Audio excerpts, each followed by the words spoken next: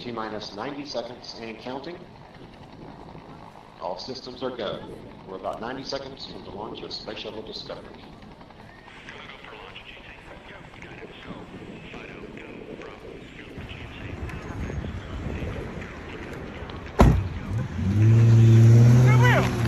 They will! I always catch out to movies. What movie you gonna watch? Huh? Barbie, bro. Barbie? Yeah. T-minus 60 seconds. Bro, actually, bro, it's supposed to be a good movie, bro. They got good reviews, gang. We're transferring to I heard about it. What time your movie starts? 7:30? 7:30? I'm a Barbie boy, yeah. In the Barbie world.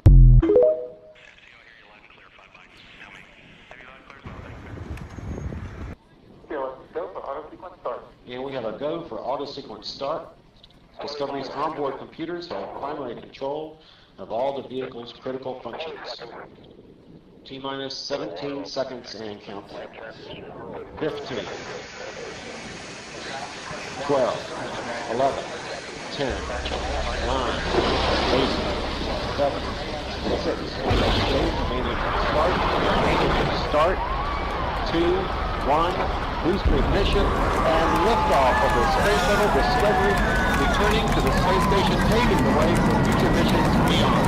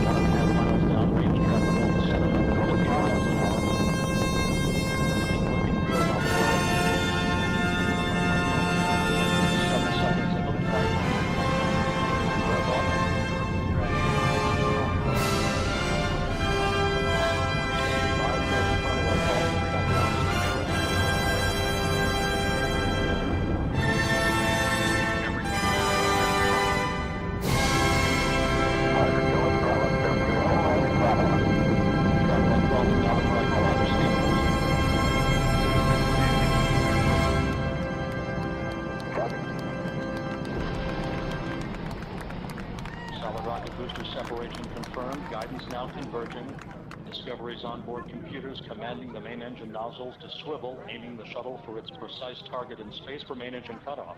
Should have a good forward link now and Dan, you sound good.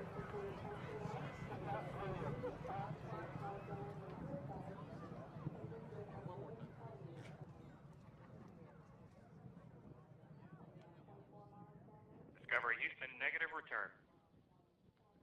Copy, a negative return.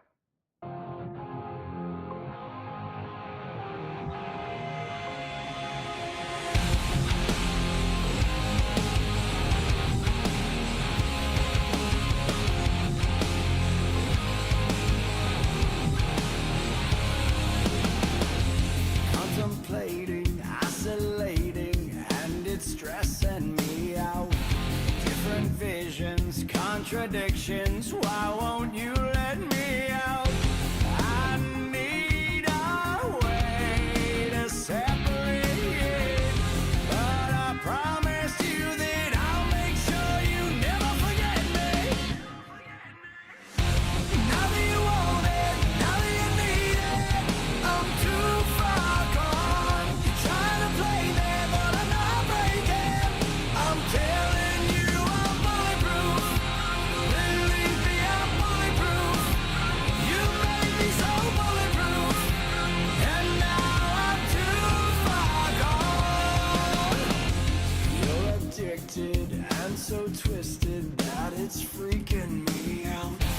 Distant eyes, it's no surprise you can't do anything now. I need a way to separate, but I'm telling you that nothing will ever be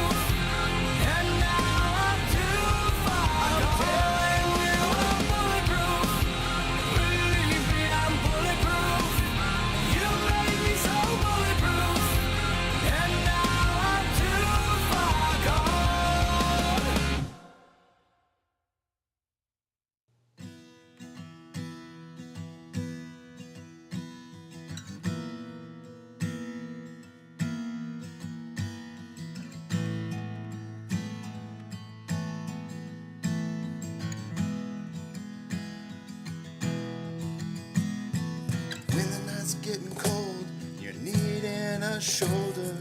Puff out your chest and be a little bolder. All we do is we buy and hold. There will be shills who wanna steal your thrills. There will be friends who hold till the end. There will be doubt, fear and cloud, but it's all in your head. Those hedgies are dead. Panic and fear really are near, but it's not ours to own. We have shown that all we do is buy and hold. Oh, there will be shills who wanna steal your thrills, and there will be friends who hold till the end, and there will be doubt, fear and cloud, but it's all in your head. Those hedgies are dead. So when the night's getting colder and you're needing that shoulder, these apes got your back. We got each other. All we do is we buy and hold.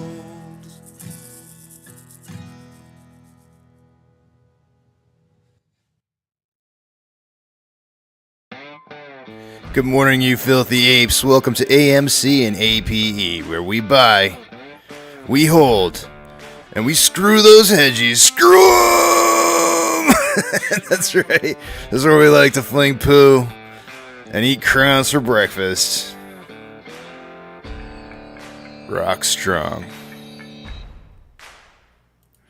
Good morning, guys. The title for the day today is Don't Forget About AMC Gorillas. It is an account on Twitter that is made specifically to help us get outside of the AMC bubble. When you're on Twitter, if you see something posted by somebody that's outside of Twitter that may have something in relationship to AMC, for example, Harrison Ford. Maybe Harrison Ford decides that he's going to post something specifically relating to his movie. Or maybe... I just forgot her name. Margot. I forgot her name. Whatever. The Barbie actress's name. Margot Robbie.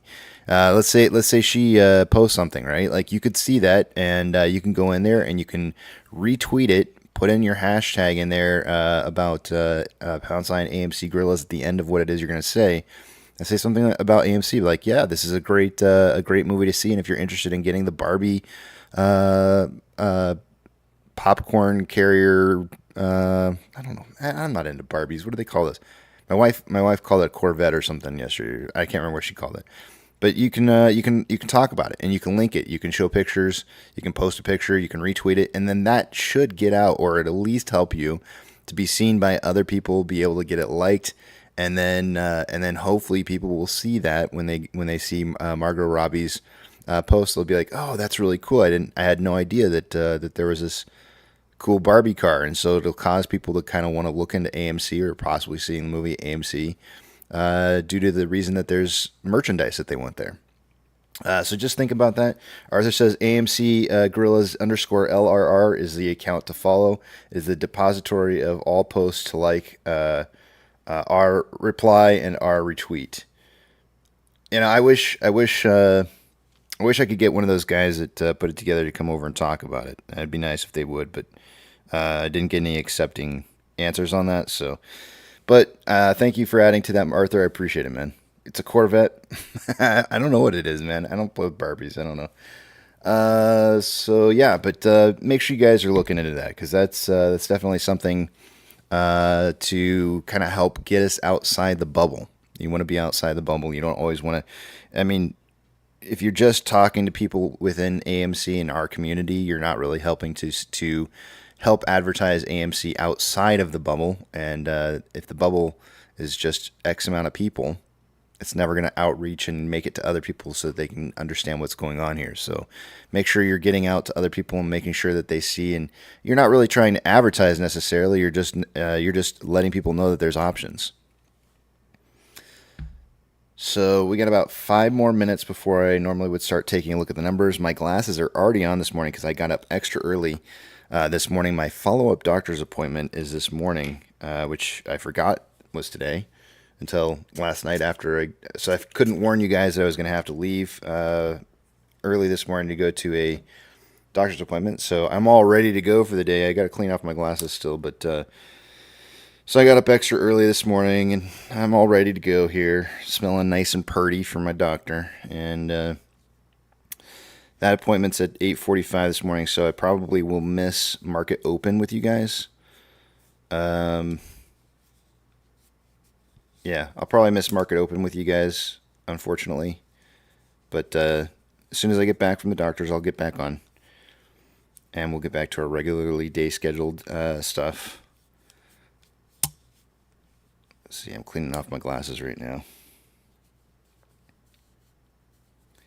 Hazel, I don't know cars. I really don't know cars. Contrary to the fact that we talk about them often, I like how cars look, but I'm not really into cars. And I know how they work really well, but I'm not into cars. Believe it or not, I've had so many invitations to car shows in my lifetime, and I've turned them all down. Like, I can't think of a more boring thing to do than go to a car show. I just don't. I don't care. I really don't care about looking at cars. I don't like going to races. I do like destruction derbies. Is that what they're called? I don't know, where they basically everybody's drives these cars around and they're all running into each other and they're driving backwards and mashing into each other and stuff. That is kind of fun. I would never go to a monster truck rally. It's not my thing either, or any kind of car race. I can't think of a more boring thing to do than watch cars go around in a circle. I would rather watch golf, which I really wouldn't even want to watch golf, but I love playing golf. But yeah, I'm not a huge car guy, believe it or not. Let's see here. Maggie, good morning to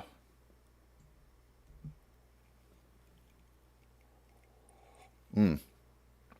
Sammy Boy says Google has a different pre-market price for Ape at $185. Please, can you check, Casey? I have $189 was the closing price yesterday, and $188 is the pre-market price right now. And which is right back up to where it was earlier. It was $183. It did drop temporarily down to $183, and it looks like there might have been another data point in here where it hit $184 briefly. But it's back up to $185, and you can see the bid and the ask side of the order book here. The bid side is at $186, and the ask side is at $189.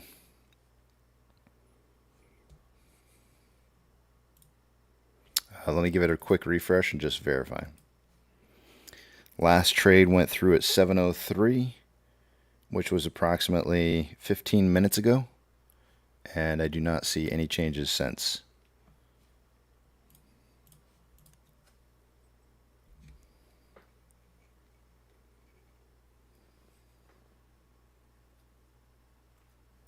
Hazel says, but this car's pink. Oh, by the way, you guys said you wanted me to play that thing one more time. I thought it was really funny. Since I got up early this morning, I had a little extra time to kind of watch some stuff. I thought this was really funny. This was posted by Adrian. I follow Adrian on Twitter. I need to let him know that I played this on here. But I thought this was funny. Let's see here.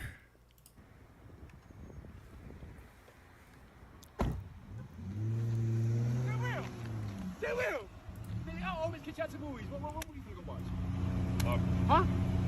Barbie, bro. Barbie? Yeah. Y'all ain't that movie, man.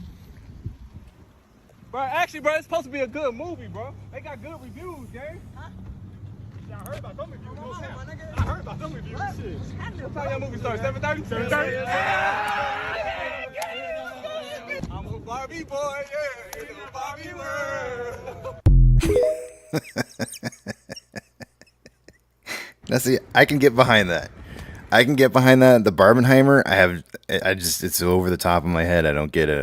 I don't understand what the appeal is. But I mean, I think the kids just like things these days that are contrasting. Like if you have one thing that's like severely one direction and something else that's severely the other direction, that's funny to them these days. I don't know why. Mixing oil and water is you probably could just do that. You could just throw oil on the ground and water and they'd go, that's funny. I don't know. I don't get it. Let's see here. Chris says, Arthur, who? Come on, man. Arthur's been around for a long time.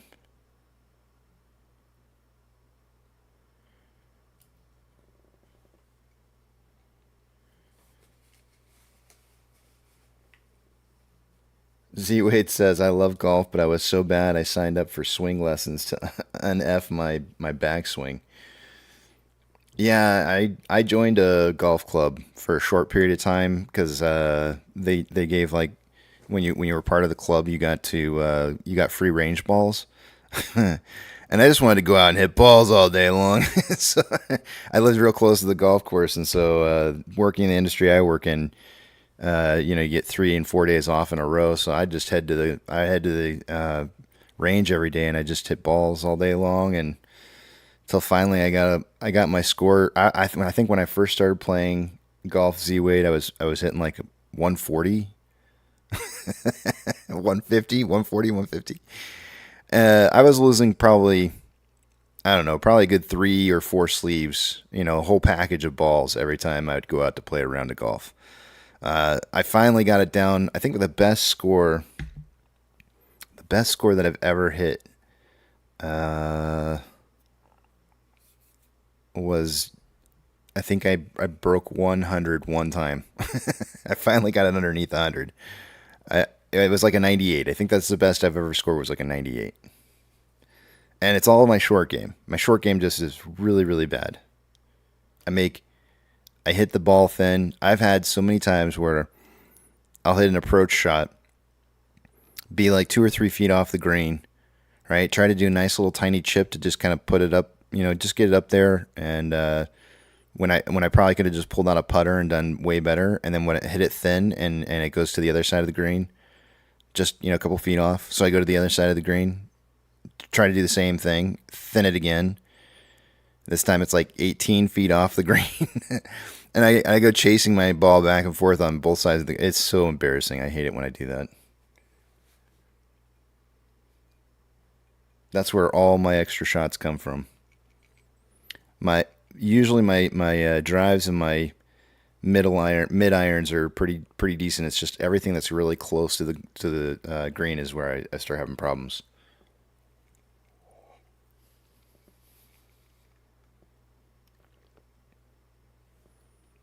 Uh-oh. We're getting the woke. I've heard about this, Jim. I heard about it last night. Everybody's saying this. The reviews are starting to say that it's a woke movie.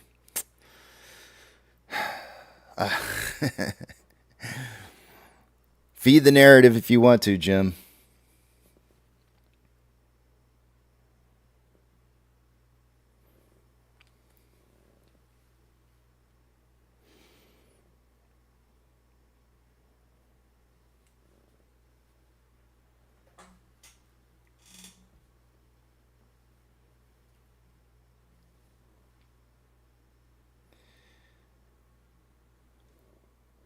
Novocaine says that was Happy Gilmore's issue as well. Yeah, he could drive the hell out of the ball, but then he'd get it there. He'd get it there, but then once he got on the green, it was all... Actually, I putt pretty well. It's literally everything. Once I get down to clubs that are less than a numbered club, that's when all hell breaks loose. Or getting out of a sand trap. That's hell breaks loose there too. Actually... Everything else is probably a pretty decent game. I'm probably a scratch golfer if it wasn't for my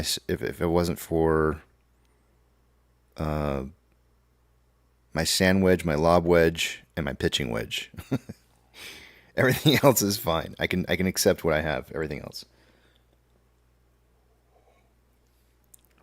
Yep, tater tot. I know, man. That's one of the lessons that I learned a long time ago. Is when you're only like 2 or 3 feet off the green, use a putter and keep yourself. That's like save 2 or 3 shots just by doing that.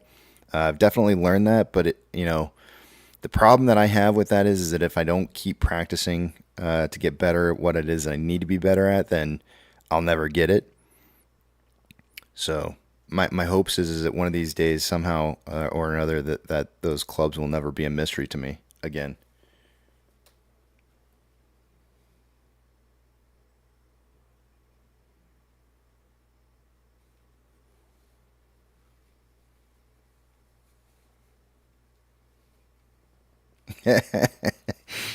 Z-Wade, you and me, we should go golfing sometime, man. We'd have a blast. We can just sit there and make fun of each other's shots.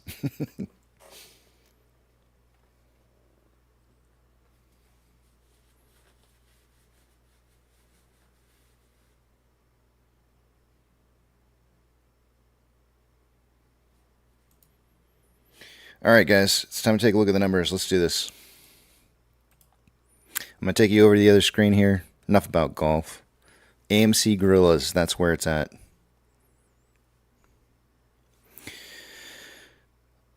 Let's see what we got going on here. Remember, when I take you guys over to the other page here, I'm not going to be able to see what it is you guys are writing, so hold those personal thoughts, comments, questions, or concerns from me specifically until you see that big tramp back up on the screen again. Two-factor authentication, if you don't have it, you may want to consider getting it, as it could prevent you from being able to, or it should prevent somebody else from being able to get into your account that shouldn't be in your account. When you do sign up for it, if they allow you to put in a secondary device that can receive that access code, not a bad idea to do that. You never know when you're going to brick your phone, sticking your hand out the side of the window of the car, trying to take a picture, and the wind blows out of your hand and the car runs over it.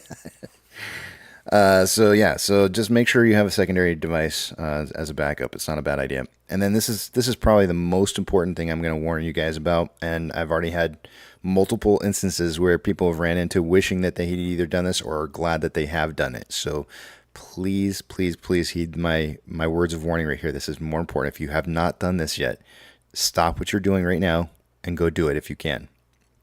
If you're driving, pull over. Wait till you get to wherever it is that you're going and do this. Request a digital copy of your portfolio from your broker, or a paper copy. I don't care which one it is, but one of the two. And a digital copy of your portfolio of what it is that you own, right? If you don't get that statement in your hands and something happens, your broker could change the numbers that you have, and you wouldn't be any the wiser. Or maybe you would be the wiser, but you wouldn't have any proof of it. So make sure you have that information. I promise you, there's a very good chance in the future you're going to need it. Please heed my warnings. I don't want to hear people coming back to me saying, Casey, my broker said I had X amount of shares, and I have way more than that, and now they're saying I have less. And I'll be like, did you get screenshots, or did you get that digital copy of that portfolio? And you'll be like, well, no, I didn't. And then I'll be like, sorry, there's nothing you can do. So get that information. All right, I'm moving a couple screens around here real quick. Give me 1 second. That one, this one.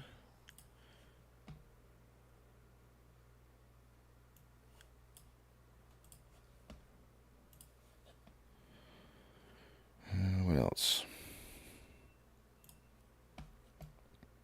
All right, here we go. Starting in the top left-hand side.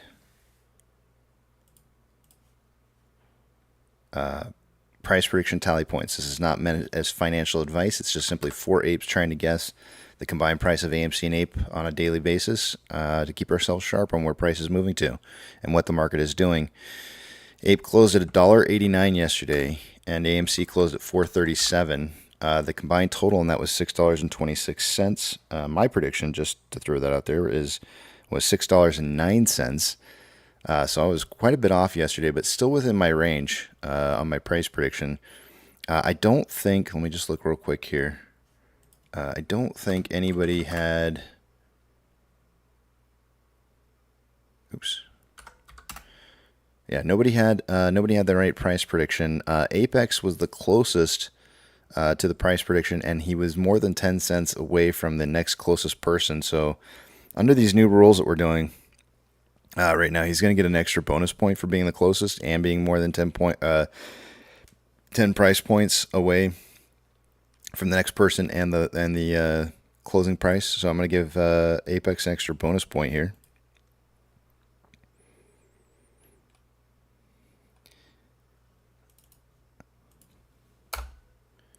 Let's see, 3.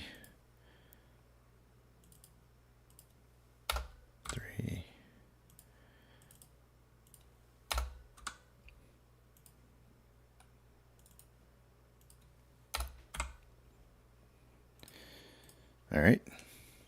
Short exempt volume for the day yesterday. Let's see what we had here.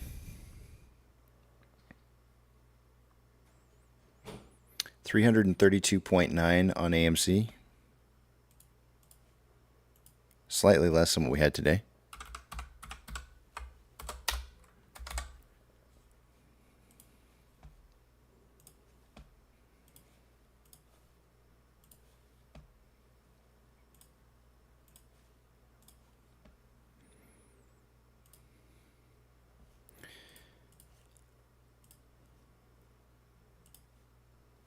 Give me 1 second. I'm pulling up Ape here.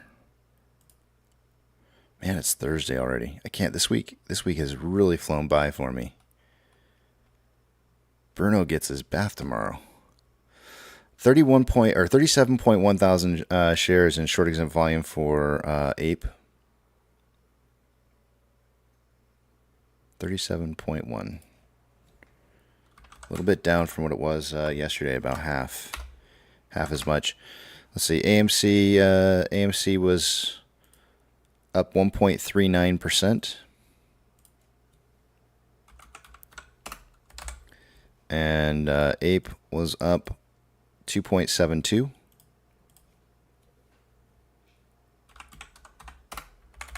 Let's check out utilization.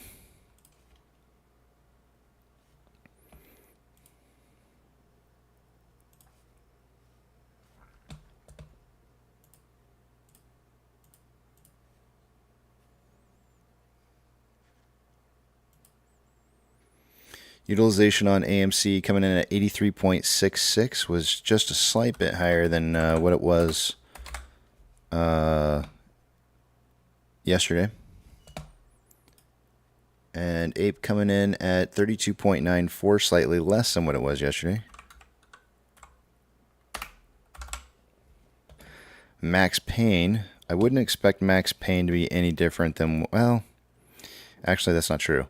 Because we didn't go down yesterday. So yesterday I had thought that Max Pain would go from $6 to $5, and then we didn't see that happen. I'm gonna guess that it's gonna go at least down to $5.50 today. I'm still expecting it to kind of come down towards $5. Although there was a ton of open interest that went in yesterday, and we'll look at that data here in just a minute and see how that transfers over from how much of that volume yesterday carried over to open interest today. Nah, it's going to stay at 6. There was so much volume yesterday. I'm going to say stays at 6.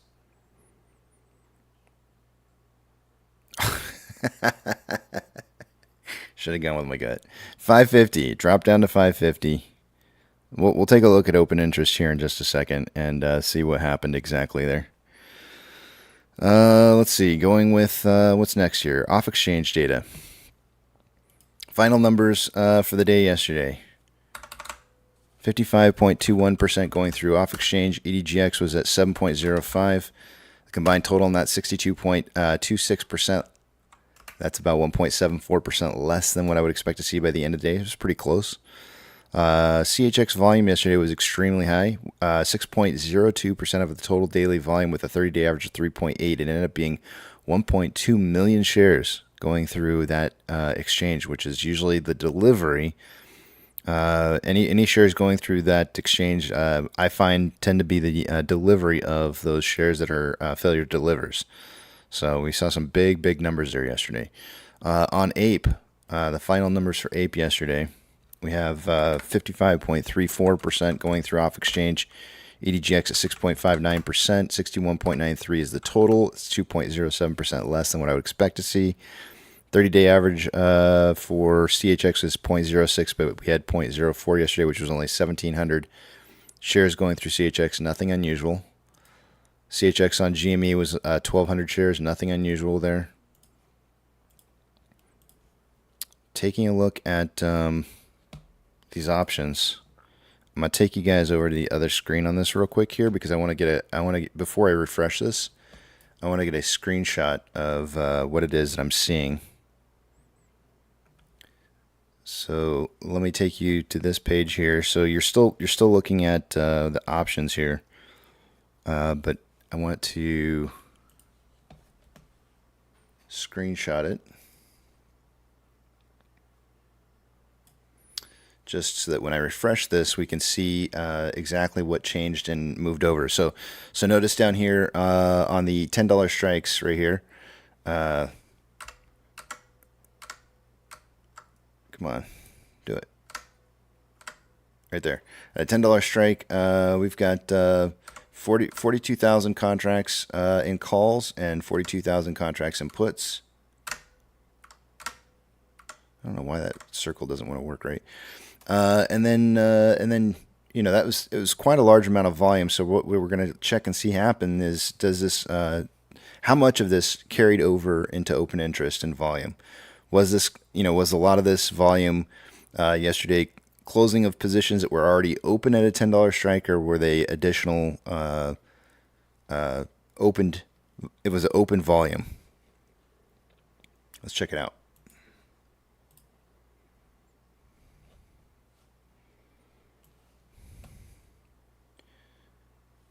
All right, so I'm going to try and line these up here as best as possible. Let's go up just a tear. Maybe no. Okay, it won't let me go up anymore. All right, so yesterday in open interest, we had 202 on $10 strike for calls. Ended up being 206. So of that 42,000 in volume, the only volume that carried over was about 4,000 contracts. So not a whole lot of contracts carried over there. So it was mainly just daily, like the opening and closing of positions on the same day. On the put side, it went from 175 down to 174, which means that of the 42,000 contracts, there was more closing positions than there were opening positions yesterday. And then if we take a look at the $5 strike with the highest amount of volume over here, it was 103 in open interest yesterday. It's 133 today, which means that almost all of the volume yesterday was net positive volume that went into open interest. On the put side, the highest amount of volume yesterday was at also a $5 strike, and at a $5 strike, we went from 108,000 92,000 contracts to 108, which means it's a lot of it was closing of positions, not necessarily opening of positions. And you can look at each one of these as they go up here and see, you know, it looks like this was also a minus. 205 went to 212, so this was a little bit of a plus. 56 to 60, this was a plus. 146, 661, this was a small plus. So you can go through and you can look at these. I'll let you guys rewind the video if you want to, and do a contrast and comparison if you so choose to, so you can kind of get an idea for what the market's doing here. Historically speaking, we have documented history. There is sometimes that I go back in my own videos to retrieve data from the past that I don't feel like I can get a hold of any other way. Combined price of AMC and Ape is at $6.21. I mean, we've been hovering right around the 621 range here. We've been on both the up and down side of 621 for the last I guess today is kind of like the fifth day for about a week's worth of trading. We may just hover here for a bit. I mean, we got a lot more time here before we get to what I'm perceiving is the breakout of a pretty long wedge that's being formed. There may be a point in here where we retest the bottom side of this, or maybe even the top side, like we did back here. Might see a quick drop or a quick bounce up. I'm not sure which. But so far, just kind of trending along.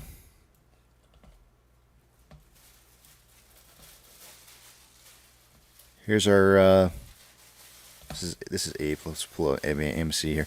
AMC's got 28.04% short share interest of the free float.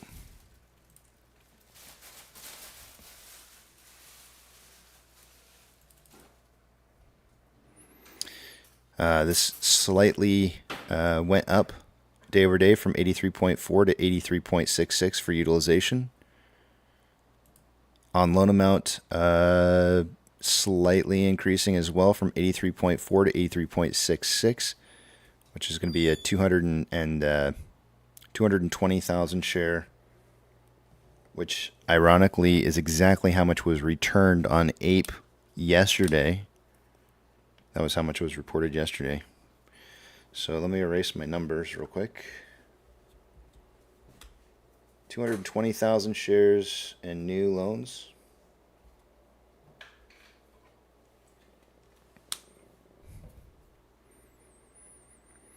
Estimated short share interest of the free float should rise as a result. And it went from 28.04 to 28.04.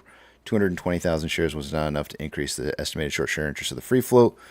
Or Ortex is just estimating that 0 of the 220,000 shares was in new short interest. One of the two. On loan average age per day. This should still be rising as they didn't borrow very many shares. And it is. It went from 141.64 days to 142.6.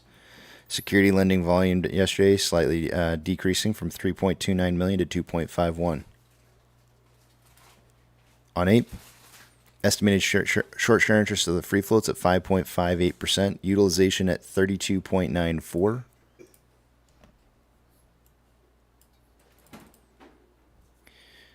That's a drop from yesterday from 33.34.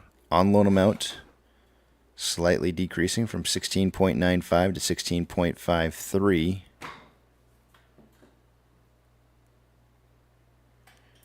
Uh, 420,000 shares returned.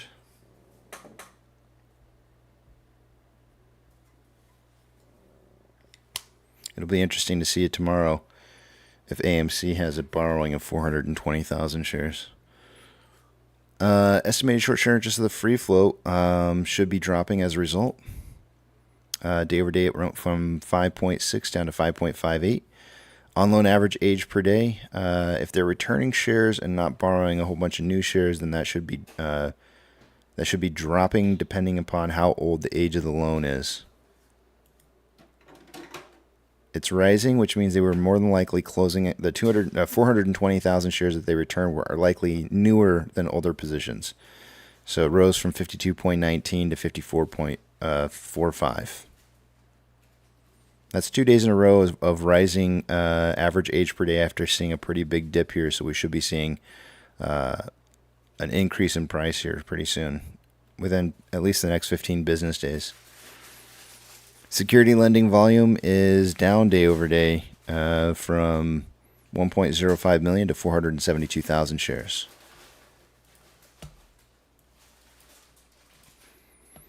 Futures. The VIX is showing down 0.03 in the futures. Looks like we've got most of the indexes in here are showing. It's actually kind of mixed. Some are showing down as much as 0.66. Some are up as much as 0.38. Dow Jones is up 0.13. S&P 500 up 0.13. Oh, no, down 0.13. Sorry.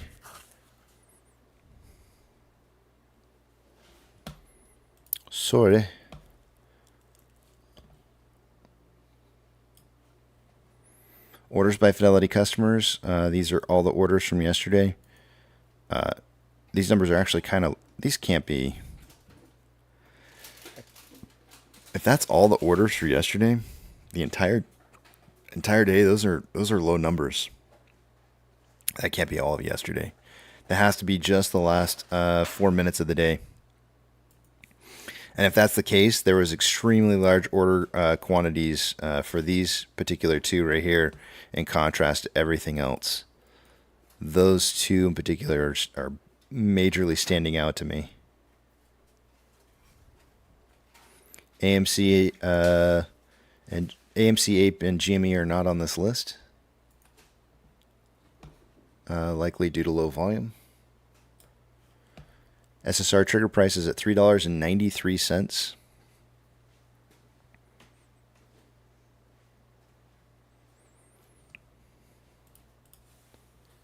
Ape closed yesterday at 189.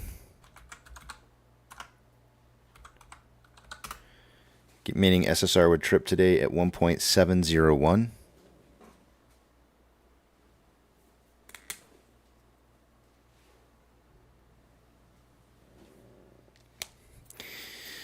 Voila, 350,000 shares. A new share is available to borrow again this morning, likely due to the closed positions that they had from yesterday. And they returned some of those shares around midnight. We saw about 250,000 shares. They did borrow about 50,000 shares overnight around 1 o'clock in the morning, and then started returning another 150,000 shares in two different increments. So I'm going to put us down for already seeing a 50,000 share borrow for the day today.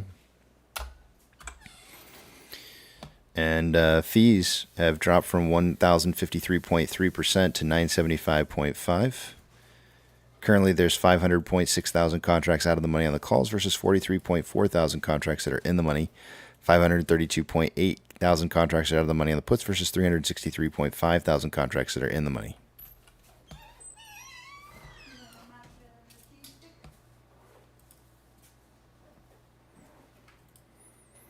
NASDAQ is up 0.0. I did this again. Don't look at this in the morning, Casey. Don't stop looking at it. All right, banks. How are the banks moving in pre-market this morning? Let's take a look and see what we got going on. Pre-market, Zion is up 6.79.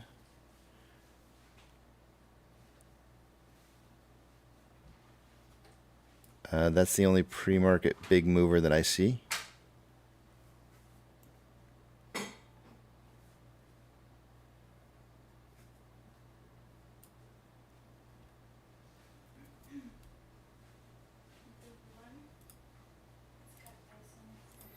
Ethereum Classic is up 1.47.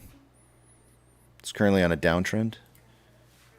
US dollar is up 0.1. No, it's not up 0.19. It's at 100.23 right now, and they're still not fixing this over here. This is still the same.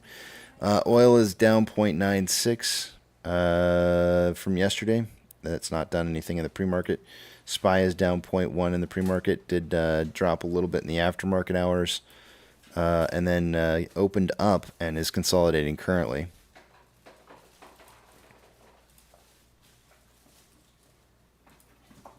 Tesla is down in the pre-market 3.53%.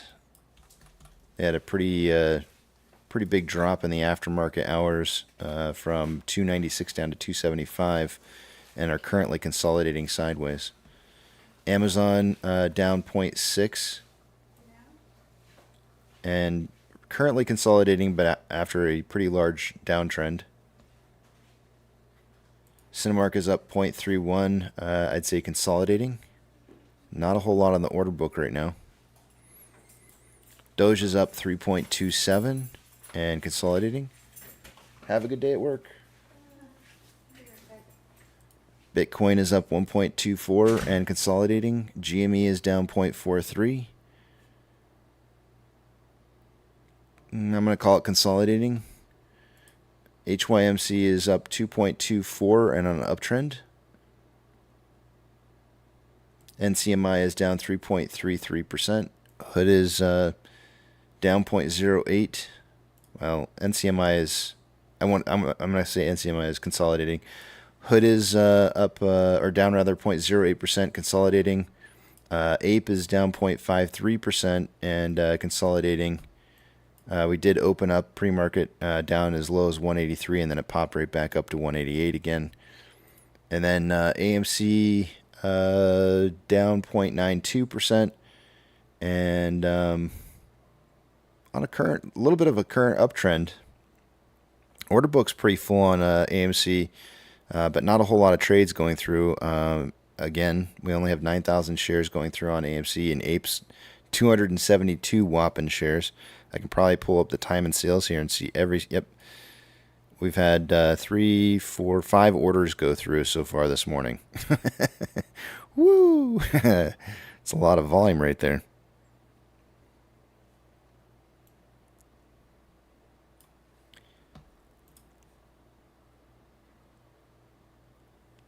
Yesterday, AMC had roughly around $200,000 more outflow than inflow.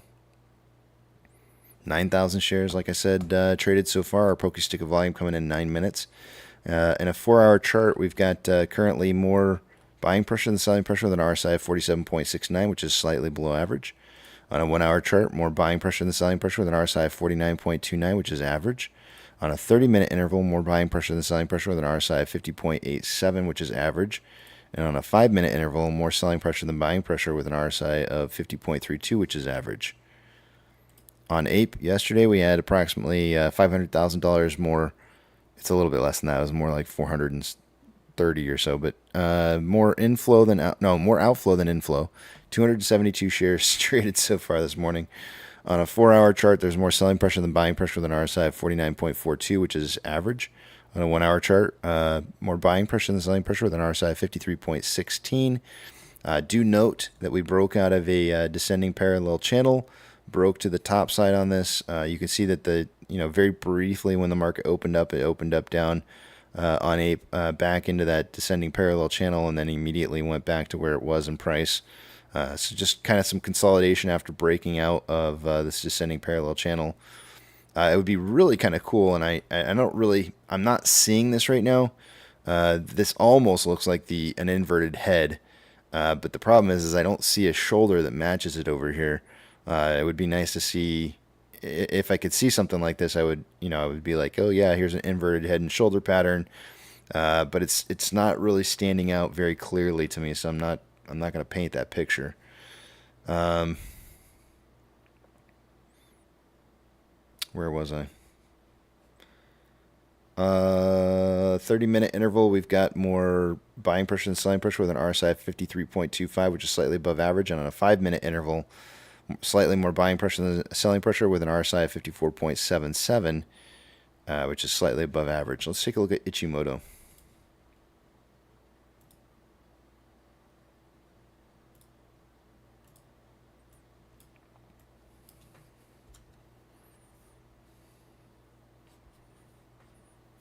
All right.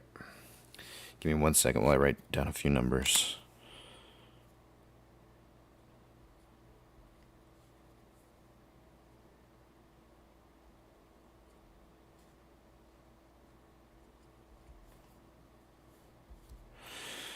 Okay. On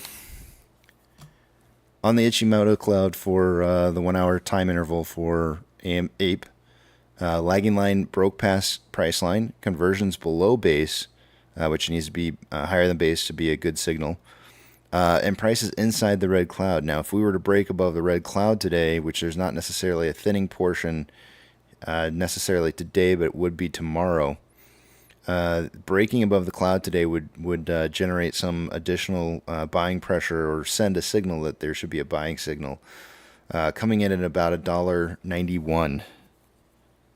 So if we see 191 or higher, that may cause a little bit of additional upwards momentum. On a 4-hour chart, lagging line is below price line, conversions below base. We are into thinning red cloud territory, but we would need to see a break above $2.03 or 203 or higher. So those are going to be the 2 points at which we would see Likely maybe some buy signals hitting for short-term investors who might come in and be looking to maybe capitalize on a run. This is something that I think Pirate was kind of talking about the other day. Like, you know, we need to see some more buying volume coming in. Where are we going to see that from? And usually in price movements, it's always from institutional buyers, and you would see those institutional buyers seeing the signals that they need to see in order to make a position occurring at these numbers where I'm telling you. On AMC on a 1 hour time interval, lagging line is at price line. Conversion and base are at the same, are equal. Price moving above the cloud today would be at 444 or higher. I think that was the same value I gave you from yesterday. It is. It's right here. 444 or higher will should generate some buy signals. Tomorrow it will be an even lower price, around 441.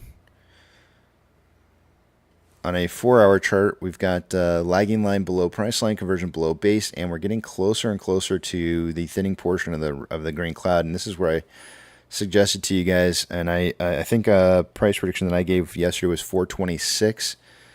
We got down yesterday. We got down to as low as 428. So we did hit. We were like 2 cents off of my prediction, and then we ended up coming back up and we managed to close out the day about 11 cents higher than my prediction, which was great. I love seeing that, but I still think that we're kind of headed towards that eventual break below the green cloud here. The 1 hour cloud's not necessarily suggesting that. So my thought process here would be is that if we were to see a break above, say 444, it would be temporary, more than likely, and you would see price coming back down. So like the overall trend would still be, it would be something kind of like this right here, where price temporarily breaks above the cloud for a short period of time and then comes back down and starts finding newer lows, trying to find somebody who may not necessarily be testing it for sell orders at lower prices. Because I think we're probably on a path to try to retest something around like 415.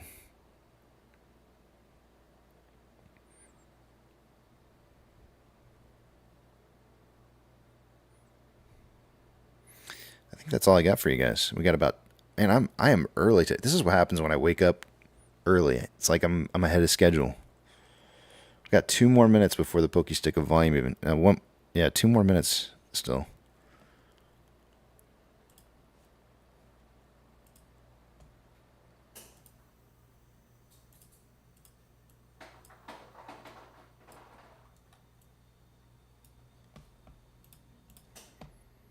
I actually feel really good today. I should probably wake up more. I should go to bed early and wake up earlier more often.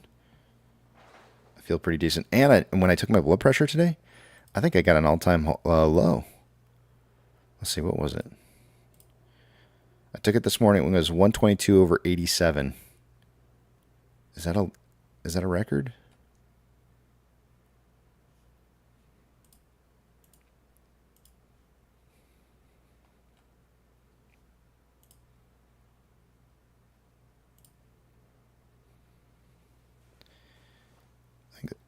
No, well, kind of.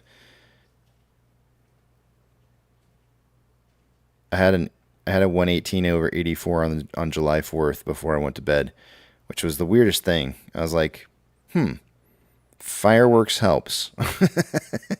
Because I ate like crap that day. I had nothing but like salty potato chips, dip, and like everything that you're probably not supposed to eat. Hamburgers, hot dogs, all that kind of, lousy food. Had tons and tons of junk food and got one of the lowest measurements on blood pressure. And I'm not sure why. But it worked. I'm all like, it worked. Did it? Yeah, we'll just say that it did.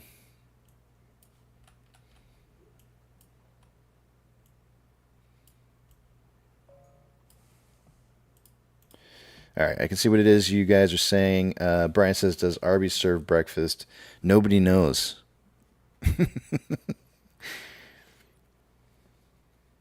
Trevor, good morning. Einstein, good morning. Jeffrey says, so is the price real then? It's as real as it can get. I think what you mean to say is it heavily manipulated? And I would say yes, undoubtedly.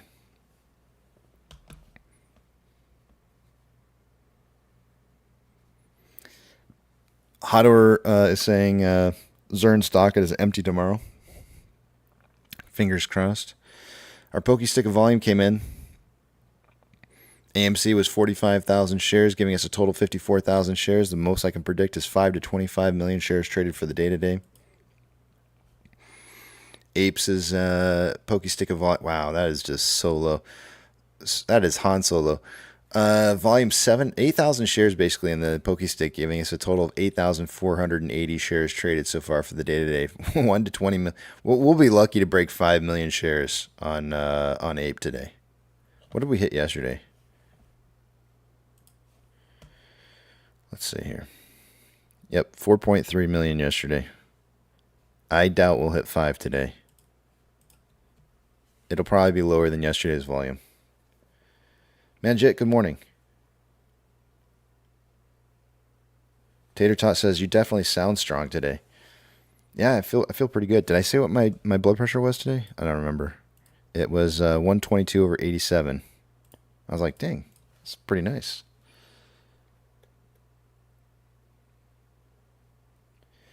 My doctor explained that the closer the gap in systolic and diastolic, the better. Huh. The closer the gap? The closer. Mind the gap.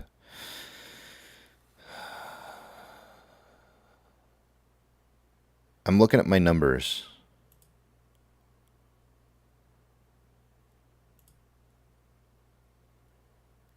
I feel like they haven't.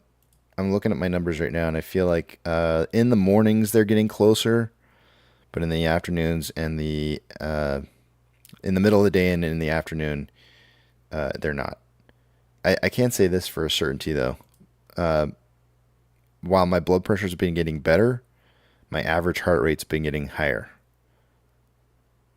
So that doesn't seem like necessarily a great trade-off. I don't know. I'm not a doctor. Jathan says, "Morning. Good morning to you, Jathan. Semi-off-topic question: have you ever seen the movie Pi?" And that was the one with the kid. Was that the one with the kid and the tiger and the boat? If that's the movie, and it's probably not called Pi. It's probably called some Fee or something. I don't know. If that's the movie, the answer is no.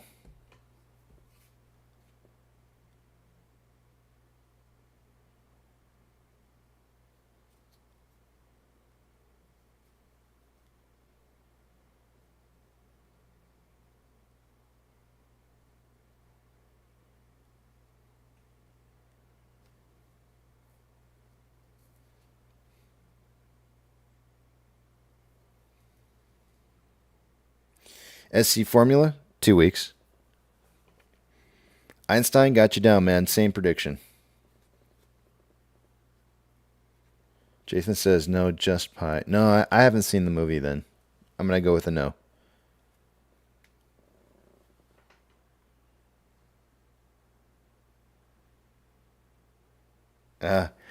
Jeffrey says, in other words, how is IC or any other indicator relevant on a chart of a heavily manipulated, highly shorted stock? Extremely. If the market trades through institutional buying and selling, and you know that institutions historically trade off of indicators, they're using the same indicators to trade as we are. So it makes it even more extremely reliable to be able to use technical analysis to determine where price is going to be moving to. So in regards to what it is that you're asking, I would rather use technical analysis in a system that's traded algorithmically by computer systems, because that's what they're designed to do. They're not designed to think outside the box. And so I would suggest to you that it makes it even that more reliable to use technical analysis in order to be able to determine where price is moving to, if you know how to use technical analysis correctly. If it was a pure market where there was just randomness that was occurring, then it would be a little bit more difficult to try and figure out where price is going to be moving to based off of the idea that it was just simply controlled. Because when it's controlled, it's easier to figure out. If it's just complete randomness, it's hard to find trends.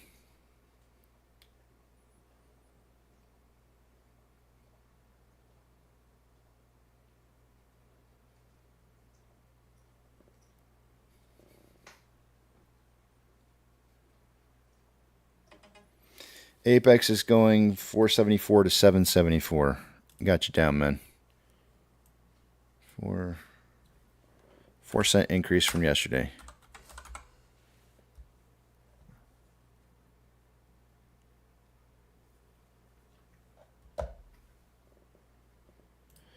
I haven't done a price prediction yet, guys. I don't know where I'm going. I'll have to probably wait and see a little bit here, a little bit more towards market open. But let me look at something real quick here. Mid caps are doing really well this morning.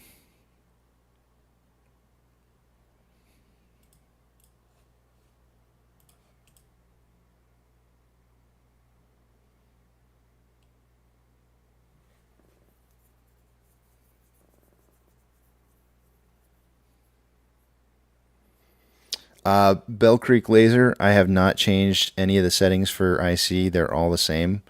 If they're looking different than what it is that they're standard settings. If you're looking at it and seeing maybe something slightly different, it might be time interval that I'm changing, that might be changing things up for you or making it look a little different. But I do not change. I would not change the Ichimoku, and I know it's not Ichimoku. I know it's something. I know it's called something else, but I would not change the settings, any of the standard settings for that, simply because it's the time length that's been tested over time, and what kind of makes Ichimoku what it is has been proven. So I don't think changing that's going to help anything.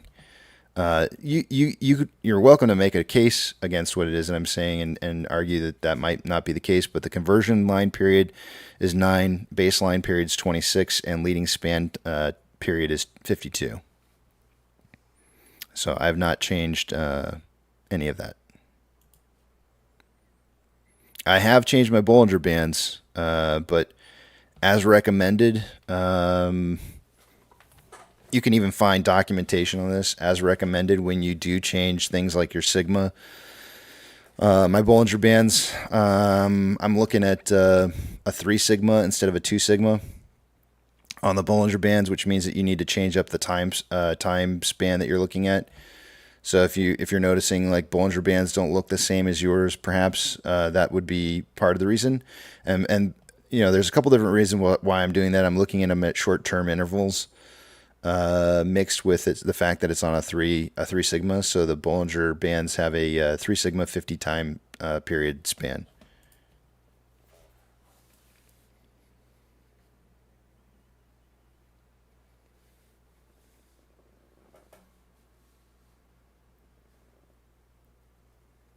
But I'm certainly open. If you have experimented around with changing your time periods on Ichimoku, whatever you want to call it. We call it Ichimoku around here because it became a joke, because probably because I couldn't pronounce it right. So we just call it Ichimoku for fun. But if you have different numbers, I'd love to hear how you got to it and why you decided to change those and how you think that may help you.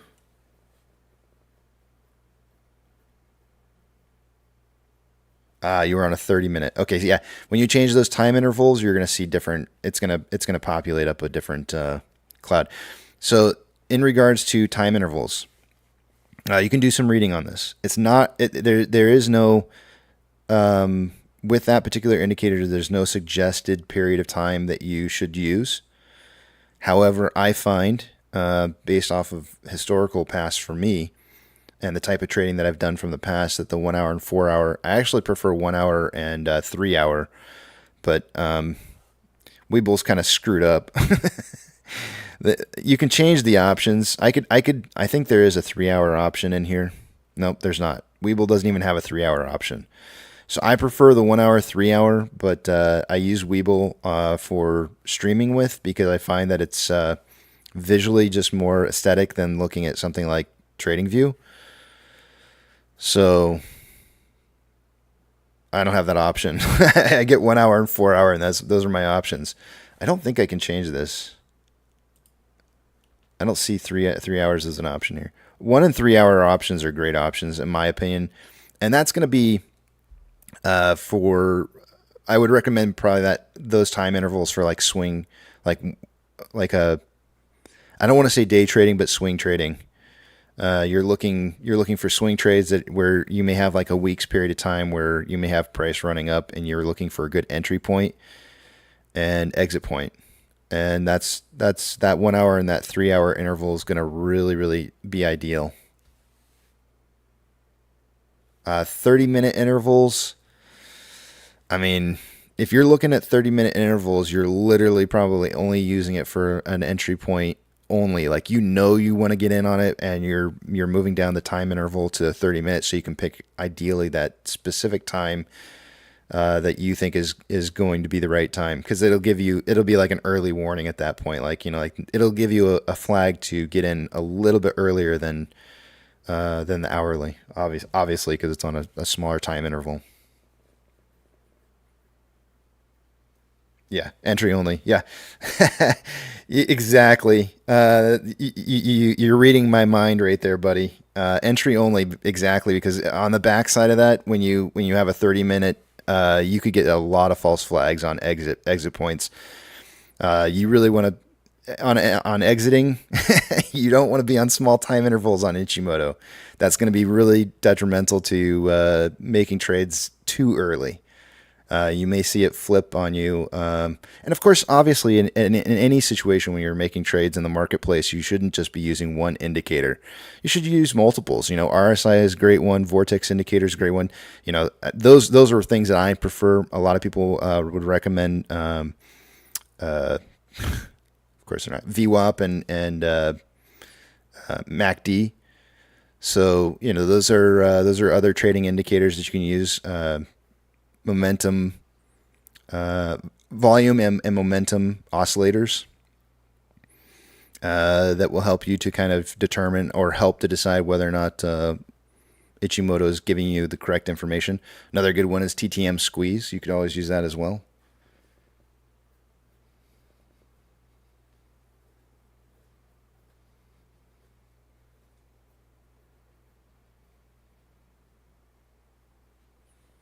Projuler says the Powerball lottery is less manipulated than our stock market. Changed my mind. I bet I could. What if I told you a lot of the lottery money was going to Ukraine? Oh, here comes all the conspiracy theories. I can feel it already. Those words alone just made a couple people's buttholes perk up. Everybody started clenching. Don't clench. I was teasing. Hey, good morning, AP. AP says, whenever the stock is going through the cloud, you should host the show in Cheech and Chong's van. They were always in the cloud. The cloud is a very cloudy period of time where trades should not be made. But Bell Creek Laser, I'd say just the mere fact that you told me that you did 30-minute intervals for entry only tells me that you got a pretty good handle on what that indicator does for you.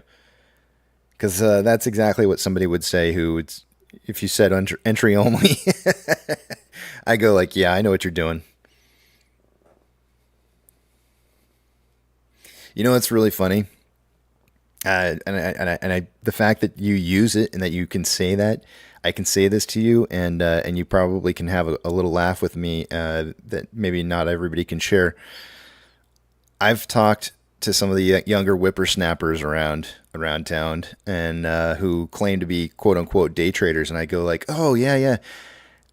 How's the Ichimoku cloud working out for you? Are you using that for trades? Is that one of the tools that you use to kind of indicate when you're going to be moving in and out of positions? And when they go, the what? I just start laughing. I go like, oh yeah. How long you been doing this for again? Okay, yeah, cool. Hey, good luck, man.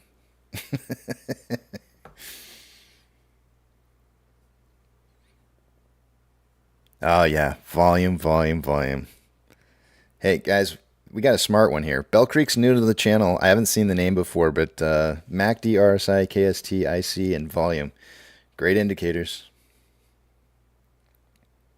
Actually, KST. Hold on a second here. I'm really bad with acronyms. Let me look that one up real quick. Let's see.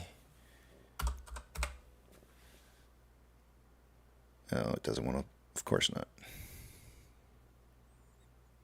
I probably know what it is, but I just have to refresh my memory real quick here.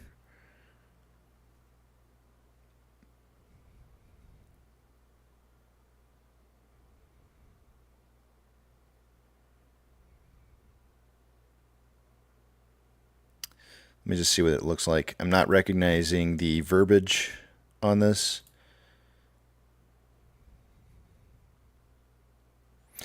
I don't know. I don't know. I know if this. I don't know if I know this. KST does not look familiar to me.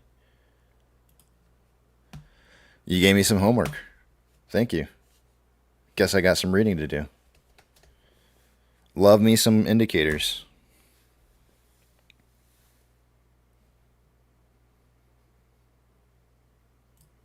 Hold on a second. Let me check this out.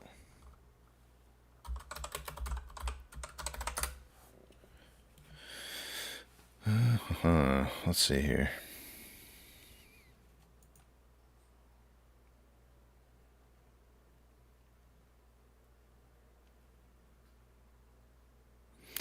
It's a momentum oscillator intended to interpret rate of change price data.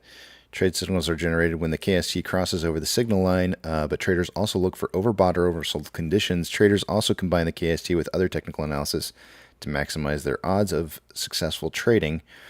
So how it comes to the KST is calculated with the following equation. KST equals RCMA 1 times 1 plus RCMA number 2 times 2 plus KST. Okay, this is pretty complicated here. Let's see. Sometimes they're complicated, but it's really easy. RMCA number 1 equals a 10-period SMA of a 10-period ROC. So we're taking, so essentially what we're doing here is we're taking simple moving averages over short time spans and longer time spans to, let's see here.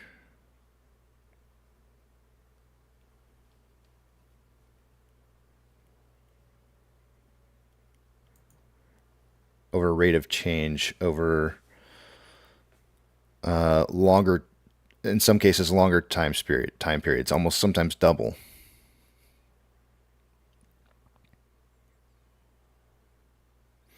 Yeah, I don't know if I would use that too much. I mean, because honestly, it really just sounds. I mean, I feel like RSI would probably take care of this. It's like RSI with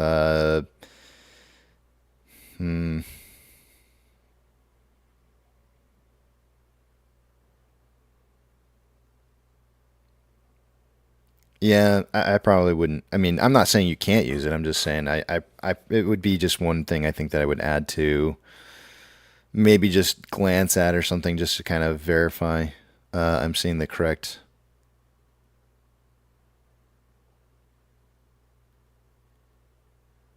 signal.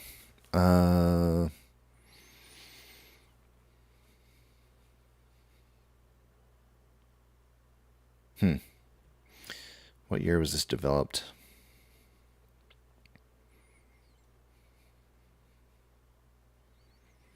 One thing I always look for in trading indicators is it time tested.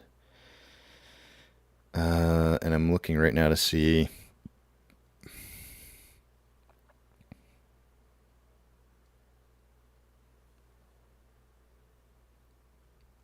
when this was developed and how long it was used for.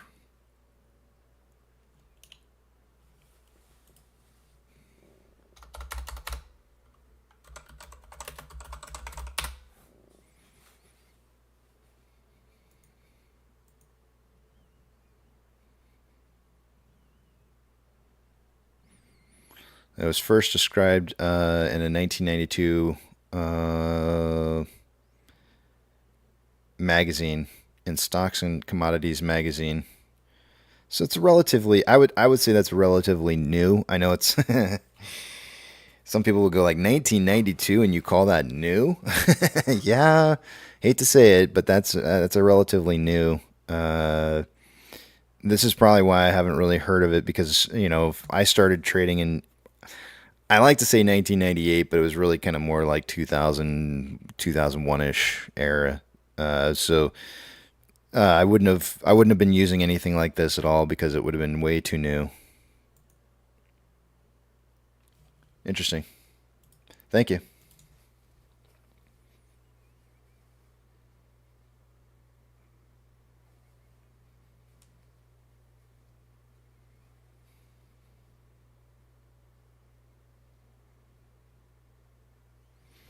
Sensor Content says maybe you should add your blood pressure to the chart and see how that lines up with price movement.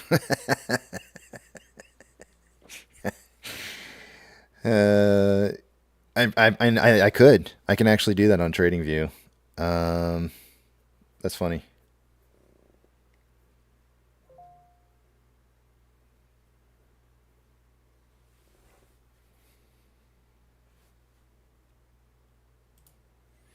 Dynamite says, Casey, I sent you a small screenshot in Discord of the blood pressure stuff, so you can take a look if you want. Thank you, Dynamite. I appreciate that.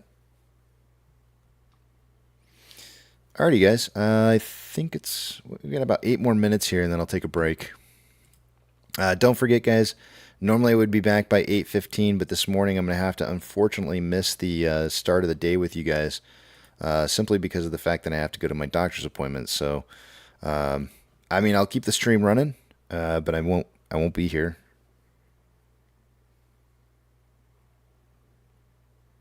Dynamite, you know me well.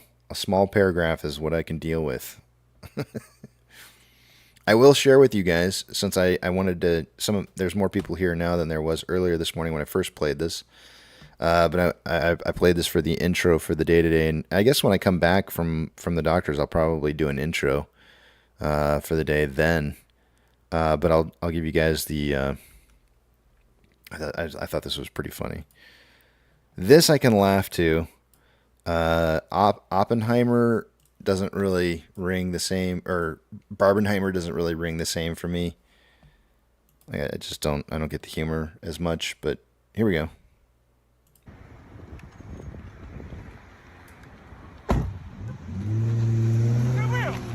Stay with him. I always catch out to movies. What movie you gonna watch? Huh? Barbie, bro. Barbie? Yeah. I ain't that movie, man. Bro, actually, bro, it's supposed to be a good movie, bro. They got good reviews, gang. Huh? Yeah, I heard about them reviews. I heard about them reviews. Shit. What time your movie starts? 7:30? 7:30? I'm a Barbie boy, yeah. In the Barbie world. See, that's good. That's funny. I can get that. I don't get the memes for Barbenheimer, but that's funny stuff right there. That actually makes me want to go see the movie. I see that and I go like, all right, you know what? I'm gonna man up here. I can wear pink and go see Barbie.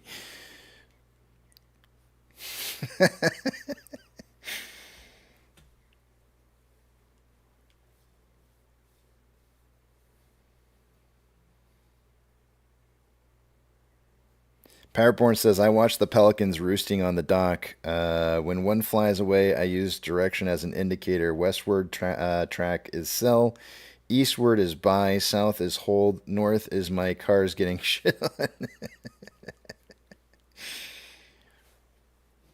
Glenn says, I'm taking my wife this weekend to see Barbie.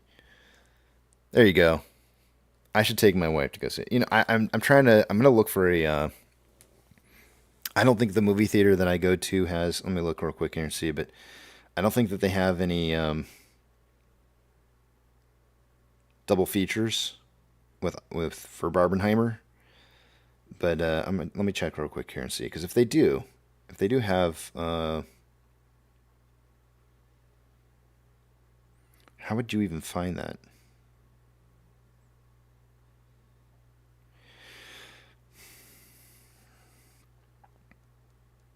Do you have to click on something? Has anybody had the ability to be able to find a double feature? And if so, how do you do that on the app? Is there a special way that you can find?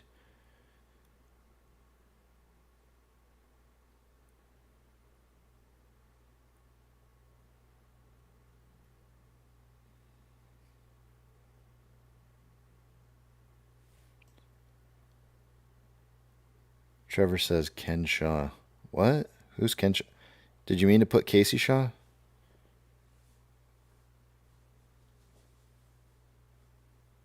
Hey, Jay, sounds good, man.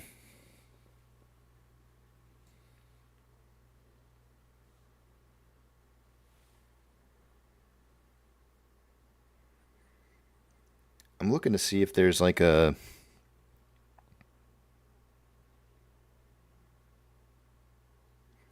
Here's a Barbie blowout party.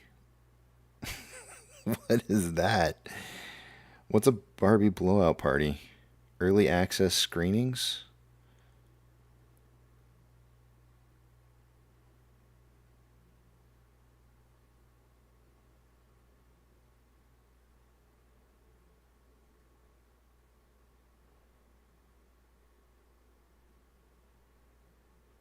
It just sounds dirty.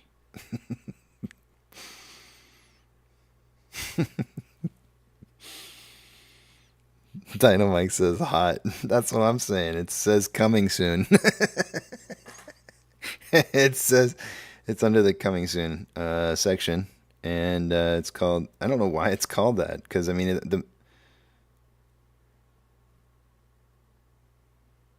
it's out tomorrow, but they have a Barbie one, and then they have Barbie blowout party early access screenings.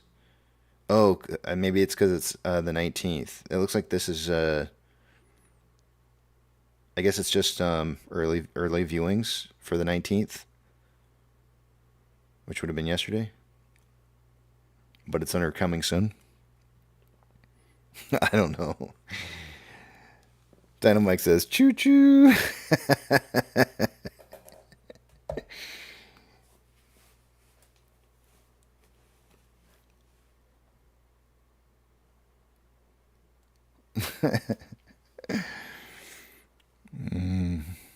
Yeah, I should just. Joe says it's getting wild. I should just avoid this. Let's just move on. It's time for break. Glenn says, in case you missed it, I did miss it, Glenn. Thank you. Fidelity share lending is now 134% for AMC. I had who was it that put this in here? It was I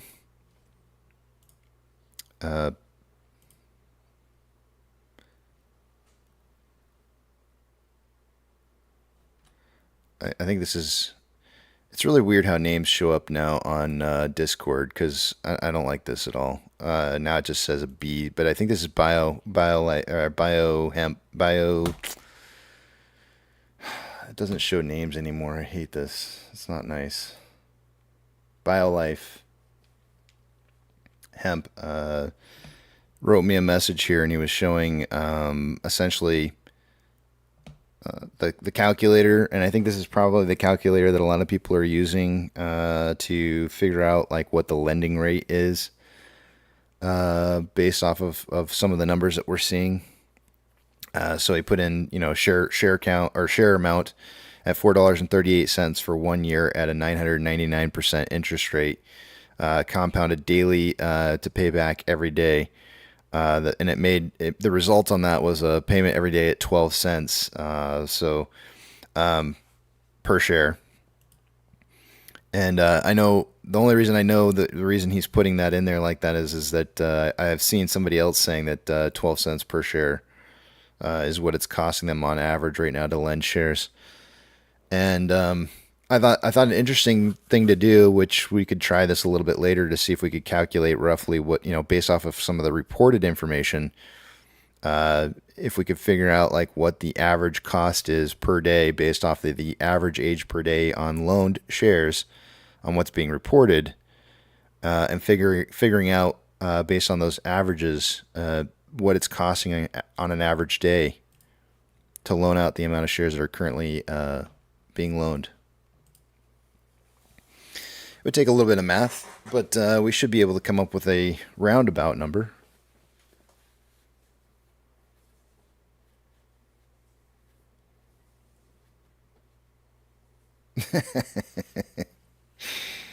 Wiggy Wiggles says, Casey, she's going to need a wheelchair.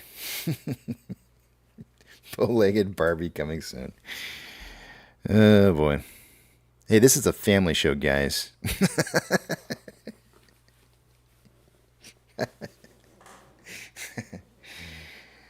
You need to go to church. You better watch out for lightning. I hope you guys don't have any thunderstorms in your area.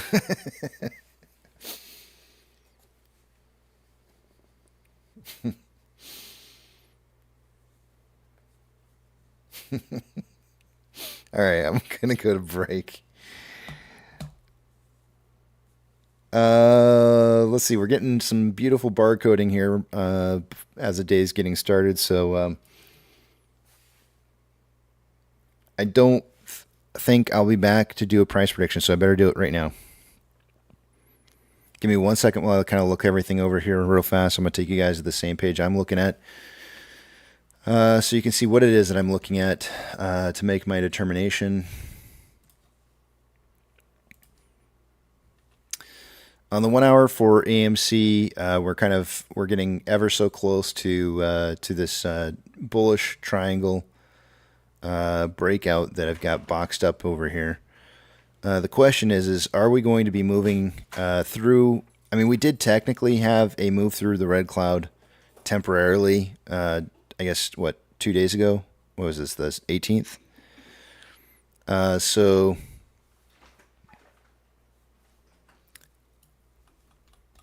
I feel like in a way we've kind of fulfilled the condition of meeting that requirement to break through the red cloud. Even though it wasn't a full candle that made it above the cloud, it did break through. On a 4 hour, you can see here that there was supposed to be a temporary move to the top side based off of this red cloud that showed up, and we got it, which is that same spike that we saw. But you can see the green cloud showing up here saying, it's only going to be temporary. And if we were to move through this green cloud at any given point, you could see that it would take us underneath my bullish triangle, which shouldn't be the case. But we have been seeing time and time and again where triangles have been temporarily broken to the bottom side and then a very quick return to breaking up above them. Similarly to what we saw back here, right? It was a very, very, very temporary push to the bottom side in the pre-market where we had some really funky numbers that came through and then immediately went right back up again. So we've been seeing that from time to time.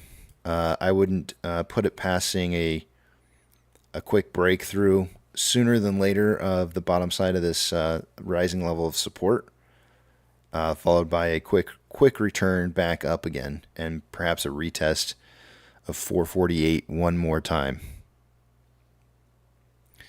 So I still think that we're heading towards downwards momentum in price on AMC, even though we closed up yesterday and I thought we were going to be going down yesterday. I'm going to stick to my guns on this. I do feel like we're going to be heading in the downwards direction.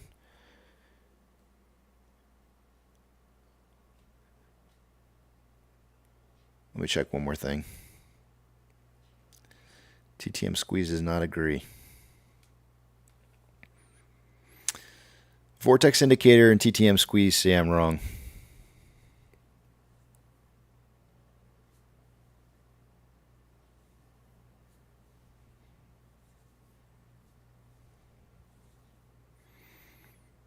And RSI has room to move up.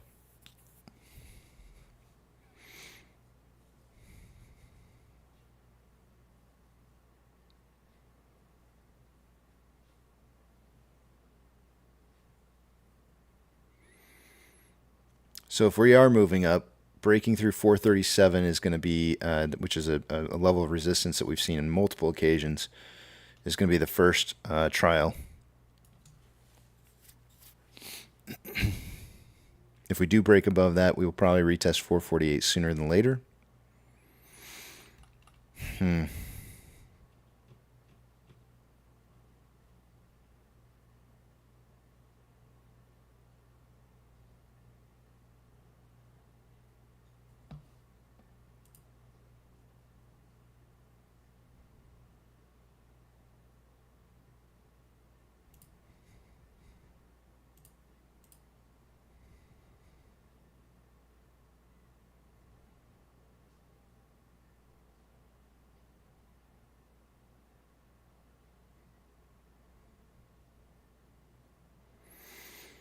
So right now what we're looking at is SPY.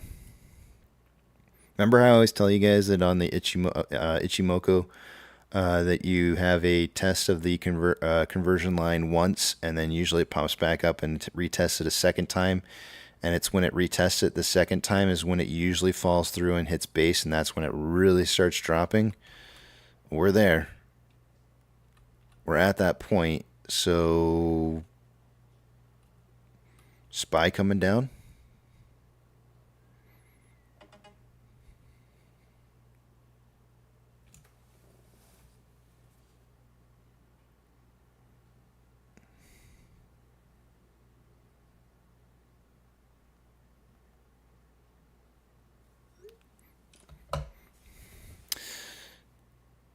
If SPY is coming down,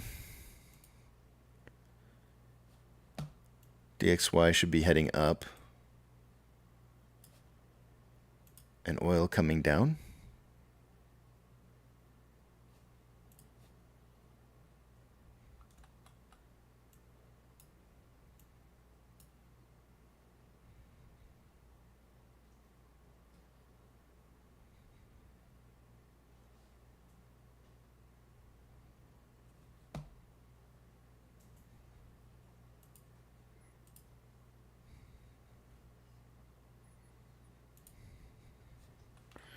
All right.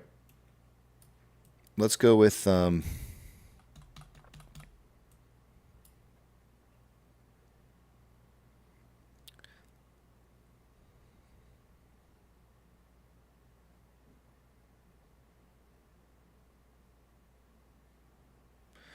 going to go with the 432 close on AMC.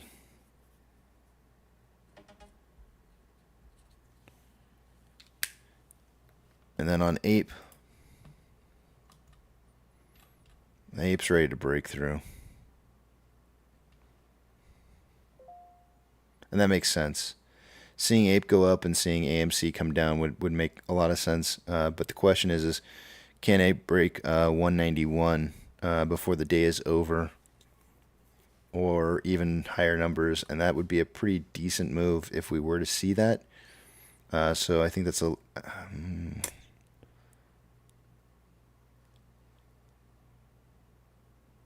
I'm going to go with 193.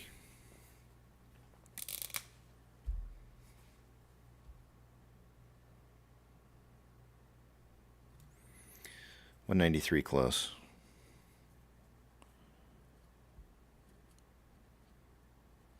Five, 2, 625 combined. Final answer.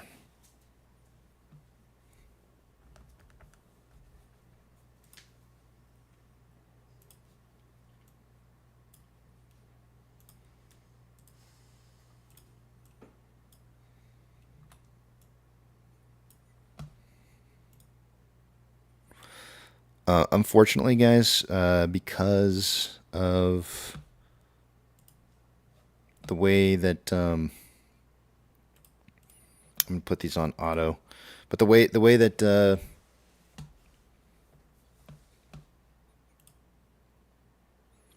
Webull tracks these when it's on auto, it's gonna be, these prices are gonna be running at the top side of the page here. I can't get it to bring those down at all, so unfortunately you're going to be always watching the price like way up there towards the top side, and all I can do to try and that's all I can do really to minimize the impact on your viewing pleasure. There's nothing I can do other than just click auto and hope for the best for, I mean, it should track price when it's on auto like that just fine.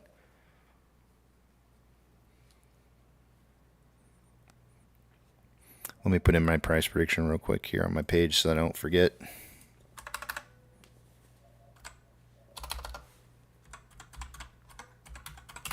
$475 to $775.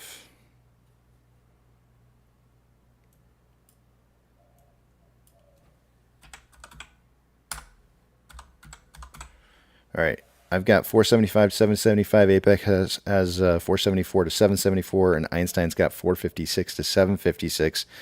Einstein would be eligible if the price is within 10 cents of his price prediction, and he would be eligible for an extra bonus point for the day to day if he's closest.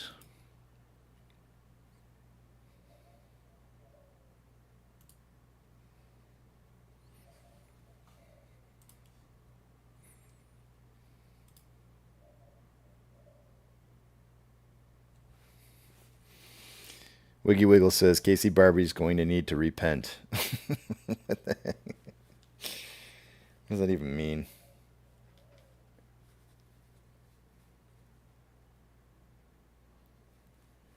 Alrighty, guys. I'm gonna throw some music up for you guys. I'm gonna throw up something a little bit different than usual, just because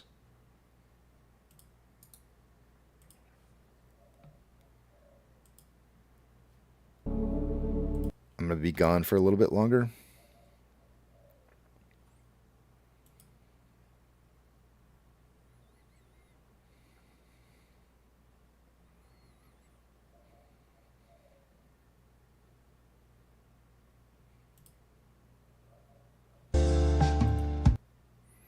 Sorry about that.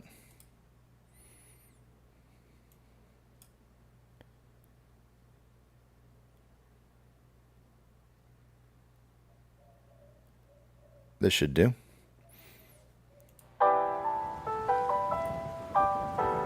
Liftoff of mission 41D, the first flight of the orbital Discovery, and the shuttle has cleared the tower. I'll see you guys when I get back. Discovery's core computers now have primary control of critical vehicle functions.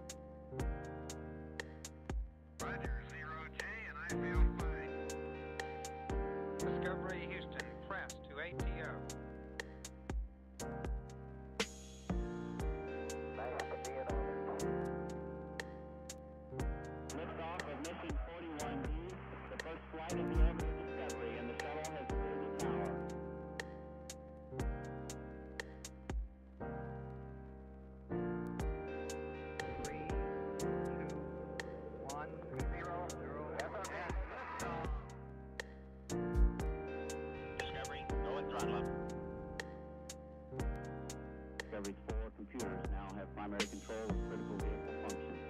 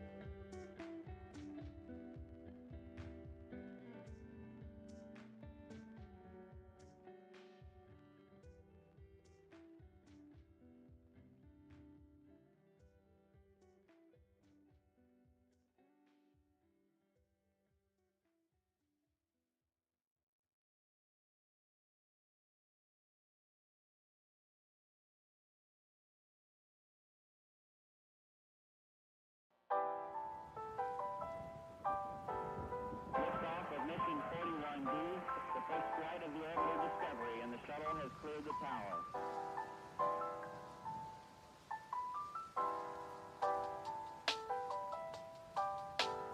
Discovery's 4 computers now have primary control of critical vehicle functions.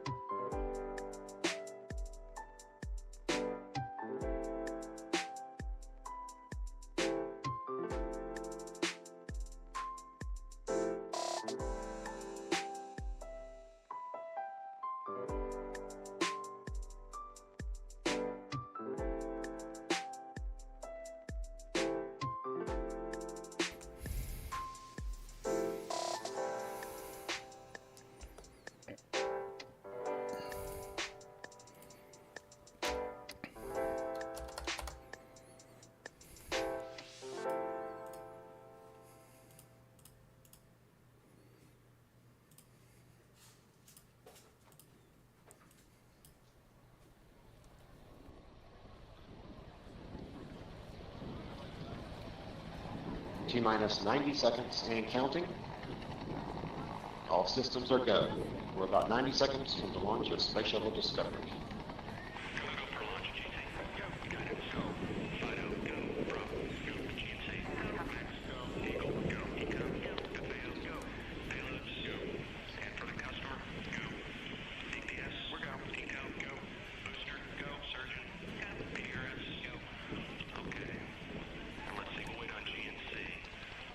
T-minus 60 seconds and counting. We are transferring to orbiter internal power at this time. Discovery is now running off its 3 onboard fuel cells.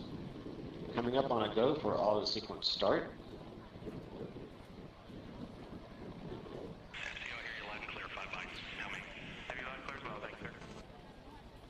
Go for auto sequence start. And we have a go for auto sequence start. Discovery's onboard computers have primary control of all the vehicle's critical functions. T-minus 17 seconds and counting.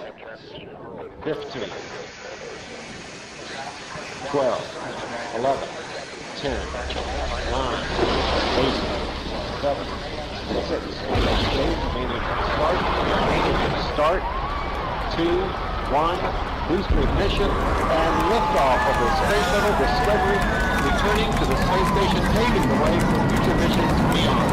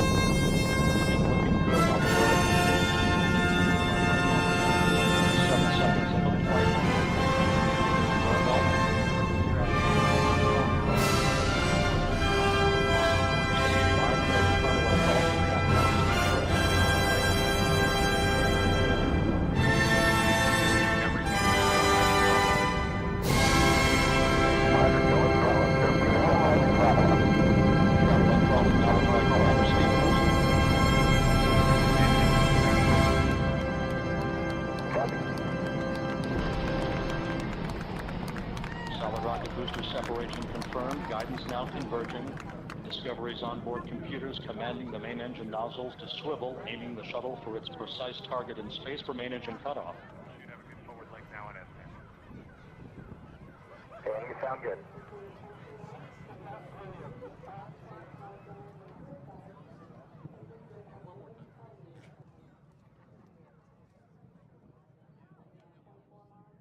Discovery Houston, negative return. Copy, a negative return.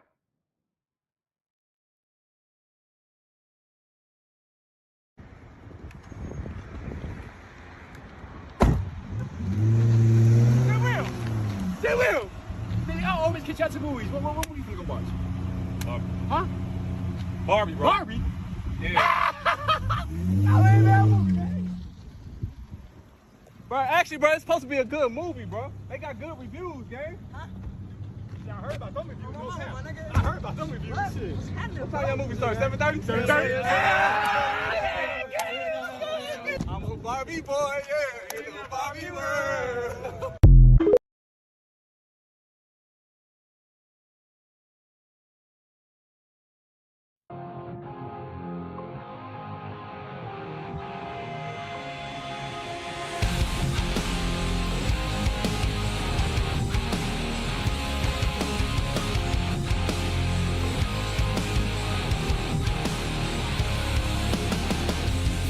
Contemplating, isolating, and it's stressing me out.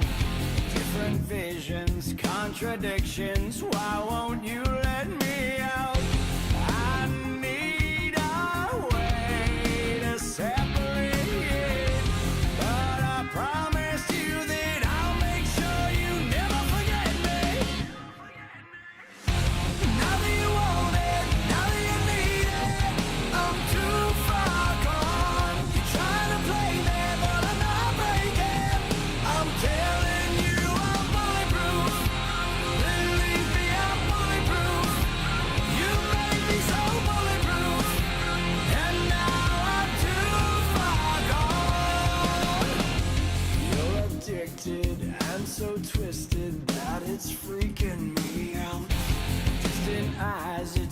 surprised you can't do anything now. I need a way to separate, but I'm telling you that nothing will ever be the same. Now that you want it, now that you need it, I'm too far gone. You're trying to play me, but I'm not breaking. I'm telling you I'm bulletproof. Believe me, I'm bulletproof. You made me so bulletproof, and now I'm too far gone.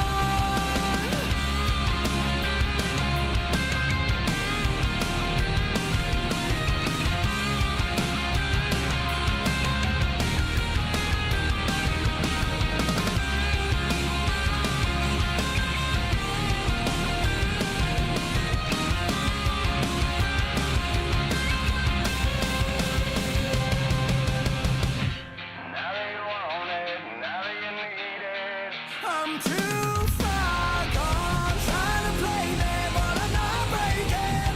I'm telling you I'm bulletproof. Believe me, I'm bulletproof. You made me so bulletproof, and now I'm too far gone. I'm telling you I'm bulletproof. Believe me, I'm bulletproof. You made me so bulletproof, and now I'm too far gone.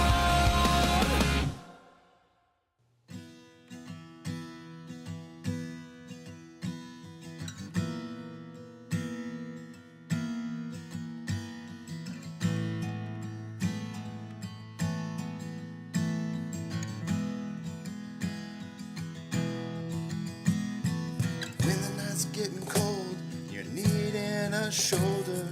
Puff out your chest and be a little bolder. All we do is we buy and hold. There will be shills who wanna steal your thrills. There will be friends who hold till the end. There will be doubt, fear and cloud, but it's all in your head. Those hedgies are dead. Panic and fear really are near, but it's not ours to own. We have shown that all we do is buy and hold. Oh, there will be shills who wanna steal your thrills, and there will be friends who hold till the end, and there will be doubt, fear and cloud, but it's all in your head. Those hedgies are dead. So when the night's getting colder, and you're needing that shoulder, these apes got your back. We got each other. All we do is we buy and hold.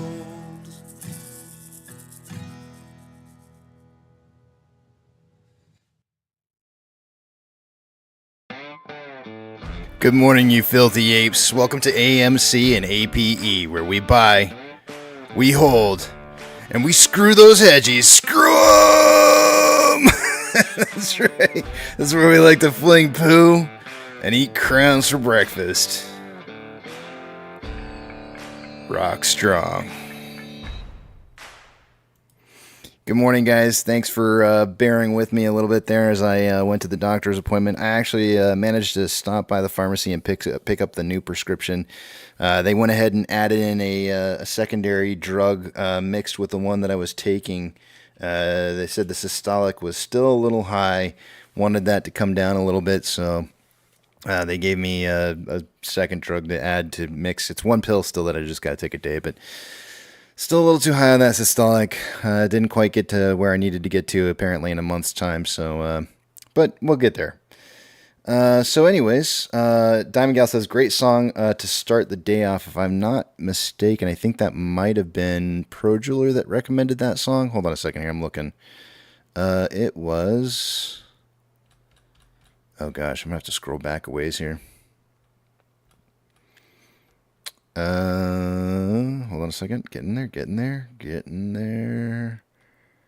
It was, it was Projuler. All right, so the title for the day today is Don't Forget About #AMC Gorillas on Twitter. As Arthur mentioned earlier, the one to follow, I believe, is AMC Gorillas _ LL. It's either LLC. I think it's LLC. Let me just check real quick here. I don't want to give you guys bad information.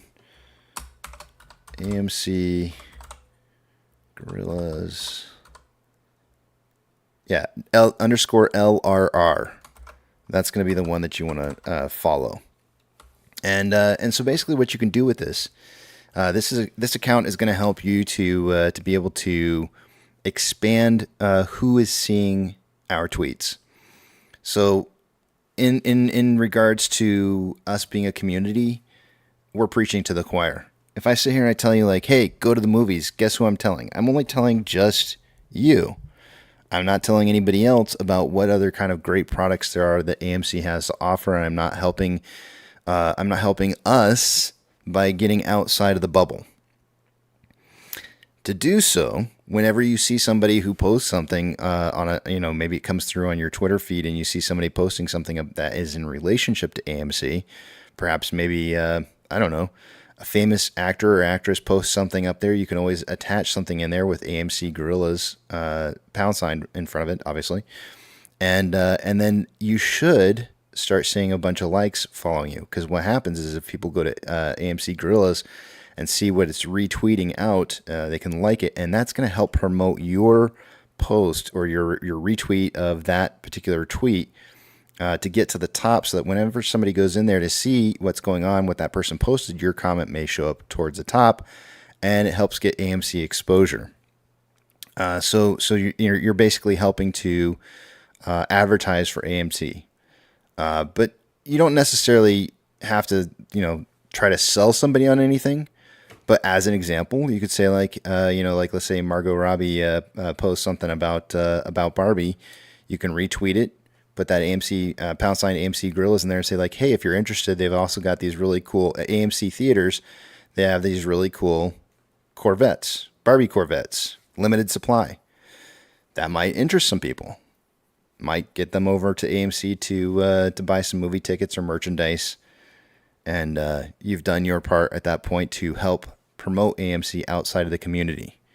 So just kind of keep that in mind. Think about that as a possibility, and going forward. And so I'm just going to, on occasion, bring this up to make sure that you guys don't forget about it.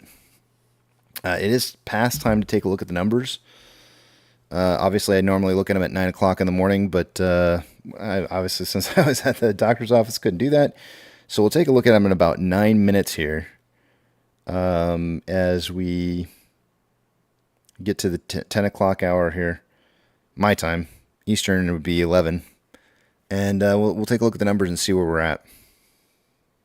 I won't take my I'm thinking whether I should take an 11 o'clock. I might skip the 11 o'clock break today.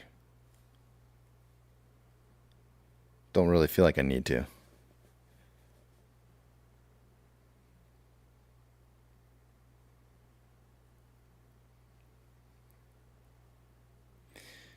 Let's see here. Going through and seeing what you guys are writing. What did I miss? Did I miss anything cool and amazing? Ape is down 1.05%. Actually, it's down 0.53. It looks like it's barcoding right now. Just kind of trading sideways since market open. Nothing unusual happening there. Super low volume. It hasn't even hit. Wow, 1 million shares yet. Well, I kind of suggested to you guys this morning that there's a strong possibility that we would see less than 5 million, and more than likely even less volume than what we saw yesterday, which was a total of 4.36 million shares. Very strong likely that we're going to see lower volume than that. Papa Max says there'll be a little something extra in your paycheck if you skip the 11 break. Yeah. Thank you. I appreciate that. That's awesome. 0 times 0 is 0. I used to tell my kids, I was trying to teach my kids multiplication when they were in I guess preschool, before they even really got into kindergarten. and I made it real super fun for him. And so I started out with zeros, and I was like, if I say 0 times anything, it's always 0. And you're going to learn multiplication. You're going to love it. It's easy. And then I'd be like, what's 0 times 1,350,000? I'd make some like crazy wild number up, and then they'd be like 0. And I'd be like, yeah, and then make it all fun and clap for them and all that kind of stuff. And they enjoyed that they were learning multiplication before they even got into kindergarten. When they got into kindergarten, I think they knew pretty much. I'm pretty sure they could multiply up to at least the tens. So trying to get them one step ahead and make it, kind of fun and exciting. Kids love it when they get answers right and it's simple. You got to make math fun, because let me tell you, it was tough for me growing up.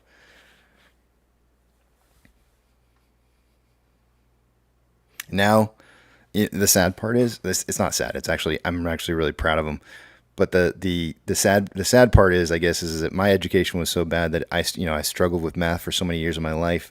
These kids are like running circles in their heads around me when it comes to math, and I love it. I love the fact that they're doing that. It just sucks that I suck so bad at it. I'm always like, I wish I could be as good as they are. If only.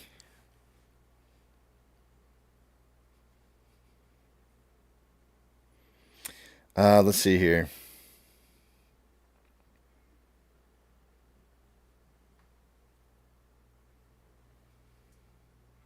We got about 5 more minutes. We'll take a look at these numbers. I'm going to go ahead and sign in. Well, I'm going to give you guys a speech a little bit early here. 2-factor authentication. If you don't have it, you may want to consider getting it. It could prevent somebody from getting into your account that shouldn't be in your account.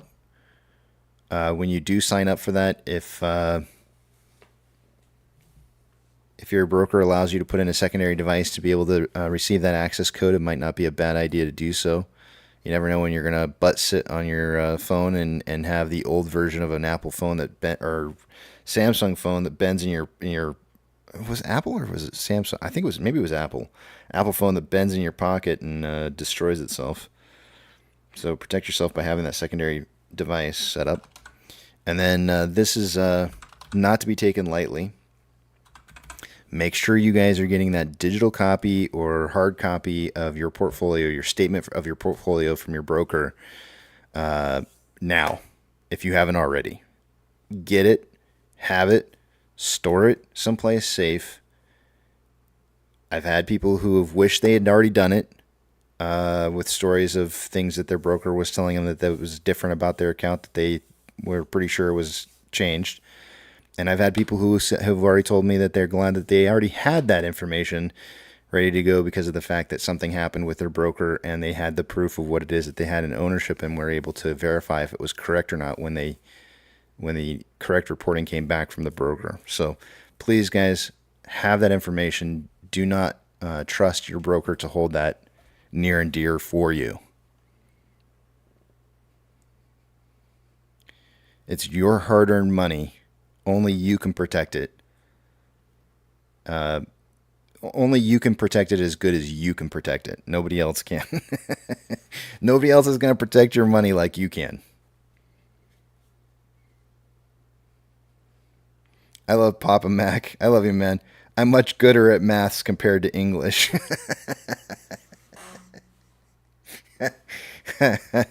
I love that. That's great, man.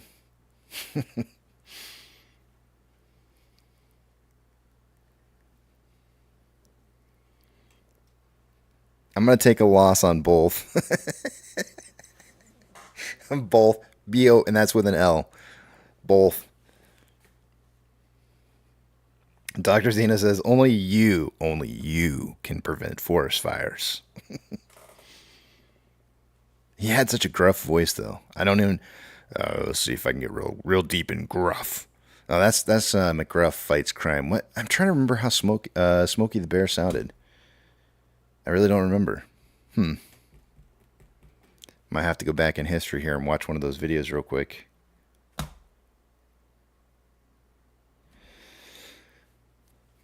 But not right this second, because we only got 2 more minutes here, and I'm going to take a look at these numbers. Halloween candy's out already in the Dollar General.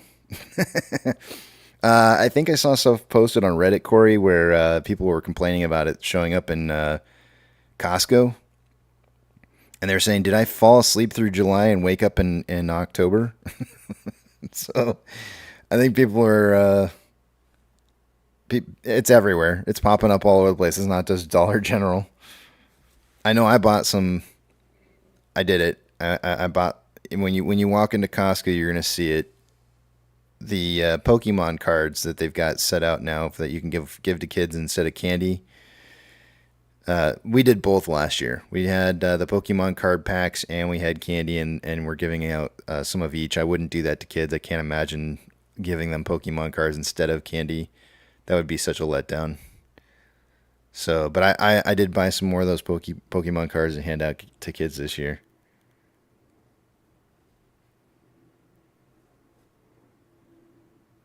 Corey says, yep, going to be sweating, eating some marshmallow ghost.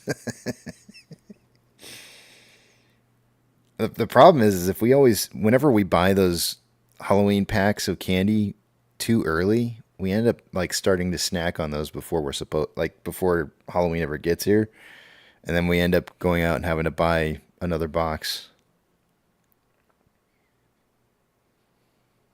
But we usually buy that Costco full candy bar box, like mixed candy bar package that they've got. We like buy one or two of those. And then they just start disappearing around the house. And I'm not usually the one who's the culprit. Brian says, I hand out Band-Aids and chapstick. Wait a minute. That's probably a reference to something, but I don't know what it is. Band-Aids and chapstick. I don't get it. I don't know what that is, but I'll tell you what. I'm going to go back to the back of the big tramp here in a little bit, Brian, and you can come back there and tell me right after I get done with these numbers. Tom, everything went well. It was just a physical and a review of the last 30 days of being on this blood pressure medication.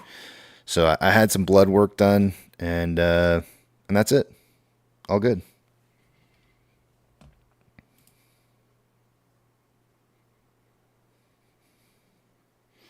Michael Conley says, Casey, I found out that sugar is worse on the heart than fatty foods.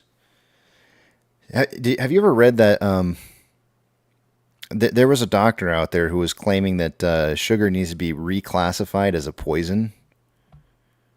Basically, the way that the body treats sugar, it should be reclassified. And I don't know. When I listened to what it was being said, it sounded logical. But I'm not a scientist, so I don't know. Let's take a look at the numbers here and see what we got going on.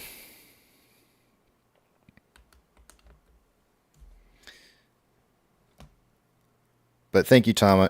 Everything, and Maggie also thank you for checking in on me as to whether things went well. I won't know until I get the results on the blood work.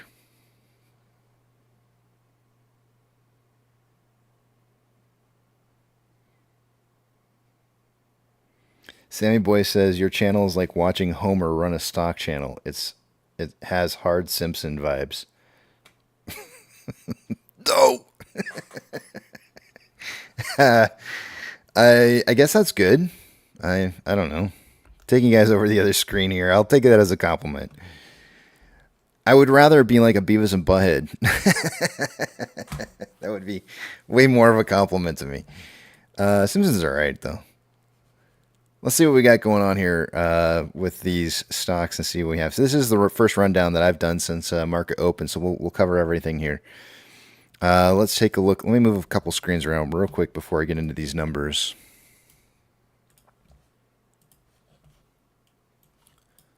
That. Dope. Dope. Oh, man.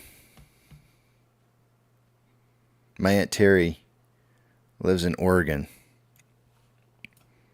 When I was growing up, I was in San Diego.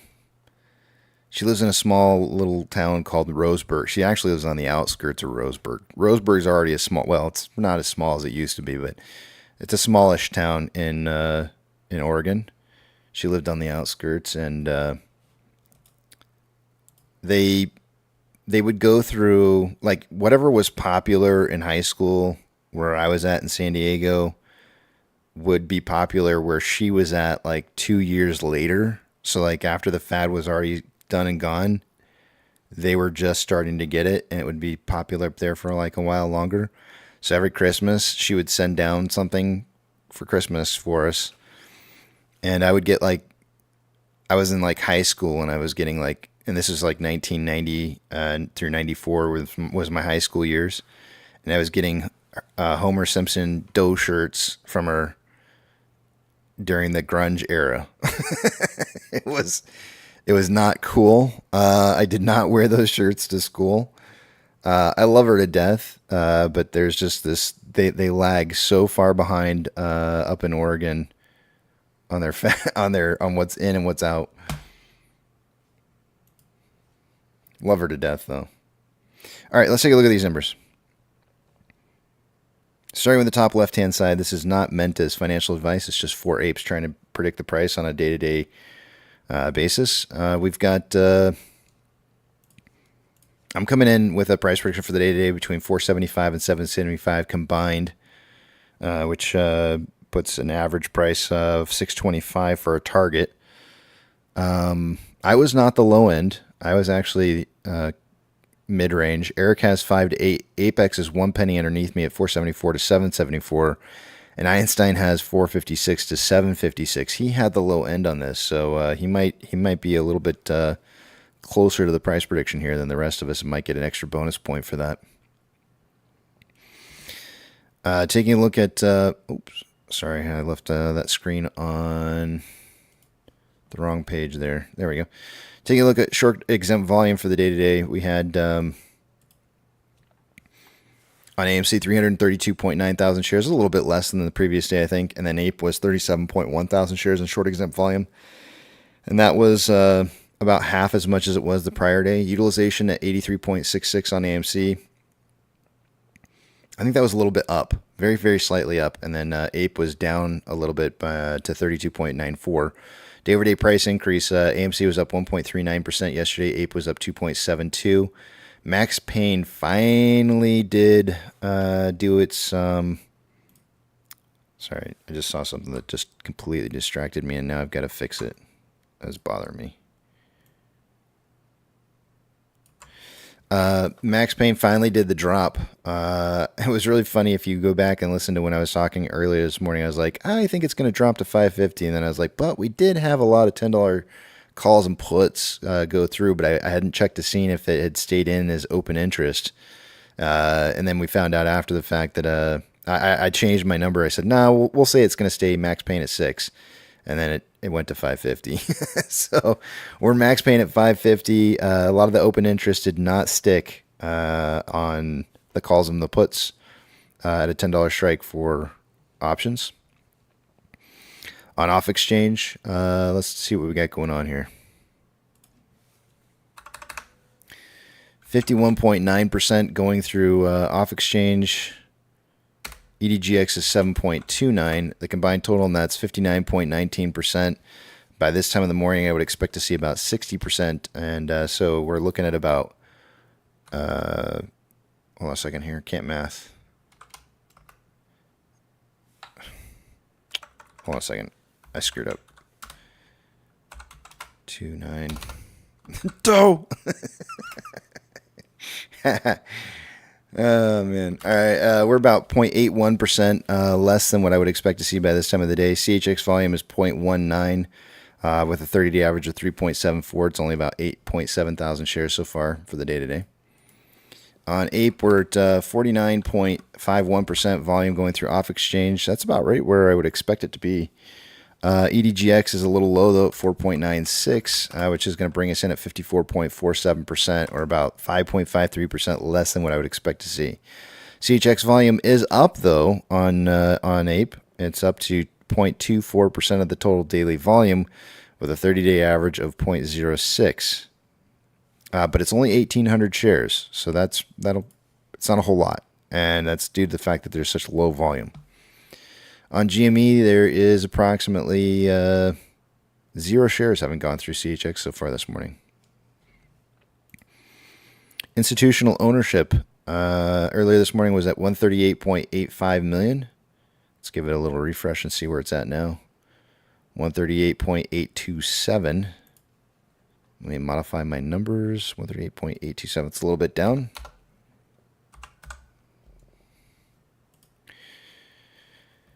Taking a look at options.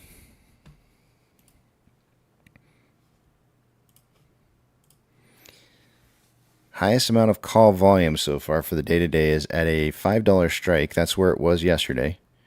We currently have 5.6 thousand contracts. It's about right. It's pretty normal volume. And on puts, the highest amount of volume is at a $4 strike. That's down from $5 from yesterday.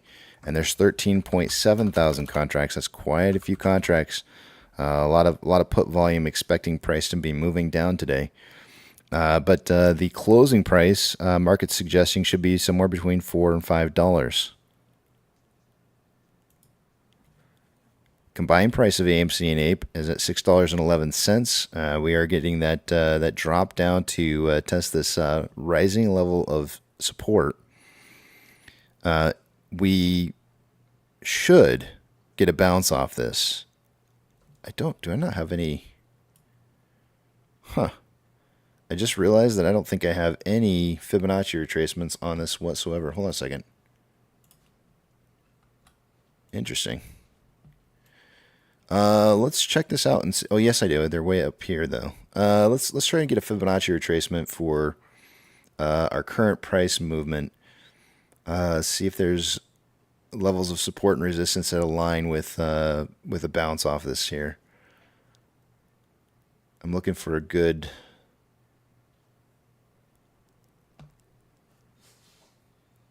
Let's try this.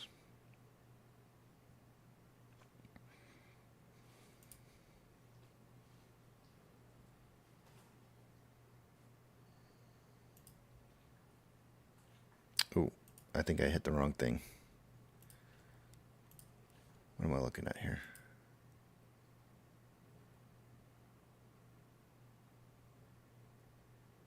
Oh, there it is.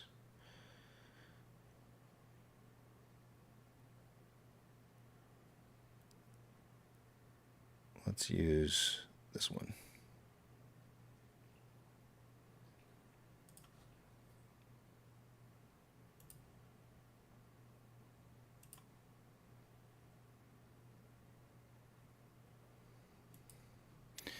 It's pretty close. You can see here on the left-hand side, $6.19, which is really, really darn close to where it is that we've been seeing a lot of support and resistance at. It was about $6.21. So these numbers are off just a tad bit here, but it's pretty good for government work. We'll take it, and we'll kind of look at this, and we'll see these support lines, major support lines, and resistance lines that are holding up here. And I think these numbers actually are pretty solid. I like what I'm seeing here. They match up pretty well. There may be a temporary, based off of what I'm seeing right here, there is definitely some support right underneath this rising level, and so we may see something kind of similar like we saw back here, where price does drop below the support line temporarily, but then comes back up again and remains inside this this pretty long wedge that I've got drawn in here. So, but there's definitely levels of support. By the end of today, we'd be looking at like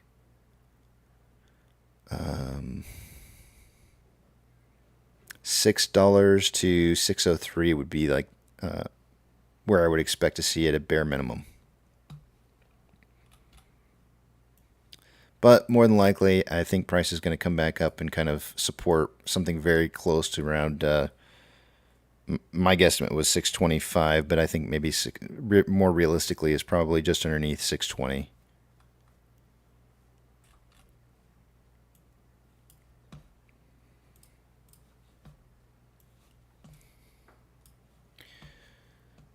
All right, taking a look at Vortex data.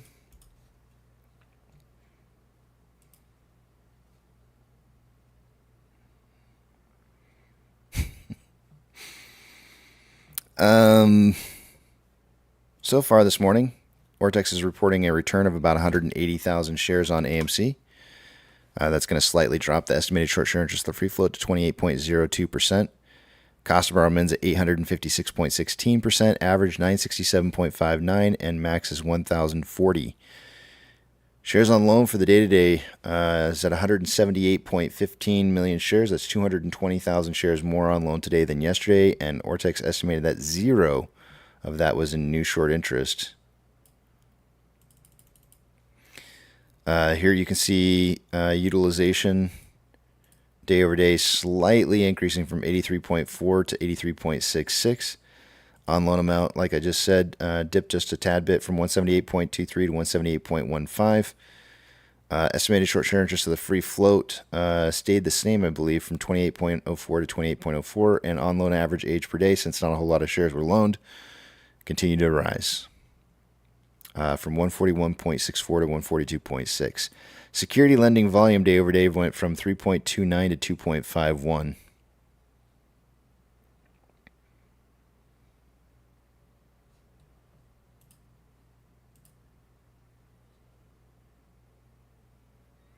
So far for the day-to-day on Ape, there's been about 109,000 shares having been returned so far. It's going to cause the estimated short share interest of the free float to maybe slightly drop to 5.57%. There has been no borrowed shares, according to Ortex, on Ape for the day-to-day, so no cost to borrow being reported. Here's your utilization day over day, slightly decreasing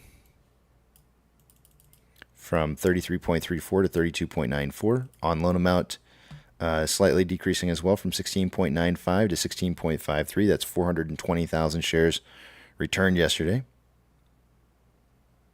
Estimated short share interest of the free float obviously will drop as a result from 5.6 to 5.58. And the on loan average age per day, 2 days in a row of rising numbers from 52.19 to 54.45 days, average days on loan. That's 2 days in a row of upwards numbers on that after having seen a dip, which usually is that's the indicator that I say that indicates that we're about a 15 trading days away from seeing a signal from price moving upwards. Or not a signal, but we got the signal. We're about 15 trading days away. So based off of July 17th being the trigger date for that, that would put us at about somewhere between now and August 7th. No, wait, that's not right. Yeah, that is right. August 7th. Provided there's not some holiday in there.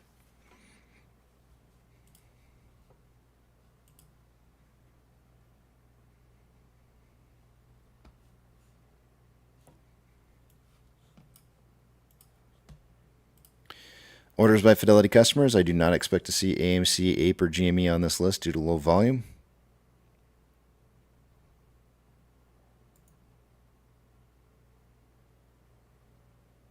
And we are not.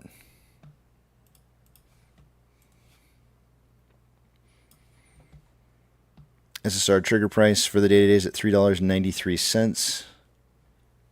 Ape is at 1.701. They're showing 250,000 shares available to borrow currently. Earlier they had borrowed all of the total amount of shares that were available to borrow, I think, which was 350 in total. Let me change my numbers. Since then, they did borrow another 50 here, returned them, borrowed 100, so another 150,000 shares borrowed since earlier this morning. So we're looking at 500,000 shares borrowed for the day today. Fees are back up to 105.3, which is exactly what they were yesterday. Currently, there's 533.4 thousand contracts out of the money on the calls versus 28.7 thousand contracts that are in the money. 544.7 thousand contracts are out of the money on the puts versus 375.6 thousand contracts that are in the money.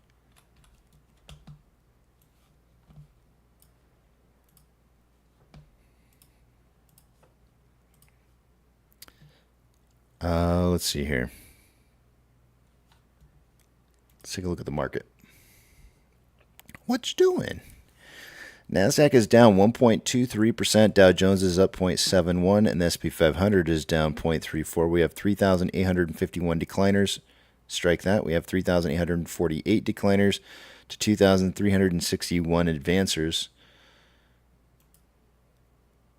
The market is more declining than advancing currently. Let's see what we got going on here with banks. FRC is up 3.06. Other big movers, Western Alliance up 3.89. Zion is up 9.58. Coinbase is down 3.6. A lot of mixed numbers here. A lot of red, a lot of green. Northwestern Trust, which was up quite a bit yesterday, is down 5.24% right now. I'm about ready to promote Northwestern Trust. I'm about to promote them up on my list here as a troubled bank. There's been some suspicious large quantities of activity going on there that kind of makes me wonder, with such high volatility on a bank like that why there would be so much volatility, unless there's something wrong. Ethereum Classic is down 0.49. Consolidating. DXY is still showing up wrong on the ticker here, but is currently at 100.76 on an uptrend, which usually means market's going to move down. Oil is showing that it's breaking even right now and consolidating currently at 412. Mortgage-backed securities are down anywhere from 0.95 to 0.78, and on downtrends, slight downtrends. SPY is down 0.33 on a downtrend. Slight downtrend. VIX is showing up 3.46%, although the number that's being reported right here and what's being reported right here are not accurate or the same. Very much like DXY is being reported inaccurately as well. Just note that if it was 3.92, it would be up higher than 3.46%. I think. If it's reporting from yesterday's numbers, I don't know. VBR is down 0.5% for the day-to-day on a slight downtrend. VB is down 0.68 on a downtrend. Tesla is down 6.94 on a downtrend. Amazon is down 2.39 on a downtrend. Cinemark is down 2.39 on a downtrend. Doge is up 1.16. Consolidating. Bitcoin is down 0.4. Consolidating. GME is down 1.73, consolidating after a slight downtrend. HYMC is up 7.16 on a very nice, solid uptrend here.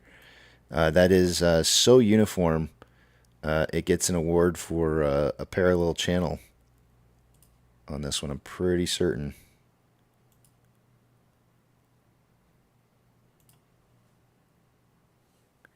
Yep. Again, ascending parallel channel. This is a bearish signal, which means that it should break. At some point, it's going to break down out of that there, but it is on ascending parallel channel right now. NCMI is down 1.83, and a little bit of a slight downtrend, but it's mostly consolidating right now. Hood is down 1.68 and consolidating after a recent dip and then rise back up most of the way, not all of it. Ape is down 1.59% and on a slight dip, but consolidation. AMC is down 2% and consolidating after a market open dip. On AMC, we have approximately 50,000 shares, $50,000 more inflow than outflow for the day today. 5.76 million shares traded so far after 112 minutes of trading. Oops. Putting us on a pace for 20.05 million shares traded by the end of the day. I suggested somewhere between 5 and 25, so we're on target for that. On a 4-hour time interval, we've got more selling pressure than buying pressure with an RSI of 43.84, which is slightly below average. On a 1-hour time interval, more buying pressure than selling pressure. Oh, never mind, it just switched. More selling pressure than buying pressure with an RSI of 42.5, which is below average. On a 30-minute interval, there's more selling pressure than buying pressure with an RSI of 43.54, which is slightly below average.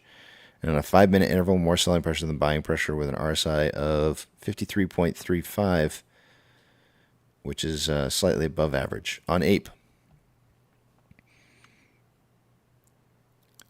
60. We'll just go with 60. $60,000 more outflow than inflow. It's actually a little bit more than that, but 1.29 million shares traded so far. After 113 minutes worth of trading, putting us on a pace for 4.45 million shares traded by the end of the day today. That is within the 1 to 20 that I said in pre-market. On a 4-hour time interval, we've got more selling pressure than buying pressure with an RSI of 46.67, which is slightly below average. On a 1-hour time interval, more selling pressure than buying pressure with an RSI of 48.24, which is average. On a 30-minute interval, more selling pressure than buying pressure with an RSI of 46.68, which is slightly below average. And on a 5-minute interval, more buying pressure than selling pressure with an RSI of 47.3, which is slightly below average. Taking a look at the Ichimoku cloud on Ape.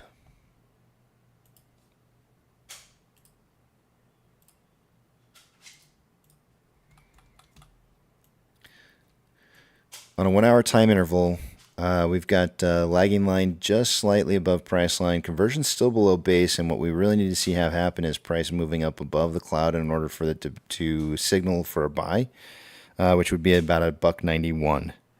So 191 or higher, and maintaining that should send in some institutional buying signals. On a 4-hour time interval, we've got lagging line below price line, conversion below base, and prices below both, or it's below the base and the cloud. And getting above the cloud for the day today is going to be about $2.03. Those would be the big push points for us. On AMC, on a 1-hour time interval, we've got lagging line below price line, conversion below base to get above the cloud for the day. Which I'm not really anticipating because I think we've already done it back here. I think this is going to count as the signal for breaking the red cloud. 2 trading days ago. 2 trading days ago. 3 days, 3 days in total. I don't think we're heading that direction, as I'll show you here on the 4-hour time interval. And TTM squeeze is saying that there's some more downwards momentum as well. I tended to predict price up today higher, only because the original TTM squeeze was kind of pointing in the other direction, and I got fooled. So I should have listened to the 4-hour time interval on this thing. I think there is a chance that it does rebound a little bit.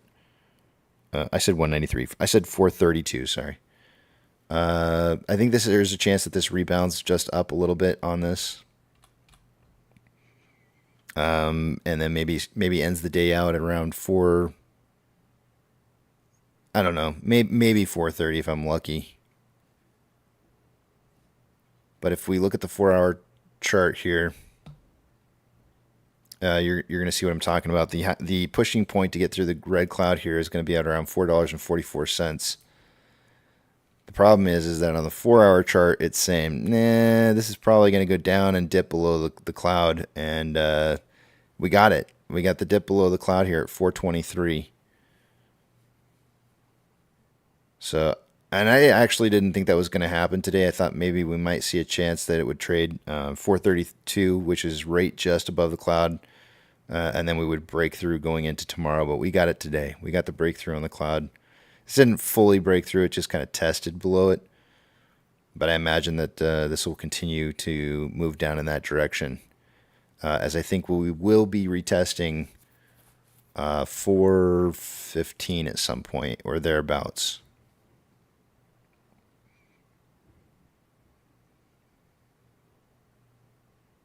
To turn the 4-hour into a buy signal, we would have to see 460 and higher for the day. And the reason for that is that lagging line has to get above price line. That's coming up here in the future. So you got lagging line way down here. Price line's way up here. You got to get 460.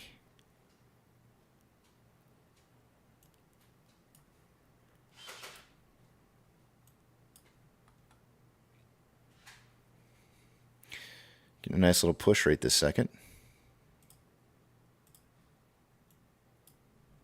On this little run-up that we just had here on AMC, we did touch the upper side of the Bollinger Band at some point. That usually means price is going to curve back down and at least touch the simple moving average, retest it. Watch for that to be the case. RSI is definitely hot.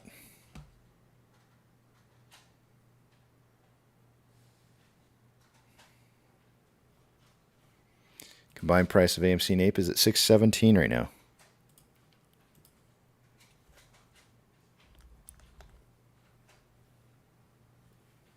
Nana says, push, push, please push. Nana's doing Lamaze over here. How's it go, Nana? Tell me how that goes. I don't remember. It's too many years ago.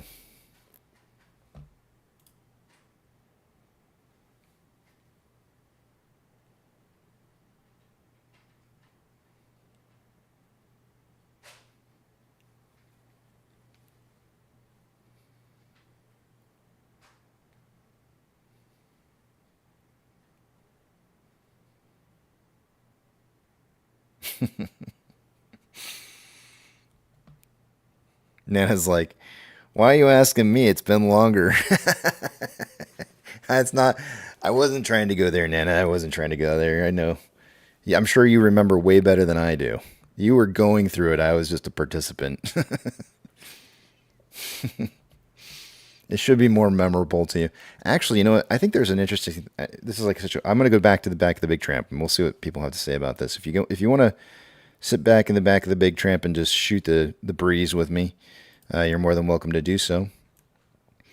But I have this weird theory, and I don't know if there's any scientific knowledge that would back this or not. I've never really cared too much to look to see. But I've got this weird theory that with what it is that women go through in childbirthing, how in the world would you ever, I mean, and somebody said C-section, Nana said C-section. I can understand with a C-section why this would be the case, because it was probably not so bad, not nearly as bad as it would be with giving live birth, right? Natural birth. Cavity birth, whatever, vaginal birth, that's what it is. And so I guess what I would say is that I feel like there's some kind of drug or something your body naturally creates, women's bodies naturally creates, that helps them to forget the experience. Because I really quite honestly can't figure out for the life of me how going through that much pain any woman would ever want to do it again. Ever. So there has to be some kind of natural drug that your body, some hormone or something that washes over you that causes you to forget what it is that you went through. Not like really forget, I mean, because I'm sure you remember, but something that just kind of doesn't really allow you to kind of fully grasp, maybe it's the euphoria. Maybe it's the euphoria of the after having the birth of the child, after that really kind of maybe is that forgetfulness, is because you remember the good portions of it so much more than you remember the bad portions. Maybe that's what it is. I don't know. But it's always one of those things where I've kind of thought about it as kind of there's no way you could go through that much pain and want to do that all over. Just no way. Dr. Zeno says, Shaw, it's called prolactin. Interesting. I did not know this. I've never tried to research it at all, but just having observed childbirth twice in my life, that was my takeaway.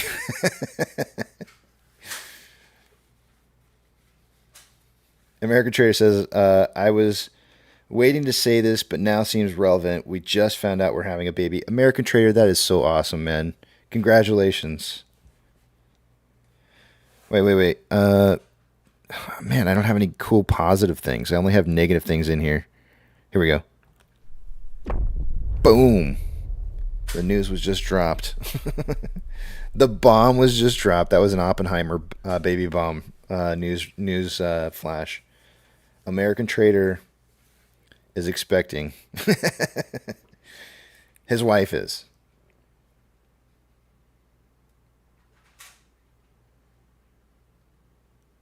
Jesse says, you're correct. There is exactly such a phenomenon that occurs during childbirth. It has been researched and found to be true. I knew it had to be the case. I mean, just having watched it twice in my lifetime. Only twice after having been through it twice. I knew for a fact that there had to be something going on there because I was just like, you went through that and you want another one? And so soon? What is wrong with you?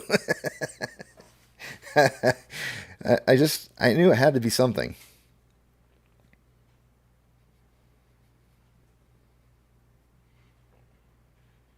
Glenn says, wow, huge difference between Dow Jones and NASDAQ. Well, Glenn, we've been getting tons and tons of NASDAQ upwards momentum lately and not so much on the Dow Jones, so it's probably a correction.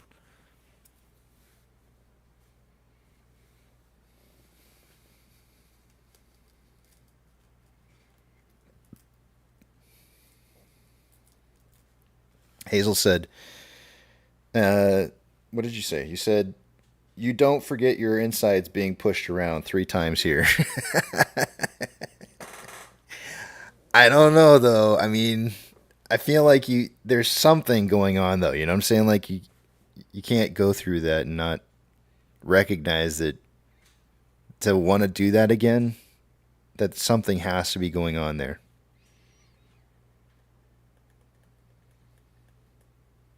Boomstick says, hey, that's my soundbite. Sorry, Boomstick. Wait, Boomstick is here. Boomstick is here, and American Trader is having, just announced that he's having a kid. This will be our second, and it's been 11 years, totally unexpected. Don't say that. From now on, it was totally expected. You could not have wanted this anymore. Let me help you out here. This is what you've wanted for so long. It's been 11 years. That's how long it's been. You've wanted it. I'm just gonna help you out. We're gonna start repeating this 2-3 times a day, American Trader. It's been so long. It was something that we've been expecting for a long time, and it couldn't have come sooner. Say it with me. We're going to have to figure out how to like shorten that down so you can it becomes real easy to say. Nana says men couldn't handle it. That's what I'm saying. You all got something going, some kind of special drug inside you. Because I agree. You're probably very, very right about that, Nana. But we probably couldn't handle it. You all got some kind of special drug in your heads. That allows you to forget. As Dr. Zeno said, it's called, what is it called? He said, oh, now I can't find it. Oh, prolactin.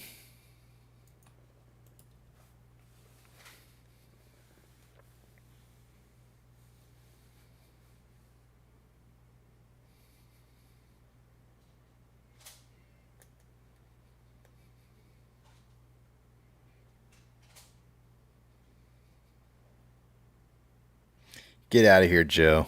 Is it really? There were murmurs and rumors about it earlier this week. Hold on a second here. Let me pull it up. And then I was actually following some weird Twitter accounts that I found. And kind of some dark web Twitter accounts that I don't want to talk about too much in great detail. That were basically stating like today's the day. And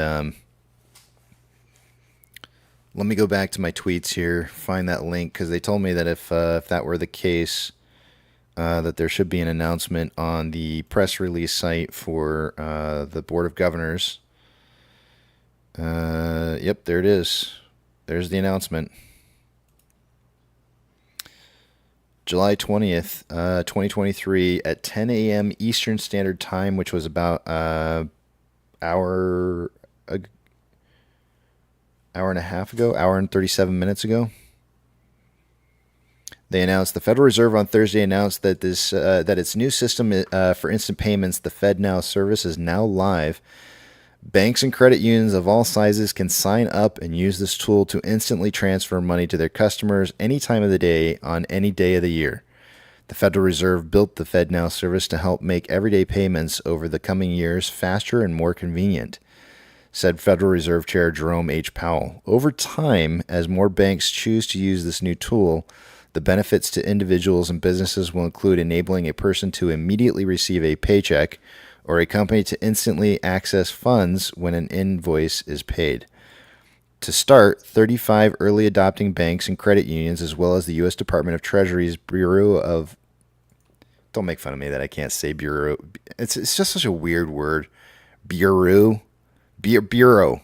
It's Bureau, right? But it looks like Bureau. It's such a dumb word. I'm always calling it dumb because I can't say it. Bureau of Fiscal Service are ready with instant payment capabilities via the FedNow service. In addition, 16 service providers are ready to support payment processing for banks and credit unions.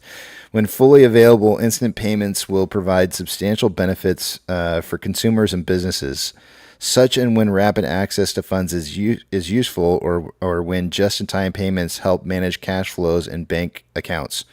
For example, individuals can instantly receive their paychecks and use them the same day, and small businesses can more efficiently manage cash flows without processing delays.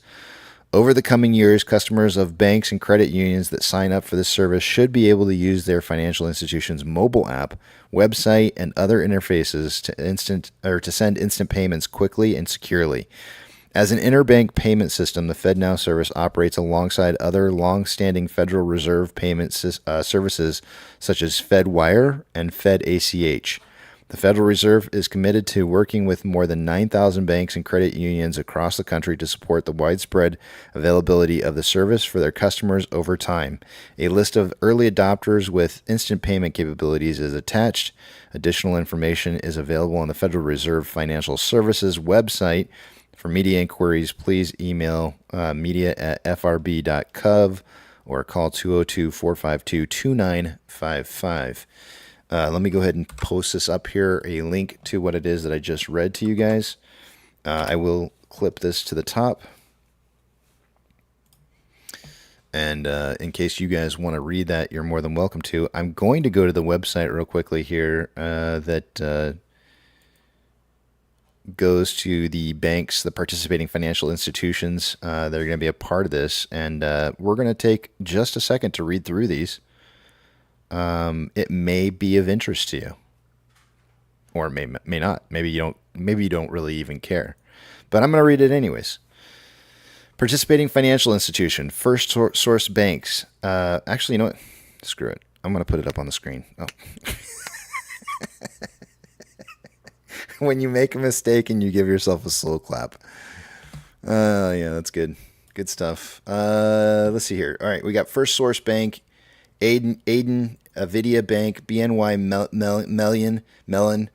This one is interesting. When I went through this list last time when I was looking through these, some of these are some of the banks that I feel like might be having some problems. As I was going through this list here, all the banks that I have on my list that I feel are kind of problem banks are on this on here. Bridge Community Bank, Byrant Bank, Community Bank of the Bay, Consumers Cooperative Credit Union, Corporate America Credit Union, Eastern Corporate Federal Credit Union, First Internet Bank of India. What? Why? Global Innovations Bank, Hawaii USA Federal Credit Union, INB, JP Morgan Chase, I can't say that word, Mediapolis Savings Bank, North American Banking Company, People's Bank, Pima Federal Credit Union, Salem 5 Bank, Star One Credit Union, United Bankers Bank, U.S. Bank, U.S. Department of the Treasury Bureau of the Fiscal Service, Veridian Credit Union, and Wells Fargo Bank, N.A. Settlement agents and liquidity providers, we have Aloya Corporate Federal Credit Union, Atlantic Community Bankers Bank, BNY Mellon, Bankers Bank of the West, Catalyst Corporate Federal Credit Union, Community Bankers Bank, Millennium Corporate Credit Union, PCBB, Quad City Bank and Trust, the Bankers Bank, Vizzo Financial Corporate Credit Union, and then certified service providers. I don't know if should I read these? Yeah, why not?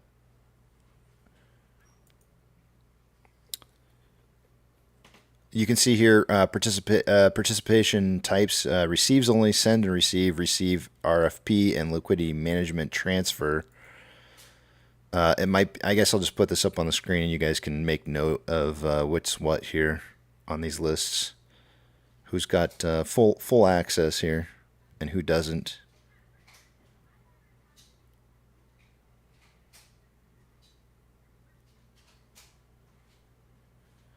I feel like I just heard like a bus full of kids just get off outside.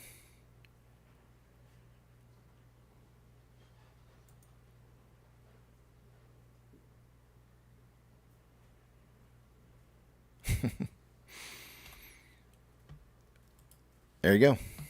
Fed Now is now live. Thank you for reporting that. Who reported that? Joe Pounce, thank you. Point. Joe's like, yes. It's a pretty good piece of information right there.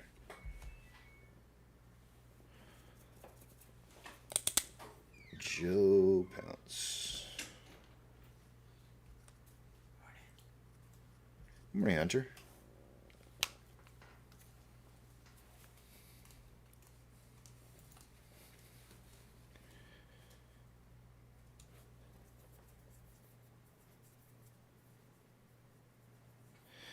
Aaron says, Casey, if there's 3.8 million of us holding 250 shares of AMC, that would mean we would be currently holding 950 million shares. There's only supposed to be 500.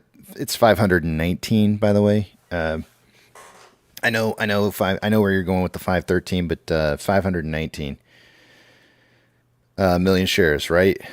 Proof. Yeah, I know, man.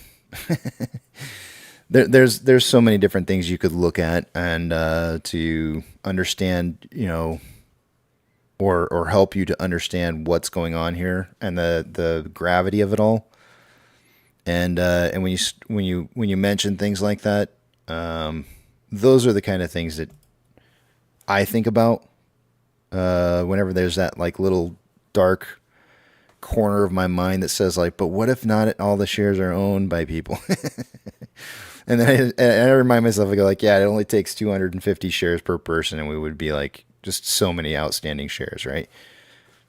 So it doesn't take much to understand, and especially at these prices too. It's kind of ridiculous.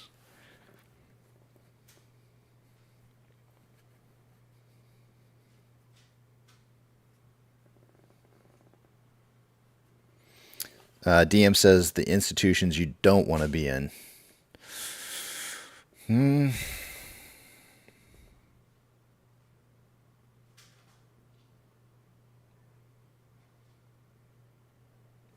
Oh man, we could go on for like hours talking about like net benefits or not. Oh shoot, everybody's in the back of the big tramp and I don't hear anybody talking. I didn't realize you guys were even here. I'm sorry.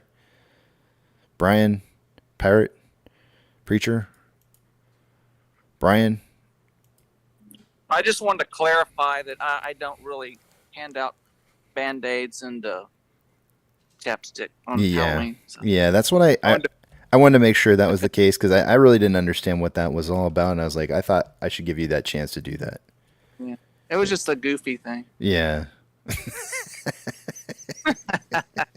What do you hand out? Snickers. Ah, okay. The good stuff, Full size or no, just the snack size or the fun size, Mm-hmm.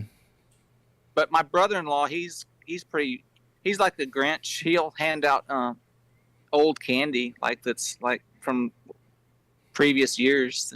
I mean, that's kind of mean. It could be worse. You could hand out dental floss. Dental floss, and then say to the kids, "This is mint flavored." Oh boy! Some of the kids that come up to the door, they're probably in high school. So I'm like, might as well give them old candy. They don't, it's for the little kids, it's not for the big kids. That would be the best thing to like. I've got like hold out your hands with like something in each hand, right? And then they pick one and you turn it over and you're like, oh, you got the minty flavor, and turn the other one over and it's like just like plain flavor. No. You're like, oh, you got the, and you like make it sound special. You got mint flavor. Exactly. Oh man. That'd be good. Don't do that, guys. Don't do that. Unless you want to get tricked. Yeah, don't. Yeah. It would be even more priceless to do that to the kid. You know the older kids who don't even really dress up. Like you can tell they're just walking with a pillow sack door to door, just expecting candy. Like those would be the kids to do that to the best. Like hold out your hands and be like, pick a hand. And they're like, they pick it and you're like, ooh, you didn't get the minty floss. You got the plain. I'm so sorry. Better luck next time.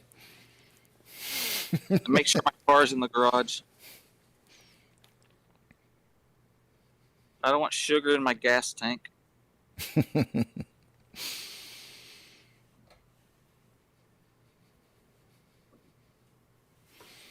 I don't know, Glenn. I just heard a bunch of kids outside. I heard some doors slam, then I heard a bunch of kids running around and yelling and stuff. So I don't know. There's no school here though. And they said, boo! Yeah. Wait. Say what? Don't you don't hand out Band-Aids and what was it? Chapstick. I don't do that. I guess I could start though.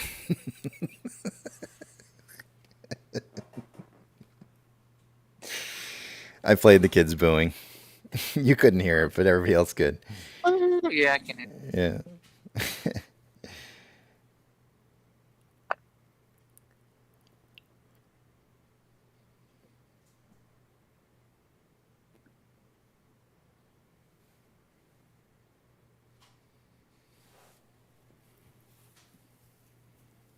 Dynamite says I call Band-Aids sissy straps.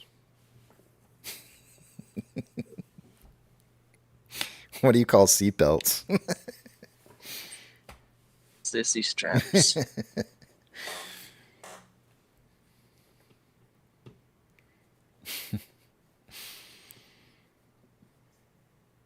Good morning, Highway Frog. I saw somebody post something in here about where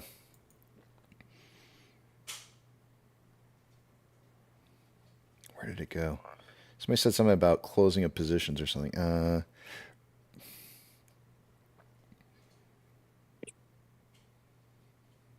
Like closing and covering are two different things. Yeah, no. Somebody was saying something about banks.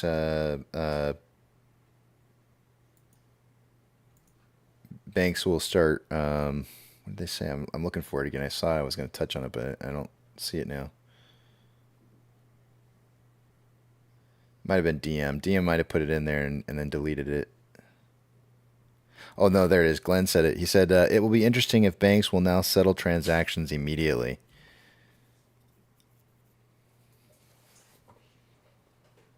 That's because they got the Fed now? Is that the deal? Yeah, the Fed now, yeah. I think the JP Morgan one, I think, is probably the most interesting one to me, only because I can't remember what the name of the project was now. It's their version of CBDC. Onyx. Onyx, thank you. Project Onyx. JP Morgan was the only one that was approved to test out Project Onyx through the markets, and I have a strong feeling that JP Morgan may be that entity that does a lot of the clearing for all of this. So I don't know. I mean, I think it's interesting that they're one of the major banks that's showing up on the. I'd like to go through the list there and see which banks are the biggest of the banks that are on that list. But JP Morgan's Onyx is. I think there's a very strong correlation to the fact that they were testing out a CBDC a long time ago. And then we were seeing those aftermarket weird spikes and they were trades that were coming through an exchange that only J.P. Morgan has access to. There was too much weird stuff going on with that. Do those spikes still happen? I haven't seen them. No, they haven't happened in forever. But they were doing some testing there in that time, and I tried to reach out to J.P. Morgan to get a comment, and they just stonewalled me. They didn't even bother to respond. So.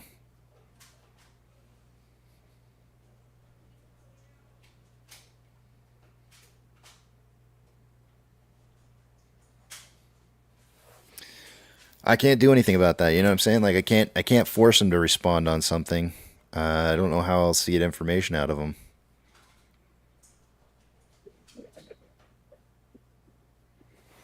Gosh, it sure would be nice if I could see what the VIX really was.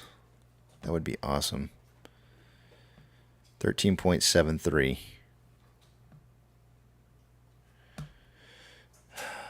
Hold on a second, guys. I got mail. I'm going to take you guys to the screener here. I'm going to put you on AMC only here for just a second. I want to look and see if they sent me. It looks like they may have sent me some mail here.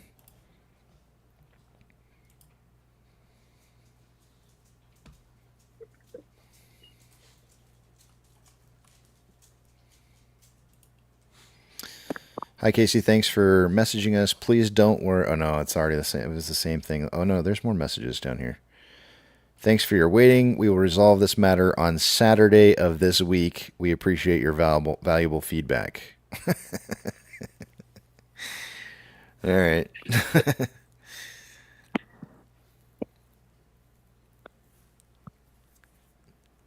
Well, I guess it's getting taken care of. At least there's that. I'm not done with the goddamn executive break. Just like Man, Pirate, your wife is just far enough away from the microphone that it almost sounded like she was speaking Mandarin. I need to keep that in mind then.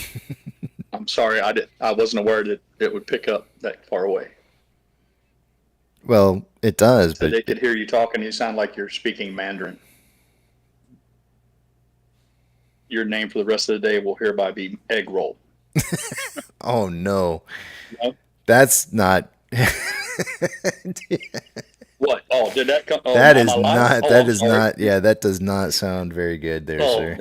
Did I say that out loud? I'm sorry. You're live on air. Wow. My bad. My bad. Delete. Take it back. Wait. Hold on a second.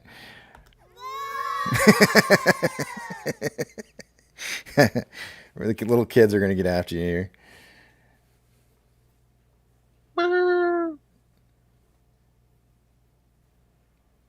Yeah, make my soul shine. VIX and DXY have been frozen for more than just 2 days. I actually reported it, I think, 3 days ago, if I'm not mistaken.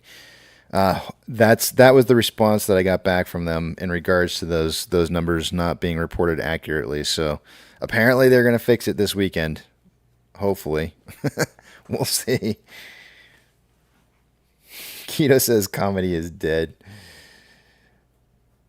Yeah, I know, man. Like, the fact that you can't, like, that you can't, yeah.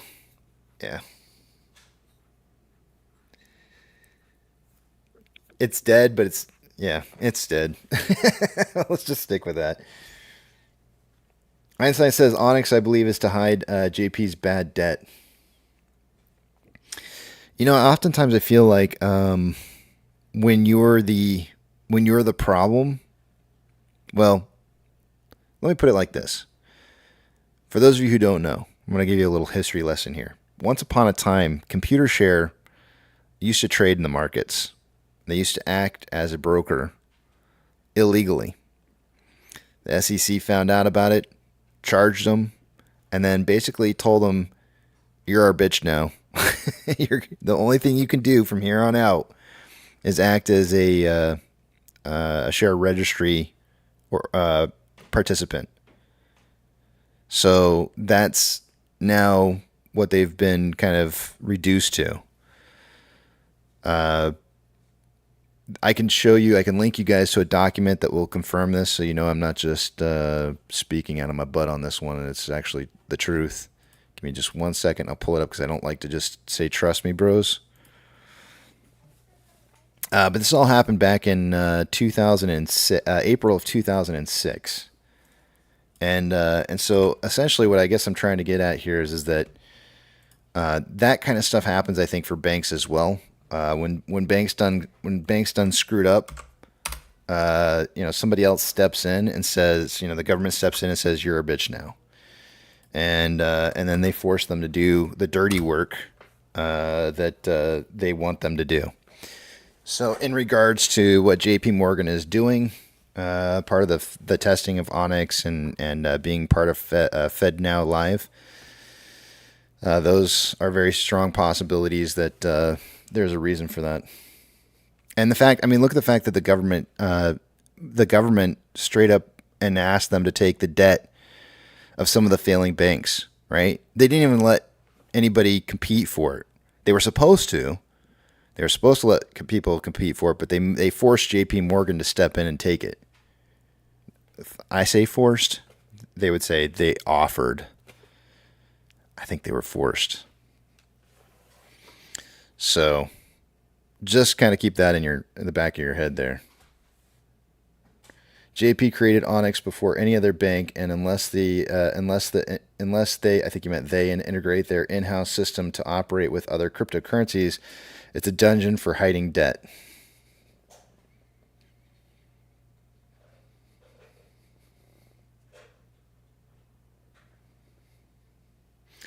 ABC says, why is it that the lower the price of AMC drops, the more failure to delivers there are?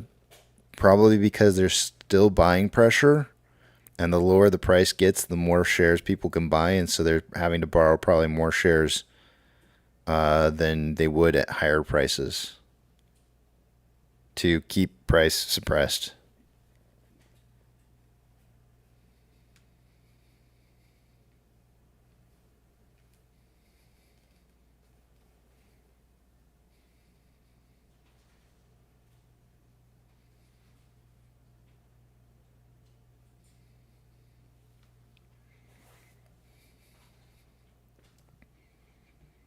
But that link that I provided for you guys right there should take you to a SEC ruling, an order exempting Computershare Trust Company of Canada and Computershare Investor Services Incorporated from broker registration. They will never be allowed to be a broker because of what it is that they did in the past. And the interesting thing is when I was looking into Computershare originally, I decided that I was going to buy shares of AMC through Computershare. So I purchased shares through Computershare, which they go through a third-party broker in order to have the transactions go through, because they're not quote-unquote allowed to be a broker. And the interesting thing about it all is that they never gave me a full share. They gave me a partial share. And anybody who knows anything about how ownership of shares goes is that only brokers should be able to give you partial ownership of a share. So that was extremely shady. The fact that they were reporting that I had ownership of a partial share through direct registry entity. There's something really fishy about that.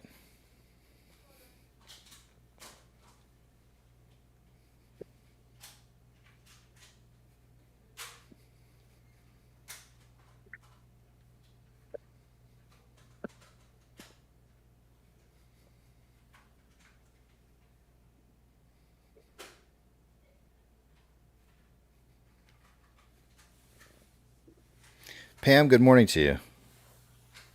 Did anyone ever look into Sonar Dark X?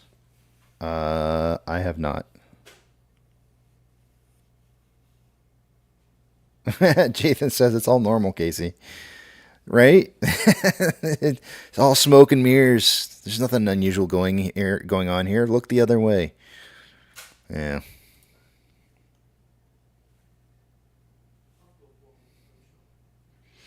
Well, speaking of smoke and mirrors, it's time to take a look at the numbers. let's take a look at what we got going on here. Before I do, though, Brian, Pirate, Preacher, good morning. Good morning. Good morning. We'll wait on Preacher. No, he's not going to. Wait. His microphone went unmute, but he's not talking. Now he's going to get pissed off because he's like, now I got to go get my microphone. Don't worry about it, Preacher. Just ignore me, man. I'm just giving you a hard time because you're sitting in here. Let's see here. Let's take a look. I'm going to take you guys over to the other screen here. Let's take a look at our current numbers and see what we have going on here.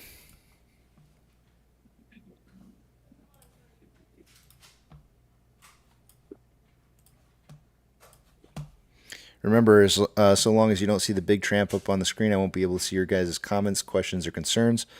So hold those until you see the big tramp back up on the screen again, specifically for me. Otherwise, talk amongst yourselves. Starting with off exchange, by this time of the day, we've got, let's see here, 52.52 or 52.5% going through off exchange. EDGX is at 8.48. I would expect to see about 62% by now in total between those two, and they're adding up to 60.98% or 1.02% higher than or lower than it should be. CHX volume is 0.29 with a 30-day average of 3.73.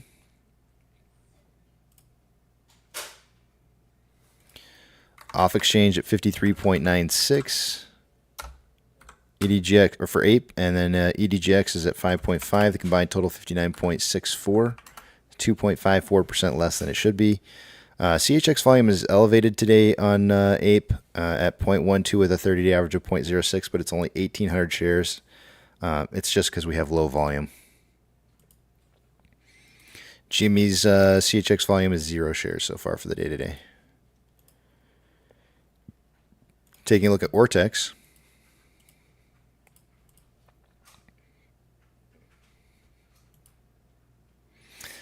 It bothers me so much that Computer Share was claiming that they were holding on to a partial share for me when they can't be a broker, which means that their broker that got them a partial share was reporting a partial share ownership through them for me, which is so, I don't know, man. It just doesn't, I can't even, I'm still trying to get my head around it. As of an hour ago on AMC, there was approximately 180,000 shares having been returned. It's now 643,000 shares. That's going to have the effect of dropping that estimated short share interest of the free float to 27.99%. Cost to borrow mins at 856.16%, averages 969.64%, and max is 1,040%. Shares on loan for the day today is at 178.15 million shares. That's 220,000 more shares on loan today than yesterday, and Ortex estimated that 0% of that was in new short interest. Taking a look at Ape, an hour ago there was 109,000 shares having been returned. It's now 93,000 shares. It's going to keep that estimated short share interest of the free float at 5.57%. There has been some shares borrowed now, so we have a reporting of cost borrow. Min is at 7.94, average 8.07, and max is 8.27. Shares on loan for the day today is at 16.53 million shares. That's 420,000 shares less today than there was yesterday. And on options,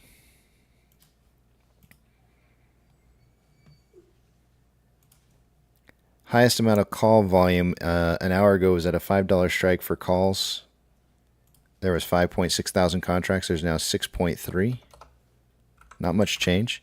On puts, an hour ago at a $4 strike, there was 13.7 thousand contracts. There's now 19.1. Market suggesting a closing price between $4 and $5 for AMC by the end of the day. Combined price of AMC and Ape is at $6.13. And pretty much consolidating right now. Let me take this back down to a 10-minute. Pretty much consolidating right now at 6.13.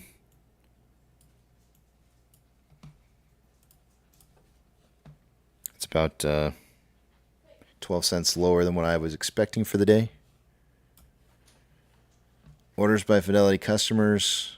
We've got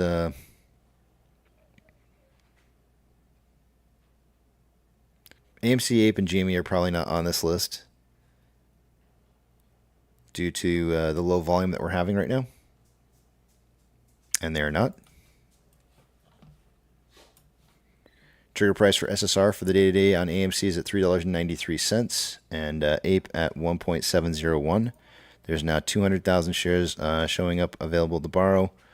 That's a decrease by 50,000 shares from earlier. Still a 1,053.3% fee for borrowing. And in total for the day-to-day, we've seen about, through Stocko Tracker, we've seen about 550,000 shares borrowed.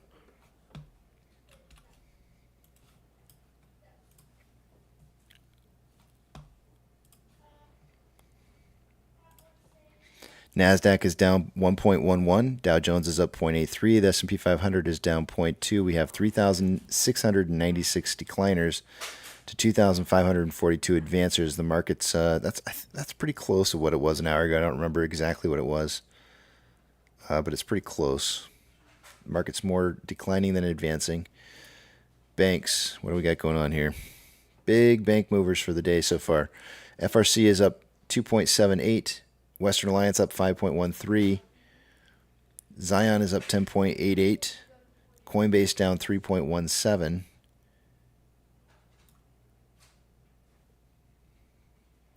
Goldman Sachs up 2.99. And Northwestern Trust is down 3.73. Ethereum Classic is down 0.36 on an uptrend. DXY is showing up 100.87 on an uptrend. Oil is down 0.43 and consolidating. It looks like it's on a slight downtrend, but for the most part right now, I'd call it consolidation. Mortgage-backed securities for BlackRock and Vanguard are down anywhere from 0.75 to 0.9 and on a slight uptrend. SPY is down 0.17 on an uptrend. VIX is currently at 13.71, which is a little bit lower. It's on a downtrend from where it was earlier this morning. VBR is down 0.3 on an uptrend. VB is down 0.51 on an uptrend. Tesla's down 6.4 on an uptrend. Amazon is down 2.39 and slight downtrend, but consolidating currently. Cinemark is down 0.85 on an uptrend. Doge is up 1.01% and consolidating. Bitcoin is down 0.24, consolidating. GME is down 1.04 and on an uptrend. HYMC is up 6.67, starting to look like it's going to make a little bit of a turn to a downtrend. It did break out of the ascending parallel channel almost kind of sideways earlier. Now it's starting to make a little bit of that downtrend here, starting to form. NCMI is up 1.95 and consolidating. HOOD is down 0.84, consolidating. Ape is down 1.58, consolidating. AMC is down 2.4, consolidating. Inflow versus outflow. There's about $20,000 more inflow than outflow. 6.54 million shares traded so far for the day today. After, let's see, what are we at? 11 o'clock now, so we're at 161 minutes worth of trading, putting us on a pace for 15.84 million shares traded by the end of the day. That is within the 5 to 25 I suggested in pre-market. On a 4-hour chart, there's more selling pressure than buying pressure than RSI, 41.33, which is below average. On a 1-hour time interval, more selling pressure than buying pressure than RSI of 38.19, which is below average. On a 30-minute interval, more selling pressure than buying pressure than RSI of 39.69, which is below average. And on a 5-minute interval, more selling pressure than buying pressure than RSI of 45.62, which is slightly below average. On Ape, there is approximately just slightly more than $10,000 more, or slightly less than $10,000 more inflow than outflow. 1.9 million shares traded so far. After 162 minutes worth of trading, puts us on a pace for a 4.57 million share traded day for the day today. That is within the 1 to 20 million I suggested in the pre-market. On a 4-hour time interval, there's more selling pressure than buying pressure. with an RSI of 43.89, which is slightly below average on a 1 hour time interval, more buying pressure than selling pressure, with an RSI of 45.17, which is slightly below average on a 30-minute interval, more selling pressure than buying pressure with an RSI of 43.25, which is slightly below average, and on a 5-minute interval, more buying pressure than selling pressure with a divergence in the vortex indicator currently occurring, and RSI at 41.58, which is below average.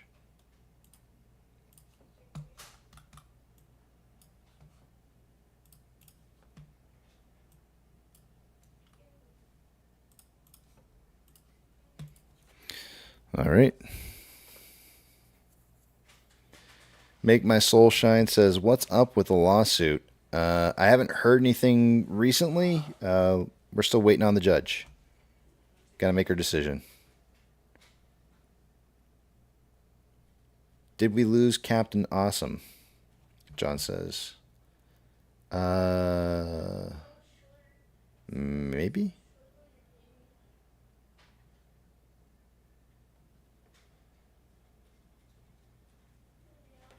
Dr. Zena says court decision could literally come in at any moment. Stay alert. Could be tomorrow. Could be a few weeks. But stay alert. Things might move fast once it comes.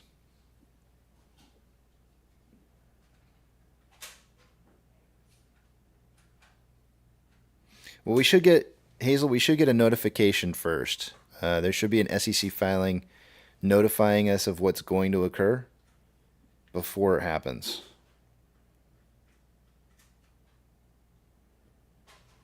John, take care, man. Go get back in your box.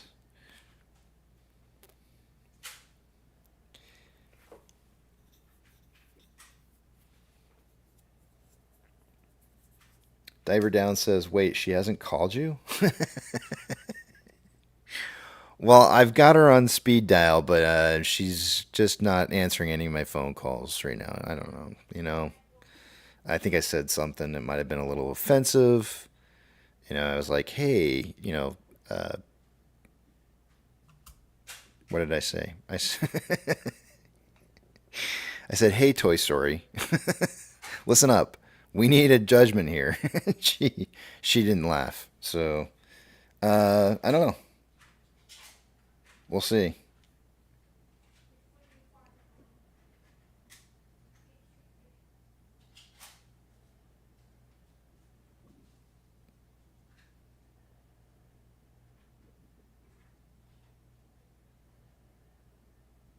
Send in Yuka. Yucca. Is it Yuka? It's Yuka. Yuka. It told me that I'm saying it wrong. I heard Pantheon pronounce his name correctly on his live stream, and so then I had to ask Yucca, because I'm gonna go with Yucca, if it's Yuka or Yucca, and he said it's Yuka, and I was like, what? I don't want to hear it. He's lying. He's just giving me a hard time. I don't know. It's Yucca. Yeah, you shouldn't be. What Dr. Zeno says is true. I mean, markets may decide to move quickly once on the announcement, but in regards to it happening without you, you know, like just waking up in the next morning and it's just changing. You're like, oh my God. No, you'll know what the date's going to be before it happens, and there shouldn't be any mystery. You'll know exactly when it's going to be.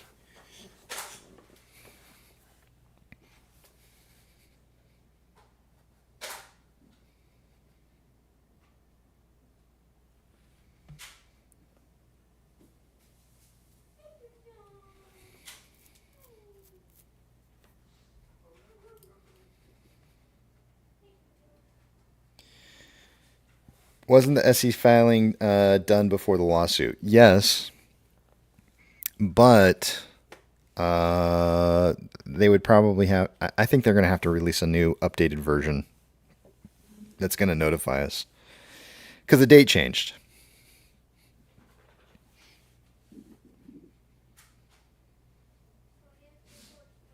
I don't think that they wouldn't. I don't think that they could just do something like that and not notify everybody of what's going to occur before it happens.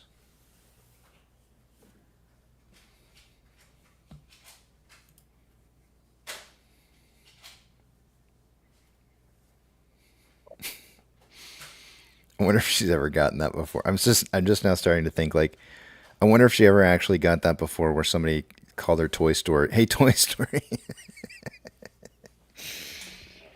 Judge Toy Story. What do we got going on here? Today is Thursday. Yesterday, housing starts. I read that off to you, and building permits. The housing starts were down further than expected. It was 1.56 million previously. They were expecting a drop to 1.48 million, and it went down to 1.43. Building permits, 1.5 million is what it was previously. They expected it to drop to 1.48, and it dropped to 1.44, so it was a little bit more of a drop on that as well. Initial jobless claims was reported this morning, and remember I said earlier, I think I might have started out this week with the title saying we're one step away from, or one key ingredient away from, stagflation, and that's seeing an increasing amount of unemployment. And so you'd be seeing this under initial jobless claims. They were expecting a rise from 237 reported previously to 240,000, and it got a decrease to 228,000. So we're not seeing that key ingredient yet. If the key ingredient does show up, though, look out below. Philadelphia Fed manufacturing survey came in as well. I could read you guys from that article. 13.7, negative 13.7 was what it was previously. They were expecting a drop to negative 10, but it stayed at negative 13.5. Let me read to you guys what this says exactly here. Hold on one second.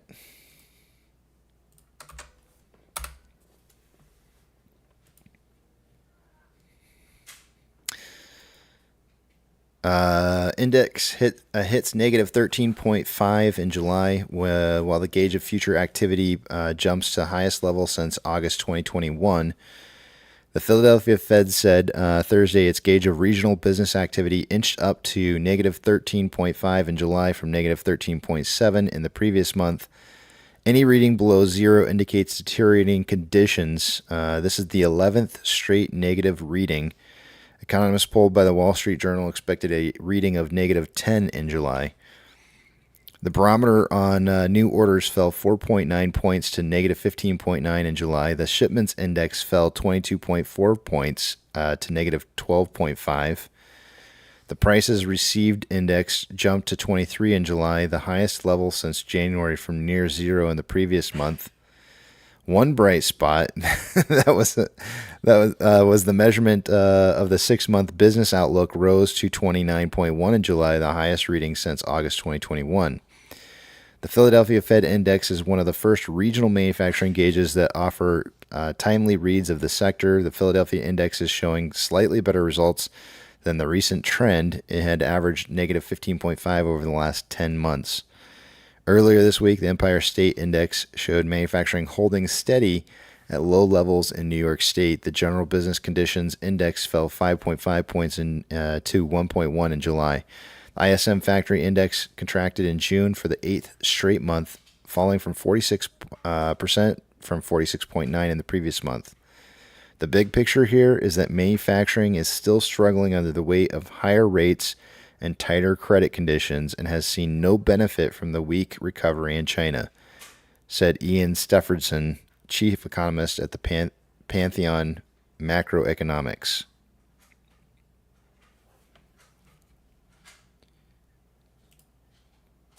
What are we also supposed to see today? There was something else. Existing home sales was supposed to be reported at 10 a.m., which should have been reported an hour and a half ago. 9, 10, yeah, an hour and a half. And then also U.S. leading economic indicators was also supposed to be coming out, but I have not seen those yet here. Let me just check and see if there's an update on those.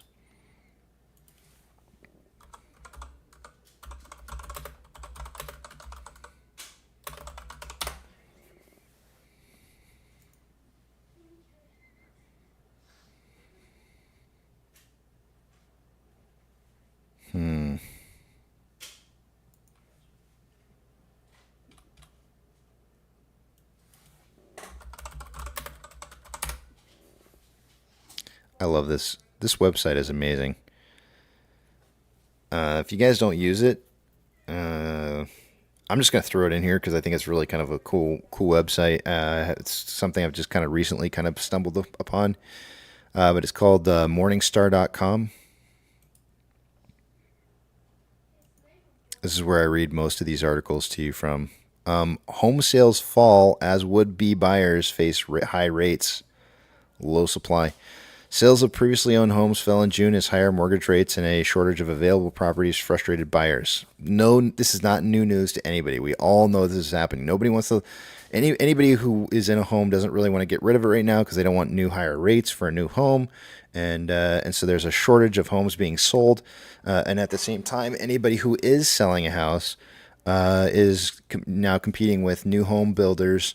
Who are probably who have the ability to give incentives for new home buying, especially when rates are super high. So this is going to be the case. We're going to see home sales, previously owned home sales, falling. Elevated mortgage rates are making home purchases less affordable, keeping many buyers out of the market and reducing demand. At the same time, the higher rates are discouraging homeowners from selling. This is everything I just said. Selling, limiting the supply of homes for sale. The drop in both demand and supply means that the number of home sales has declined, but prices haven't fallen much. In many parts of the country, buyers who can afford to stay in the market are still facing bidding wars. Existing home sales, which make up most of the housing market, decreased 3.3% in June from the prior month to a seasonally adjusted annual rate of 4.16 million. The National Association of Realtors said Thursday that this was the slowest sales pace since January. June sales fell 18.9% from a year earlier. Though prices are down slightly from last year's peaks, they are still They are still high on a historical basis. The national median existing home price fell 0.9% in June and from a year earlier to $410.2 thousand. The second highest level on record in data going back to 1999.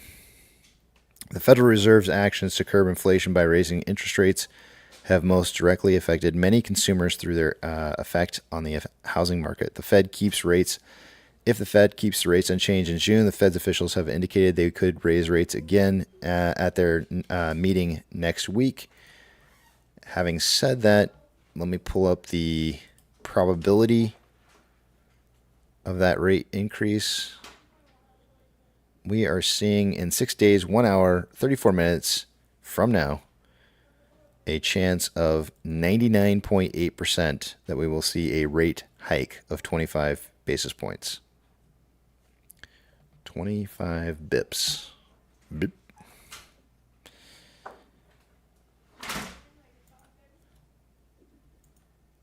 Though prices are down slightly from last year's peaks, they are still. Oh no, I think I said that already. What's up? Oh wait, hold on a second, guys.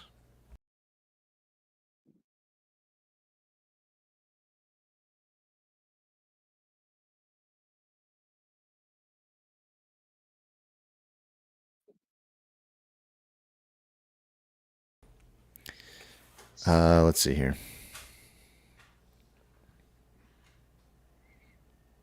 So what you're saying is we can't look for rents to come down anytime soon. Yeah, no. Yeah, no, I wouldn't expect that.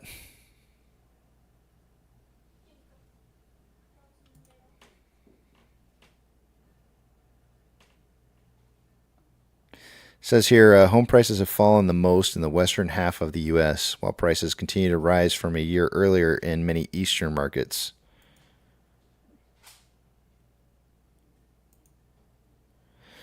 I'll tell you what that is, and let me know if you agree with this, Pirate. I think the reason for that is that there's highly inflated prices on the West Coast in contrast to the East Coast. I feel like, especially places like California, they've been overinflated in price for so long that I think that whenever we do see these downtrends in home prices, that they typically tend to feel the crunch first or the most. Yeah, and also, like most things you discuss here, it's often far more complicated than being able to point to a single factor. You might also consider that there's somebody correct me if I'm wrong, but there's a net loss of immigration, people leaving California. You know, it's not, I don't want to oversimplify things, but supply and demand. If there's truly that many people leaving there, that would have an effect as well. You know, just pushing more product into the market. And Frank Lehman just agreed with you. He says people are moving out, supply and demand. Yeah. There you go. Yep. Frank knows. Yep. You know, it's a general principle in real estate investing that when you pick an area, for people who work on bigger volumes, not little mom and pops, but that you always get on the edge of the movement, because nothing stays static. Stock market doesn't remain still, and neither does the real estate market. So it behooves one to be on the edge of a market that's coming to you. But the opposite side of that coin is, you know, you can also be in an area where it's on the downhill trend, and that's never good for somebody that's got the majority of their life savings tied up in their home to be in that situation. It's unfortunate.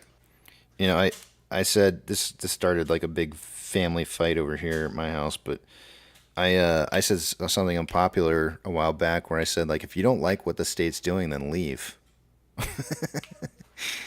With your feet, yeah. Yeah, and so many people look at that and they go, you know, and this is the inherent problem though, is that people are not willing to just pick up and go. They want to just stay where it is that they're at, and they want to be comfortable where they're at, and they don't want to move from one place to another. But the truth of it is that if you don't like how things are being ran in the state that you're in, or you don't like how government's reacting or treating people or whatever it is that they're doing, get out, go someplace. It's not, I mean, it is so scary. I totally understand, but I have moved from so many states to states. I'm telling you right now, it is no different from where you're at right now to moving to someplace else. You can move from one location to another and do it successfully. Even if you've been in a job for 20, 30 years, it doesn't matter. You can find a job someplace else. There's work to be found if you're willing to be brave enough to move. You can do what you want to do. It's amazing. It's freedom.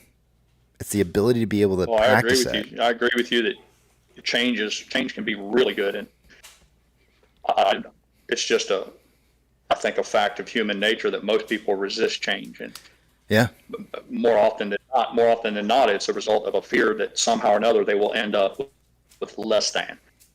They have a known quantity, what they have where they're living, and there's always that fear in the back of their mind that if they take that adventurous step and move out and go on to unknowns, that it ultimately will lead to them having less. When I would argue that the case is more often that they end up better off. But I think you're right. Yeah. Every time, I mean, it's been scary for me, but since I moved out of my parents' house, I moved from California to Oregon to Arizona, and Arizona to Texas, and I followed the work where the work was. And I've had to make those moves because I wanted to continue to better myself and make more money.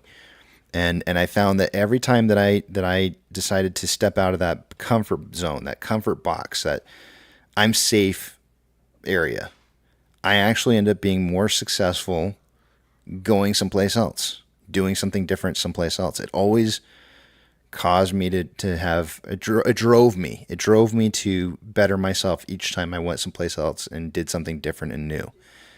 And Sam's in here saying exactly what it is. Not everyone.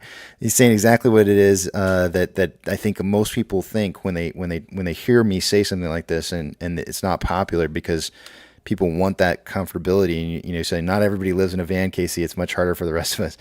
I'm telling you, man. When you free yourself of the idea that you're stuck where you are because of a job, or because of a home, or because of a family issue, or something like that, when you free yourself of that, you can grow. You can grow in ways that you wouldn't even imagine possible.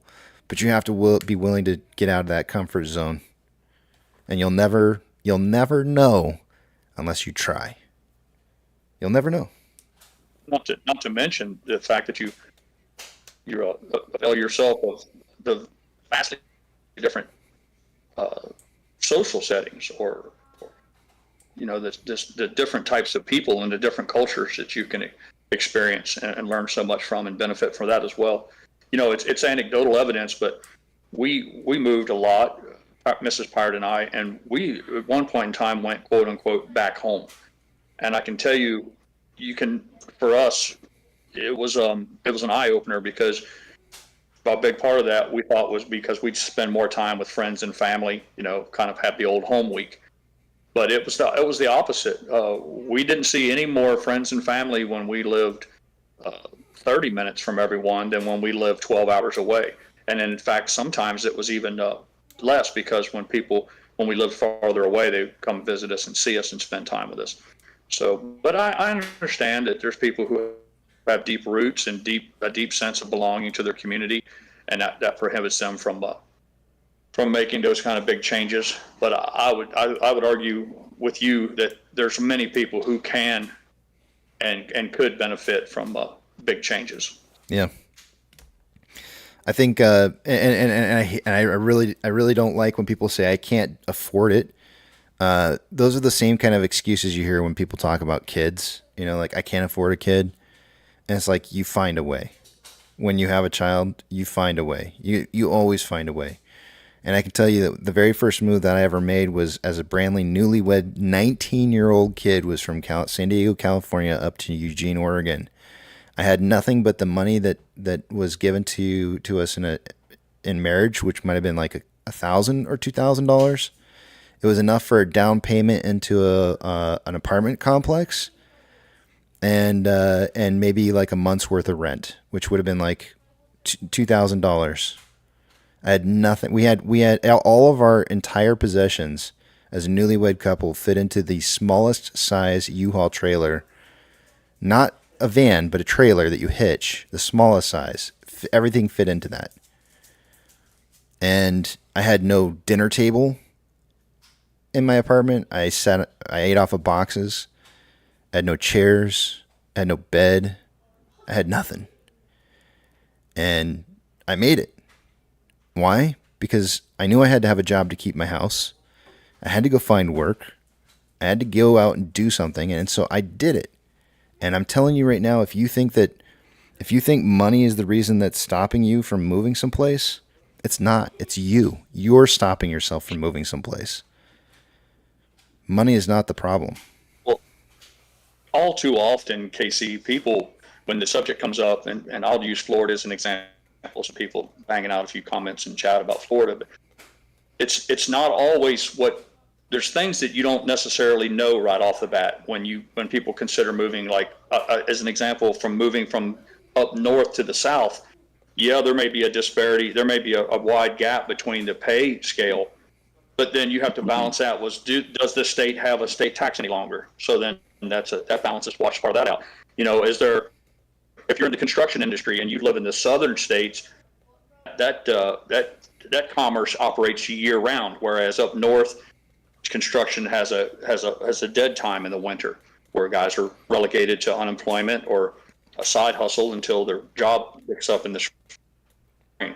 So it's not always obvious to someone what their benefits can be by moving. I think a lot of people tend to just seize on the negative aspects of it, and I just think it's one of those things that if people explore it and get into it a little bit deeper, they might find that the hurdles aren't as high as one might think. Mm-hmm. And you can make life better for yourself by putting yourself in a situation where things are better for you. You find opportunity. Yeah, absolutely. You find opportunity. You don't have to stay in some town that's just it's imploded upon itself and languish in it. You have to strike out in this world and find your own. Yeah. Casey. Yes, sir. Hi, everybody. Yucca. How's everybody doing? How are you?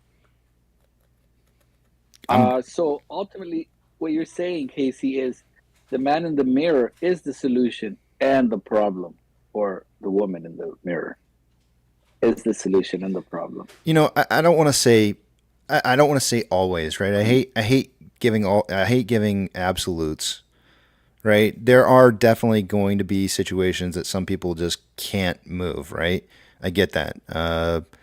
maybe you got medical problems and you need to maintain your health insurance because you're the only person providing for yourself. I'm saying there are definitely going to be some cases out there where you're holding you are holding yourself back because of certain reasons. But and I saw Hazel say age, I'm too old, or something along the. She said, what did she say? She said it's easier when you're young. I used to move around more back then. And again, that's more what she's describing is comfort, right? Like age, you did it more when you were younger because maybe you didn't mind being uncomfortable when you were younger. Now that you're older, you want you want comfort, and that's okay. That's completely okay. But if you think you could be more successful someplace else than where you're at currently, then age shouldn't be a factor. Move, go someplace else, better yourself. Instead of just stagnating and being like, I just want to be comfortable.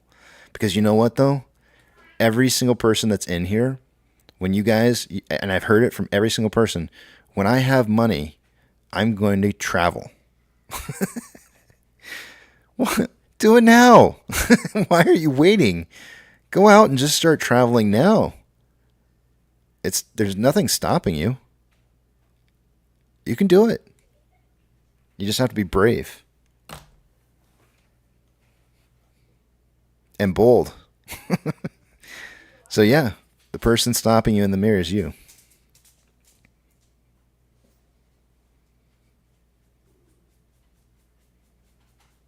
Yeah, Glenn's saying there could be a dozen family members that would all have to move to stay together, and that is a problem, right? Like you have to. Those are sacrifices you have to make if you want to better yourself. Like and make that separation, and that's where you go. Or maybe it's the other way around. Maybe there's other family members that are relying on you because you're there. Sometimes you got to cut those umbilical cords. Sometimes you don't have to, but you can, and maybe it's even better if you did. That's something I don't think we consider.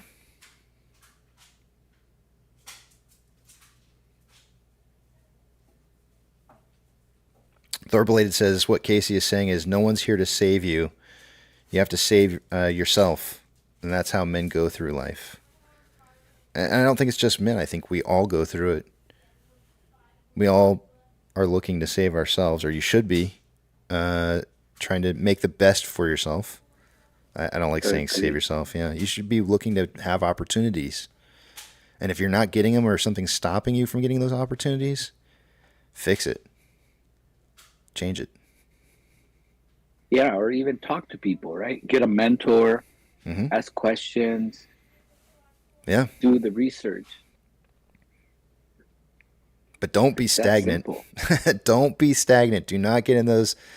Don't get into those situations where it's I'm just comfortable and I'm just going to be, because then you're buying time to punch your ticket. Yeah. Listen, it pains me to leave you. I live for the back of the tramp. No one loves the sound of their voice more than I do. But I have an appointment, and I hope to get to visit you folks here for maybe a half an hour. So don't tell any of the best jokes till I get back. Okay, will do. Okay. Have a good appointment. I hope everything turns out okay for you. Doctor's appointment. Prostate exam? I don't know. Yucca wants full details. What drug? Yucca, did I say it right earlier? Is it Yucca? Yeah, Yucca. Yucca. No, it's Yucca. Yeah, I don't care. Yeah, it's Yucca. That's not even... It's always been Yucca. It's Yeah, Yucca. it doesn't matter. I'm not picky. It doesn't matter.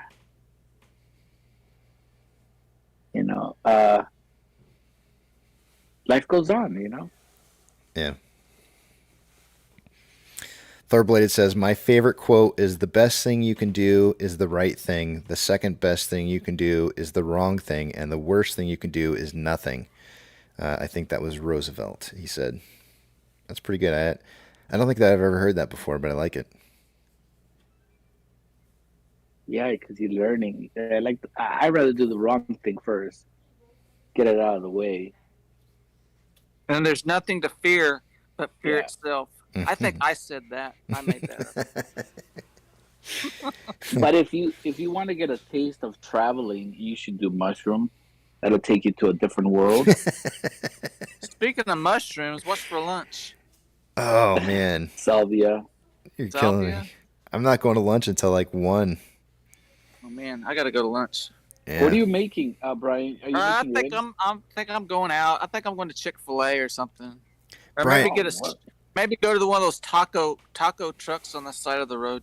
Brian, They did don't have those you see my tacos that I made for Tuesday? Those are tostadas. No, they folded. Believe it or not, they totally folded. Oh, I thought they were. Oh, So that's why I said they were tostadas. Yeah. that guy. So I was wondering why you left the tomatoes and those big old hunks, man. I didn't cut them, God. so. Oh, okay. I was just kidding. That's okay. That's okay. Yeah, they look kind They of. look good. Yeah, good. Yeah, they look really good. Was it refried beans and meat or what? Yeah. Taco Bell. No, I know. I made I made the Costco's got that taco seasoning, and so I made that was taco meat on the top, and then underneath and on the bottom is everybody's probably sitting here going like, "What the heck are they talking about?" Hold on a second. I'm gonna bring it over here to the other page so you guys can see. Yeah. I saw avocados. Yeah, no, there was Taco no. Bell, That is not. There's no avocado on that. I promise you, I would not do that There's to not myself. avocado? Nope, no avocado. That's lettuce. There are olives, cheese, sour cream, tomatoes, and they really do look like tostadas. You're not wrong, but they did fold and were incredibly messy. Oh, soggy tostadas. Yeah, kind of. That's not Mexican. It's Spanish. Not even that. Yeah. Did you deep fry the Tortilla? Yes. Tortillas? Yeah. In that's canola oil. That's pretty good. Yeah. Yeah. Okay, well, with that being said, I'm gonna go to lunch. I'll talk to you guys later. Right. Now that we just made everybody like completely salivate incredibly. Hungry. Yeah. I'm starving. Yeah. Don't forget to feed the donkey. Oh yeah, donkey's good. You got to feed a donkey? Yeah. I feed the donkey, eats in the morning. You Although feed he him. don't really need it. Wait, did you say pizza? No corn. Oh, corn. What did you I feed say? him corn, but he doesn't need it. Do you feed him corn on the cob? Yeah. Oh. Fresh corn with butter. Do you have a hold down? Yeah. Did you say a hoedown? Huh? Everybody, was it? Whenever you say "ho down," then the girls they fall down on the ground. You go and say "ho down," they fall down. Okay, I'll see you guys later. I gotta go. Bye. See you, Brian. Bye, take care. Did you really say hoedown? You said hoedown. I can't believe it. You said hoedown. You. Yeah. I don't know why you said that. I know. It's just you, and I love it. It's funny. So. And what's funny is I get here, everybody leaves. They're like, "Oh, Yucca's here." Oh well. I don't want to get in trouble. Don't worry about it. But the preacher is here. He stayed. Einstein says we Southerners live in a climate that would make most living up north croak. Oh. I feel like they would say the same thing about us Southerners. They would probably say that if we came up north, we'd freeze our butts off. So I think it goes both ways. Both. Oh yeah, Joe Pons. I did not win the. Obviously, no, we're here talking. I would have been traveling if I would have won the billions. Mm-hmm. Did somebody win? It's probably Kenny G. He won. I wonder, have you ever thought about that, Casey? How much money do you need to invest in the lottery to get all the numbers?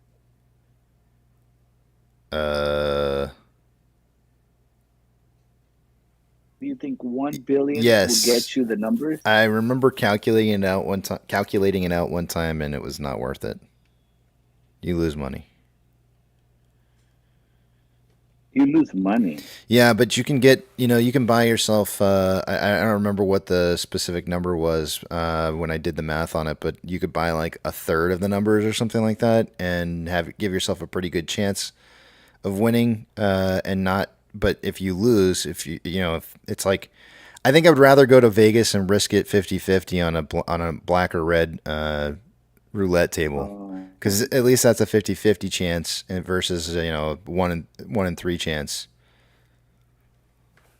So you'd be better off just doing that. You could just buying more shares of Ape. Go 50-50 3 times in a row on a roulette table, and you got better odds. Yeah. All in 50-50 chance 3 times in a row and see if you can win it.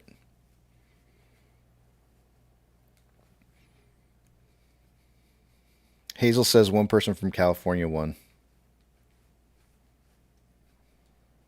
Not me, Hazel.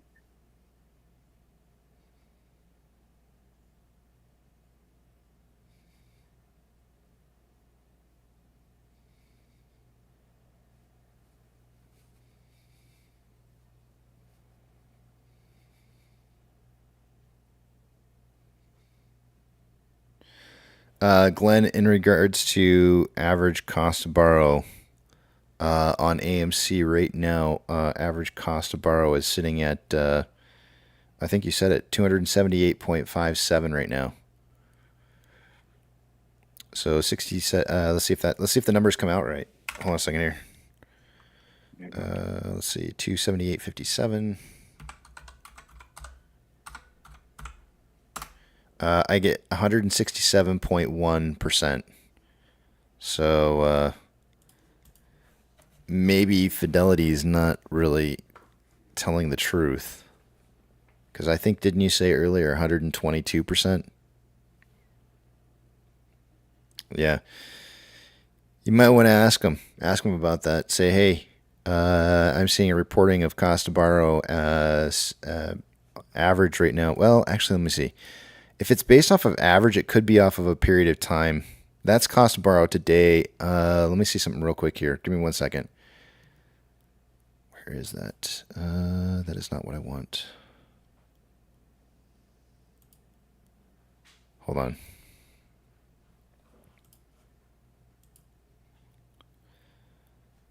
The average annualized percentage of interest on loans from prime brokers to their clients, i.e. hedge funds. Yeah, it is the average. That's the average annualized percentage. So, yeah, I would go to Fidelity and say, if that's the case, then why aren't you offering me more?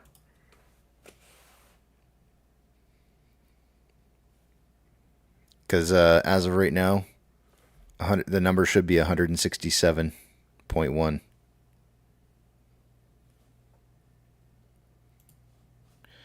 Yeah, we just got our 3 million shares just went through there. How much? Anybody want to bet CHX is going to report in about 15 minutes here? A large quantity of shares. John Hannaford, I saw your question about what movie it is. I had to run the poll twice yesterday, and for some reason or another, I don't even have it down here.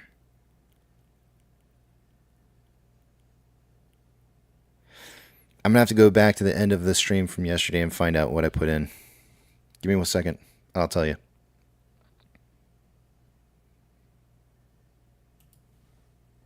I'm still seeing the volume candle still sitting here. I still see it. Let me look at yesterday's video real quick, and I'll find out what the movie trivia is for the day today.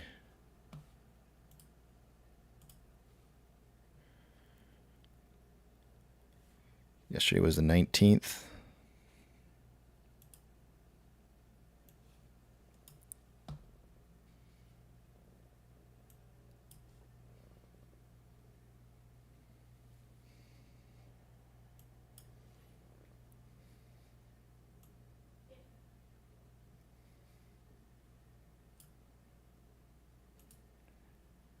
Well, son of a biscuit. It's not showing. What happened? It's not showing me the data that I thought I typed in there. Oh, that really stinks. I did the poll twice yesterday and I couldn't even get it right. Animal House. Hold on a second, let me see. The choices were going to be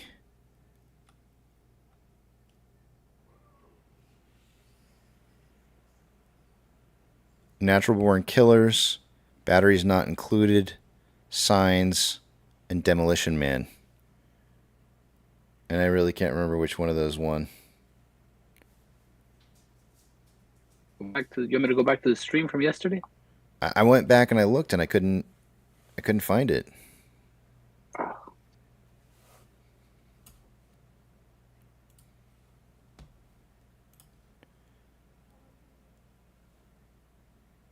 Yeah, let's just go with Signs. Glenn says that Signs. I'll just go with that. Let's just do Signs. Signs will be the movie for the day today. And then I need to put up a poll for tomorrow. One that I can actually keep the information on. Oh, wait, we don't need one for tomorrow. Tomorrow's Friday. So we'll do Signs today, and then tomorrow we don't do one.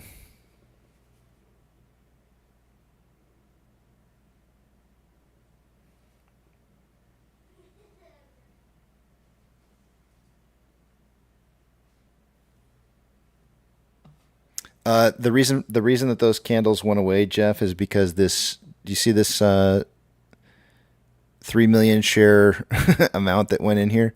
If I scroll the screen to the just out of view, those candles will pop back up again. But when you put a 3 million candle in there, it makes everything else look like it's a measly drop in the bucket. But those candles will be there as long as it's not in the screen. But it resizes the volume for everything else when you see a 3 million candle stick come popping in like that.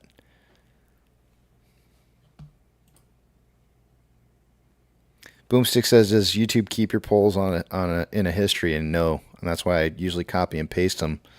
For some reason or another, they're not showing up in my notes though. I don't know why.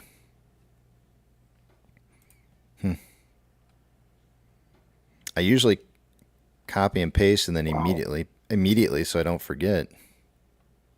What was that? What is it? Pokey stick you call it? Yeah, I don't know why I call them pokey sticks. This particular one, this candle, this very large candle volume right here, was 3 million shares, and what that means is it's going to be. I'm almost positive it's all going to be dark pool volume.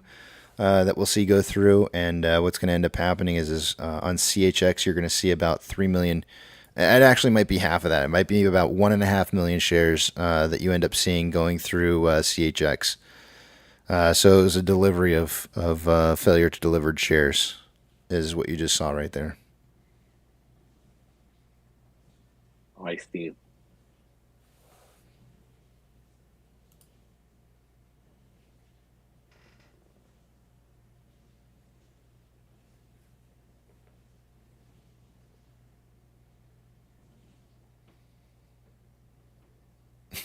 Papa Max says you could do a poll.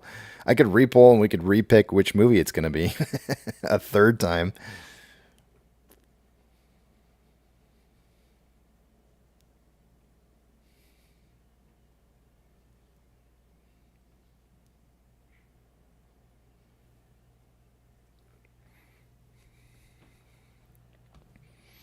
We'll take a look at off exchange here in about 4 minutes, guys. But I can almost guarantee you that when I do refresh that we're gonna, if it doesn't show up this hour, it'll show up in the next hour. That we'll see CHX have a large quantity of shares.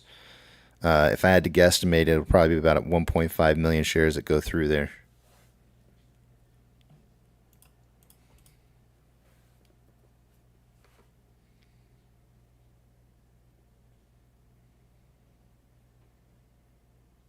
It is definitely dark pools, Jeff.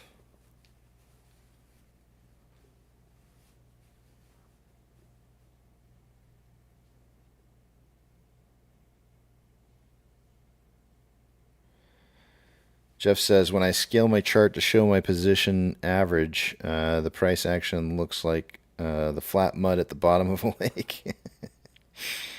Okay, maybe some ripples, but why should we care? Why should we care? I don't. I don't ever. I'm not worried about my cost to borrow average. I think in most situations you would probably care about something like that, but for something like what it is that we're looking for here out of AMC, cost to borrow average is something that I am not concerned with.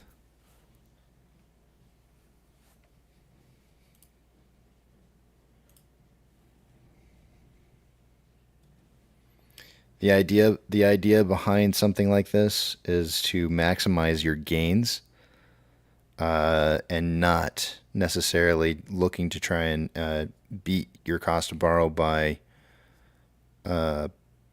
percentages or small quantities.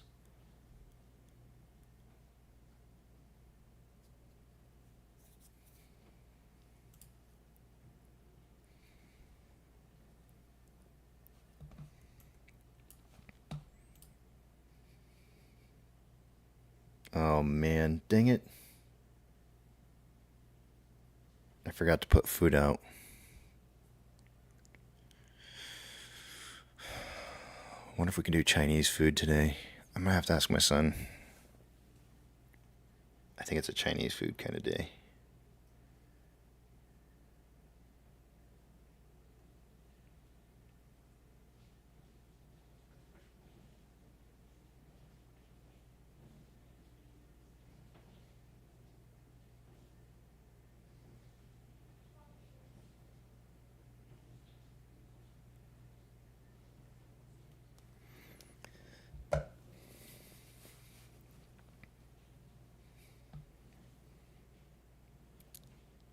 Did I say cost to borrow? If I said cost to borrow, I meant average price per share. If I did say cost to borrow, I didn't mean that. Yeah. Sorry.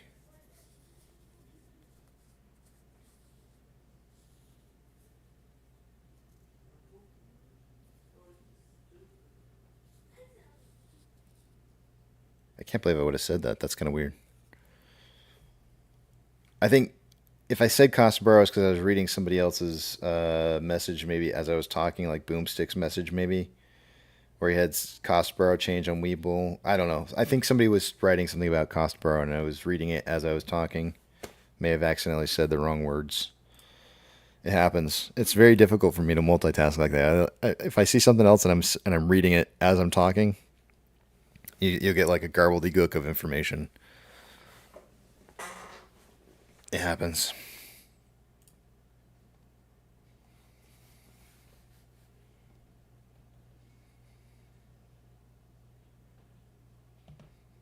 It's 12:01, guys. It's time to take a look at the numbers. So let's see if we get that CHX reported change here. So I'm going to take you over to the other screen. I'm not going to be able to see what it is you guys are writing, so hold those personal thoughts, comments, questions, and concerns until you see the big tramp back up on the screen again. Let's see what we got going on here.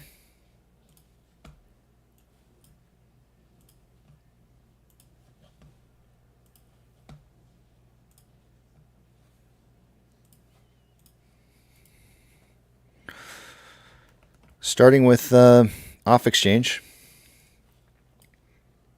By this time of the day, I would expect to see about 63% going through off exchange and EDGX combined.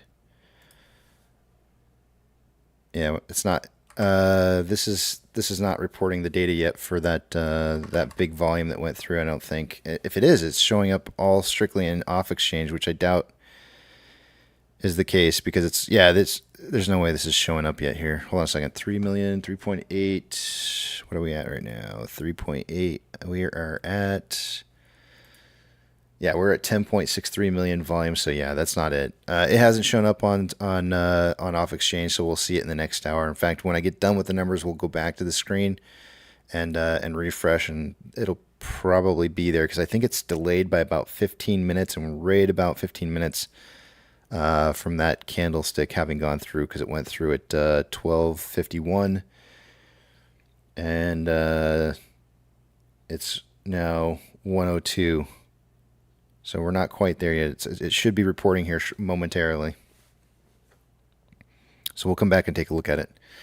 Combined price or combined amounts of volume going through off exchange and EDGX. We've got 53.57% going through off exchange. EDGX is at 8.21. The combined total on that 61.78%. We should be at about 63% by this time of the day, which means that we're shy by about 1.22%.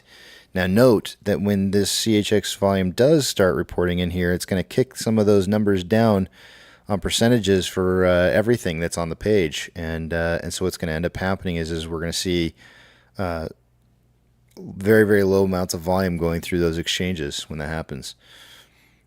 In contrast to what we're seeing currently on Ape, highest amount of volume going through off exchange, 54.11 right now, and EDGX is at 5.99. Combined total 60.1%. That's about 2.9% less than what we should be seeing. CHX volume is at 0.08 with a 30-day average of 0.06. It's a little elevated, but since volume is so low, it's not a whole lot. GME CHX volume, 0 shares. Taking a look at Ortex.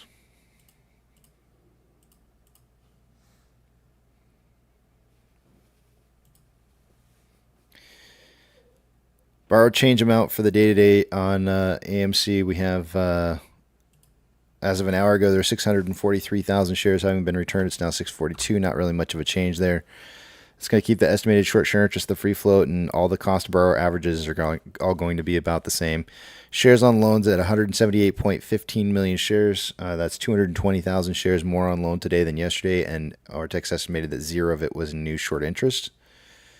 Taking a look at Ape, an hour ago there was about 93,000 shares having been returned. It's still the same number. That leaves all the rest of those numbers the same. Cost to borrow average, short share interest, the free float, it's all the same. Shares on loan is at 16.53%. That is 420,000 shares less on loan today than yesterday, so returned shares. And then taking a look at options.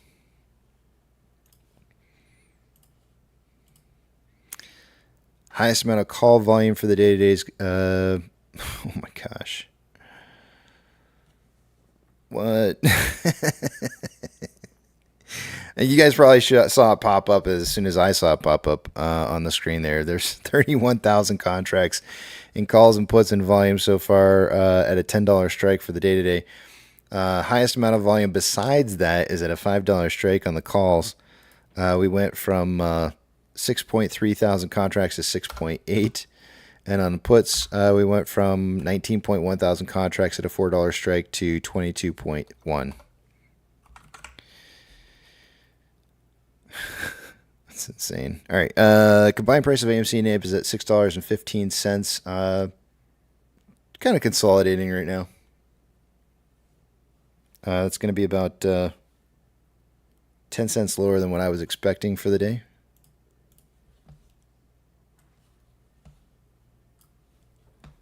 It's just a dime. Orders by Fidelity customers, AMC, Ape, and GME are the only 3 I'm looking for. I do not expect to see those on this list due to low volume, and they are not. Trigger price for SSR is at $3.93 for AMC, Ape at 1.701. There was 200,000 shares available to borrow as of a couple hours ago when they borrowed an additional 50,000 shares. The fees did drop from 1,053.3% to 943.2%. Oftentimes, if there's shares available to borrow and no demand to borrow, the fees start to drop a little. There's got to be a demand, though. Just not at those rates. Let's see. NASDAQ is down 1.46. Dow Jones is up 0.73. And the SP 500 is down 0.73. We have 3,848 decliners to 2,420 advancers. It's pretty much the same as what it was an hour ago. No real change there. Banks, what do we have for big movers right now? In banks, we've got FRC is up 2.78. PacWest, actually, I'm not reading that one. Western Alliance is up 4.22. Take FRC back. It just updated and went to 0. Western Alliance is up 4.22. Zion Bank is up 10.09. Coinbase down 4.55. Charles Schwab up 2.71. Goldman Sachs up 2.77. And Northwestern Trust is down 3.52. Ethereum Classic is down 0.82 on a downtrend, but currently consolidating. The US dollar is currently at 100.94 and heading back up. Let's take a look at this real quick in a 1 hour and see what it looks like. There's the drive back up there.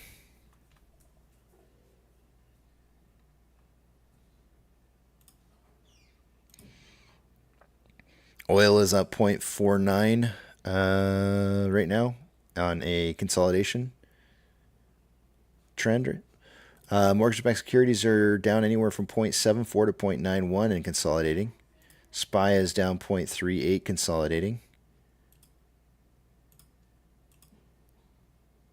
VIX is sitting at 13.79 on an uptrend. VBR is down 0.49 and consolidating.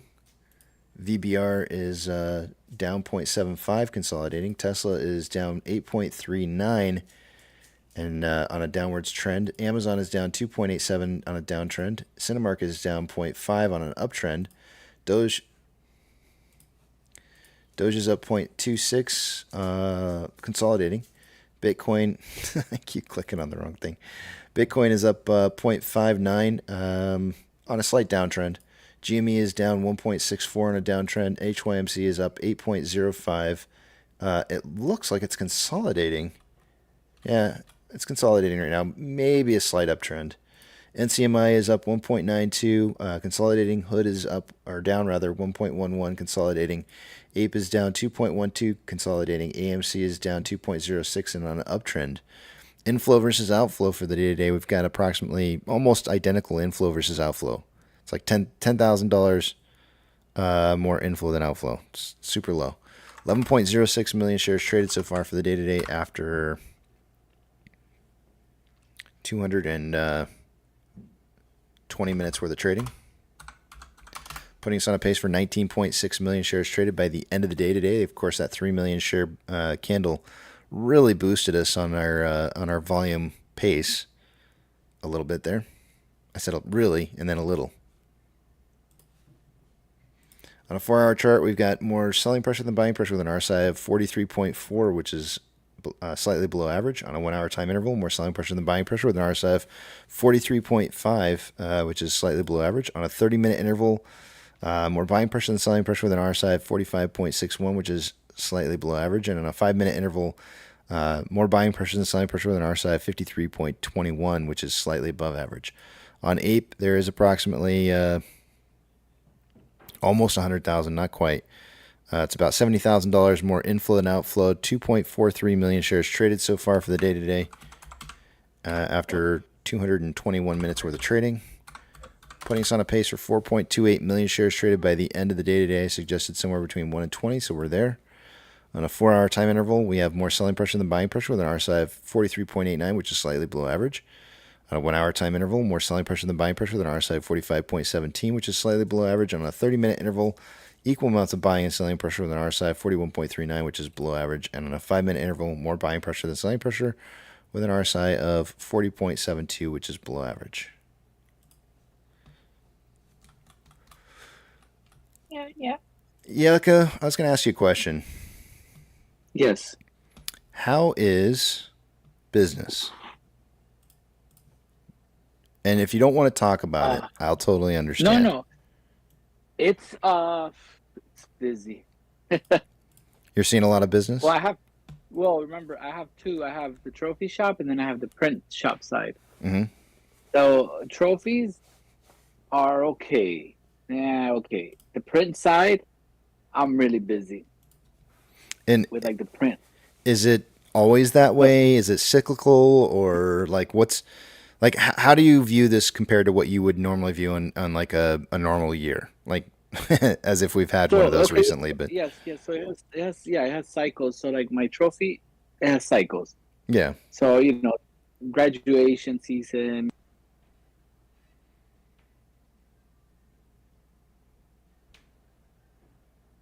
I lost you. We I'm lost. sorry. Yeah, I got a call from somebody. Some fool guy called me right now. Oh, Fu called you? Yeah, but he's here. I Oh, don't know he's here. why. There he Just is. bugging him. He's like, he's right in the middle of his talking, and he's like, "Oh, I'm gonna screw with this guy." He's like, "I'm sorry, what were you saying?"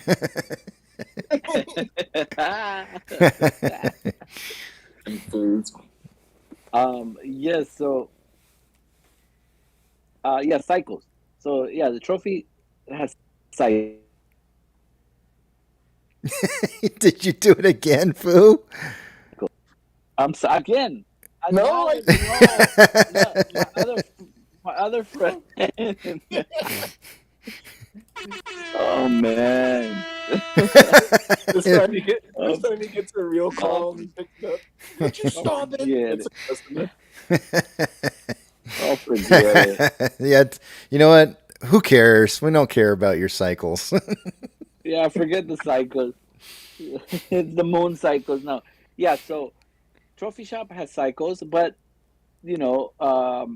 throughout that I'll get a customer that orders a bunch of stuff. So it's kind of weird, But I can already see what months are going to be really busy, so I prep myself.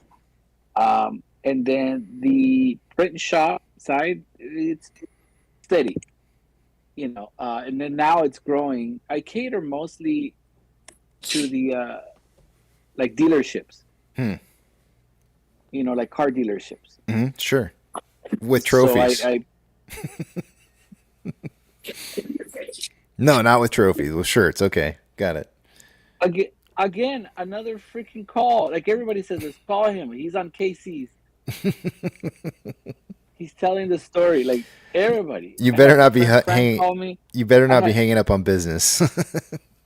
No. That's a different. I'm on my cell phone, and then I had Alex Trent call me right now. Another friend. Oh man, and Food called me. So yes, so trophy shop is a little slow. Yeah. Print shop, it's like it balances itself. Like if it's slow here, it gets really busy. Like right now, I'm really busy with the other. I'm like so busy that the owner that I just bought like a new dealership, he's like, "Hey, did you hire anybody? So you can catch up." I'm like, "Oh, I feel embarrassed." I'm like, "Yeah, I have a part timer." Which I need to hire somebody. So I was talking to my wife. I said, "Man, you have to come and help me." Well, how much? And it kind of bothered me was she brought up the money. How much are you gonna pay me? I'm like, damn it! It's family business, man. Hey, you know what though? If she doesn't, that seems fair to me. Like if she's got her own spending or something that she does, then that seems fair. Yeah, she does. Yeah, she does. So I'm like, you know what? I got to sit down and write my thoughts down so I can present how much I'm going to pay you, what days you're going to come help me, because, you're expecting to get paid this much, and if I can't, because the business is not there, then I can't. Just tell her it's commission only. If anything, I can pay you in other ways, but committed. So it's a straight commission position. If you don't sell anything, you don't get anything. So no, I don't need that. I need her to help me assemble things and little jobs that. Look at Joe. He's like gross, Yucca. Ask her if there's benefits for you. Yeah, I'm gonna say, what do I get out of you paying you? Turn the tables back around on her. Yeah. What do I get out of this? No, don't do that. Don't do that. That's not cool. Yeah. So it's okay. It's okay. Business is okay. I feel like it's really busy. Like from the dealership side, like from the print side. But I'm behind. So AB Jam says 1249, 3 million shares at 432 midpoint. White by AMC price hasn't touched 432 since earlier today. She, AB Jam. I don't know if you're a guy or a girl. I'm not trying to be a jerk or anything. I don't want to make any assumptions. they said what they said is correct. And so I just went and looked. I scrolled back down to 1249.25, found the 3 million share order. Agreed. It does say $4.32. It was the previous trade prior to that was 428, and then it went to 428.5 immediately thereafter. And if you go to that candle, it says that the high was 429.5 and the low is 429. It says nothing about 432. So you're absolutely right. I don't. That's.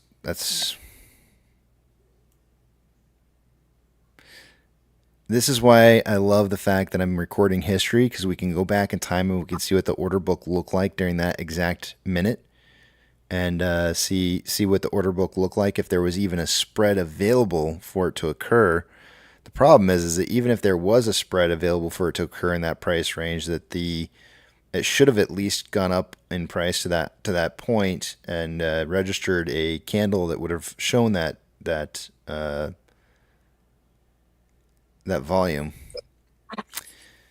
The only thing that I can think of, no, yeah, that's just some that's some BS right there. I have nothing. I got nothing for you. That is messed up. That's very messed up.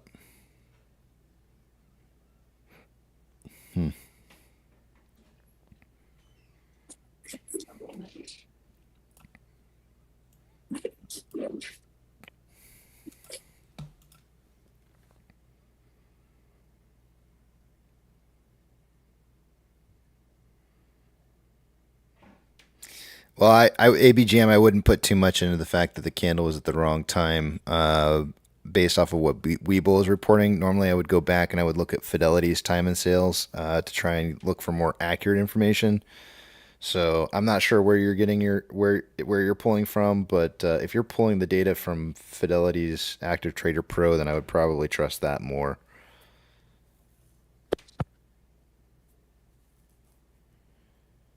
Hazel says other YouTubers are reporting a order imbalance. That can happen, and I'm trying to remember what causes that. It is possible for trades to be made beyond the price of one side of the ask and bid side. And there's a condition for that, and I'm not sure if it's called an order imbalance or not, but it can happen. No, ABGM, I'm just saying. Oh, you're right. Because 12:49 would have been 2 minutes prior. I see what you're saying. The volume showing up at 12:51, but the order book or time and sales said 12:49. Yep.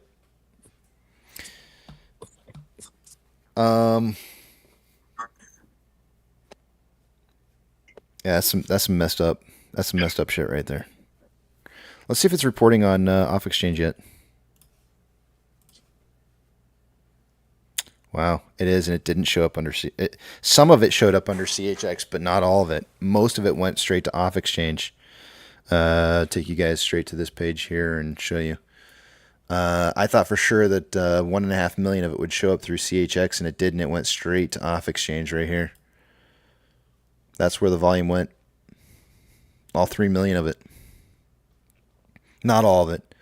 Some of it did show up in CHX because it brought CHX up to about 122,000 shares. But majority of that volume went straight into off exchange. Oh, did you get my text earlier? Yeah. Did you get my text? I didn't. Did you say yes or no? I said kind of yes. Okay.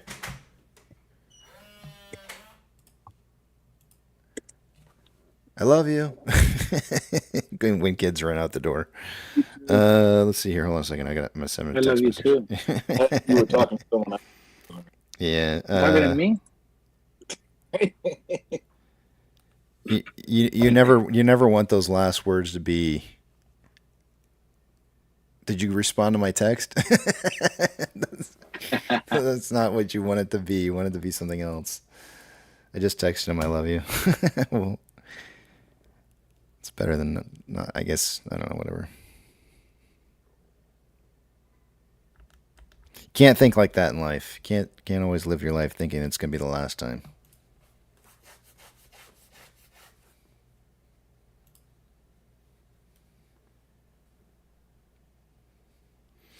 Yeah, I've read about imbalances in trades before, where it is possible for a delay in reported of trades to skip past or beyond the lowest bid side or the highest ask side. But there's a reason for it, and I can't remember off the top of my head what causes it. And it's not normal. I have to go back and do some research on it again, but I have read about it before in the past.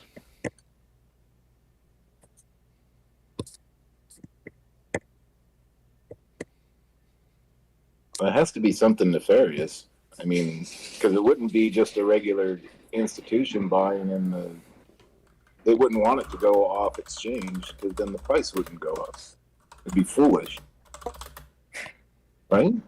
Right.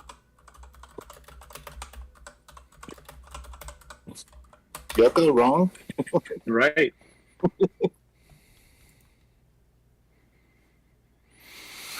And then the order will be canceled this afternoon after close. Right.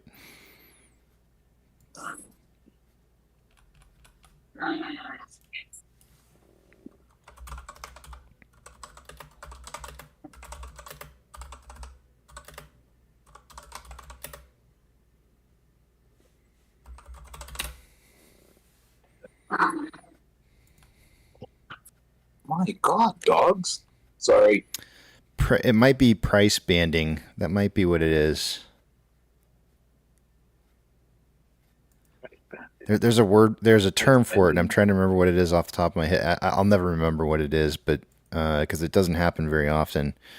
But there are exceptions that can occur where I think there's very rare exceptions that can occur where if certain orders are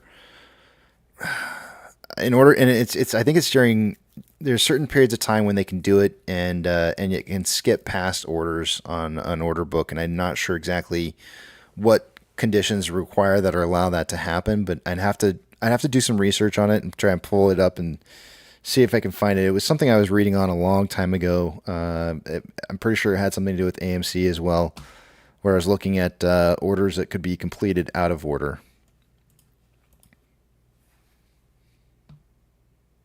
Price spending. Manjit says, Casey, where is the judge with her decision? Any update? No update yet. What is this?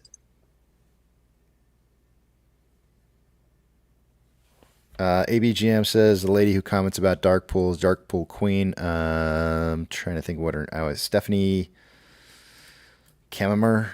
Stephanie, I think is her name. Man, I can't believe I remembered that. Cameraman. Pretty sure.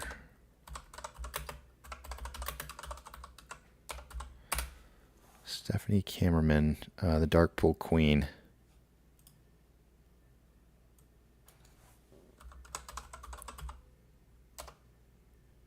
It would help if I knew how to spell Stephanie. Is it with a K or a C? I think it's with a K. Maybe it's with a C. Stephanie is with a TH. Or you can do it with an F. Who knows? He's dated a few Stephanies. I can't remember if it was with a C or a K.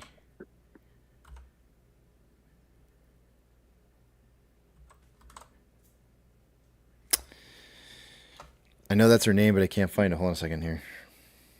Oh, censor content saying the stock whisperer. No, he's talking about Stephanie Cameraman.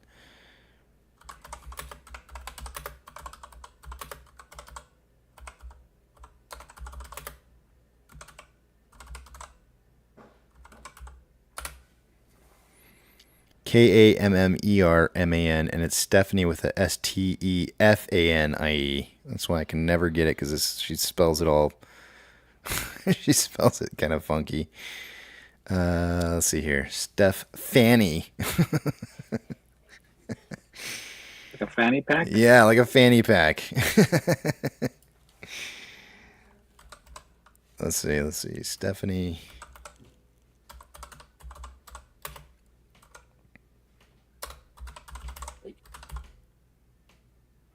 There she is. I found her. It's her at Twitter is Volume Princess, because she's always talking about the Dark Prince. 4 minutes ago, attention Darkpool Insight Plus members. Remember, she's talking about another stock there. AMC, here we go. 29 minutes ago, AMC Darkpool alert, very big 3 million print at $4.32. She did post it. 29 minutes ago, almost on the hour. About 10 minutes after it would have happened.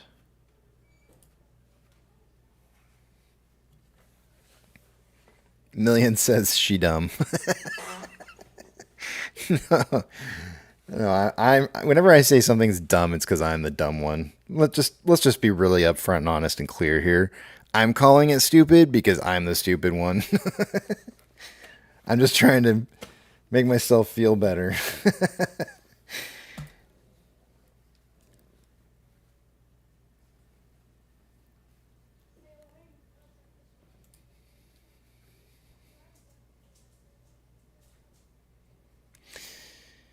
Glenn says order imbalances mean there are not enough shares available to execute buys.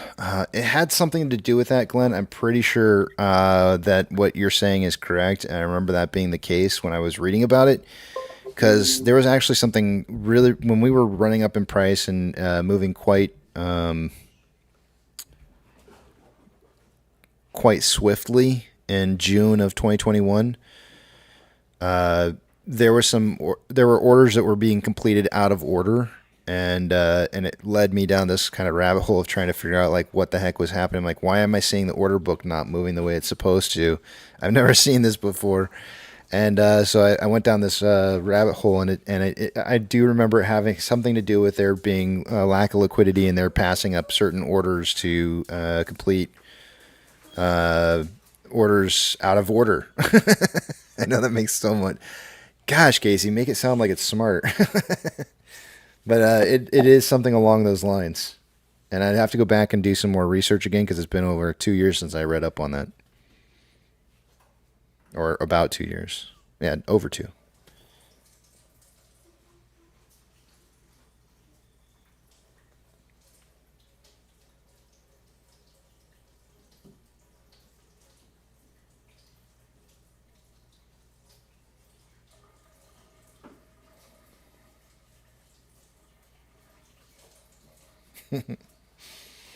Fu, how you doing today, man? I'm doing great. That was not Fu.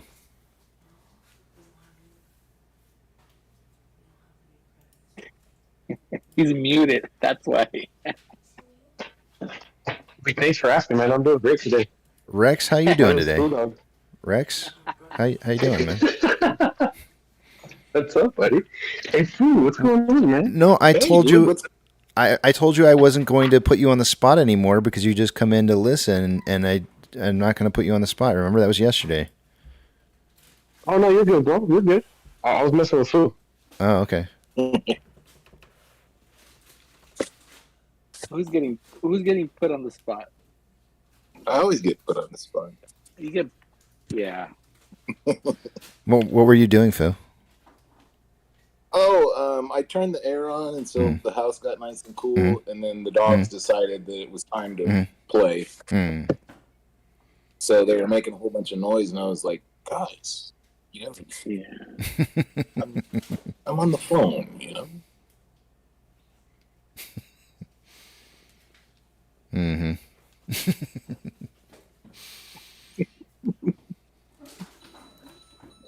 Hey, Steve.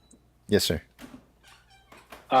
Do you think in your deathbed that you'll have regrets? About?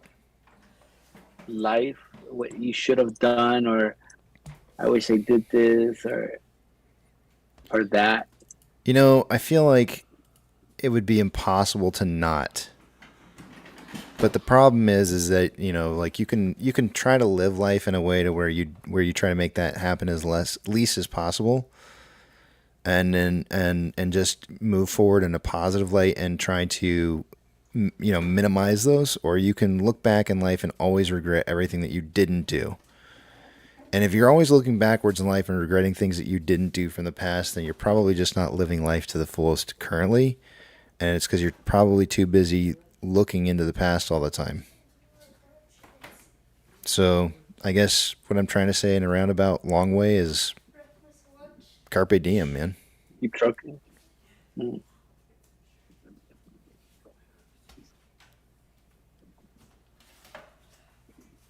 Seize the day.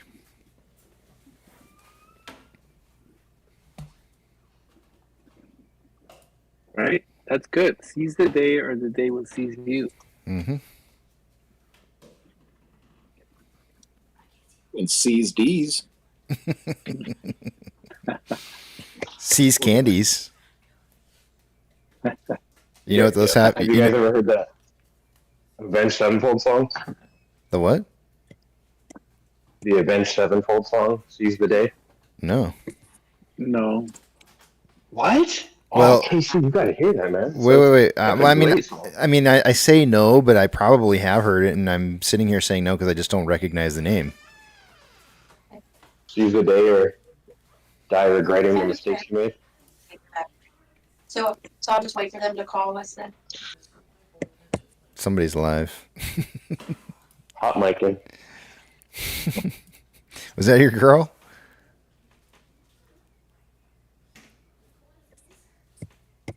Rex? No, that's. Oh no, that's not. That was mine. That wasn't yours? Whose was it? No. Whose was that? It was his. Just tell us the truth. Wow, you what? That was Mr. Mrs. Fire, Rex. man. That was my bad. I forgot to mute the mic. Okay. Taking care of business, man. I'm sorry, Rex. I'm blaming you. My- and then my you bad. got- I was gonna start asking Rex. I was like, so does she like to listen, or like what does she is she a constant listener and just always like? I want to see a show of hands. I want to see a show of hands. How many of you significant others can't stand the fact that you listen to this live stream every day? to the KC show. Show of hands.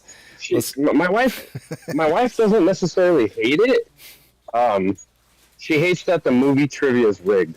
Oh, dang. Oh, man. I have done so much to try and make that unrigged, and I feel like there's nothing that I can do to stop that. She's never revisited it after like the first 3 times we did trivia together on your show. After that, she's like, I give up. I don't want to play trivia no more. It's rigged. And then I tried explaining it to her that you've changed it. And she's like, no, I don't want to play. Yeah. It's tainted. That's fair. That's fine. It's still fun. I still enjoy it. It's tainted. I screwed up. I should have tried to fix that really early on so that people weren't upset. No, that's the only thing that's turned her off about the stream. But other than that, she's glad that there's a community of people that we can go and kind of hang out and talk with and not be stuck in our own heads and stuff, you know? Yeah. Getting depressed and whatnot, not having that camaraderie. So I know she likes it for that perspective or for that aspect, but who else? Who else's significant other is hounding them about this show? Millions rose his hand or her. I don't know. Sometimes I assume things, and I just maybe I'm wrong. Millions I think has that's just Bill Gates, isn't it? Bill Gates, huh? Isn't that Bill Gates raising his hand? Oh, millions.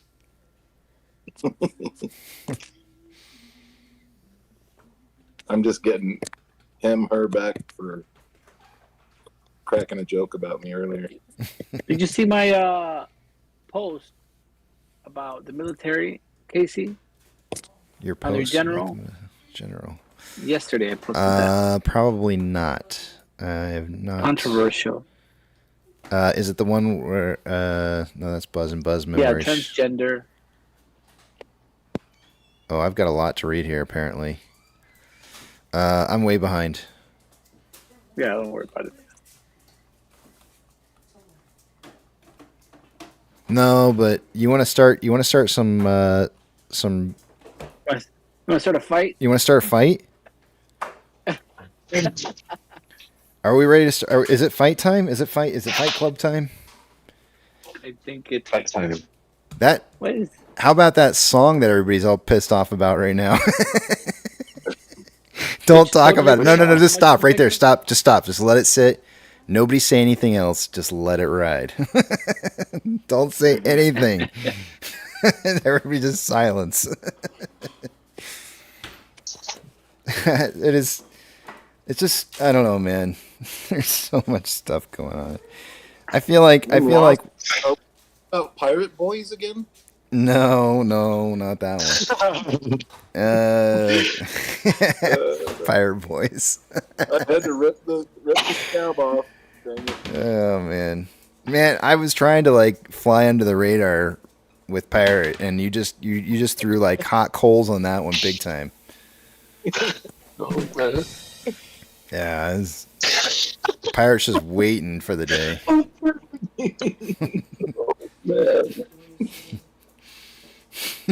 He's gonna get me back for that. I know he's just sitting there with his arms crossed. He's just like, oh, one of these days. I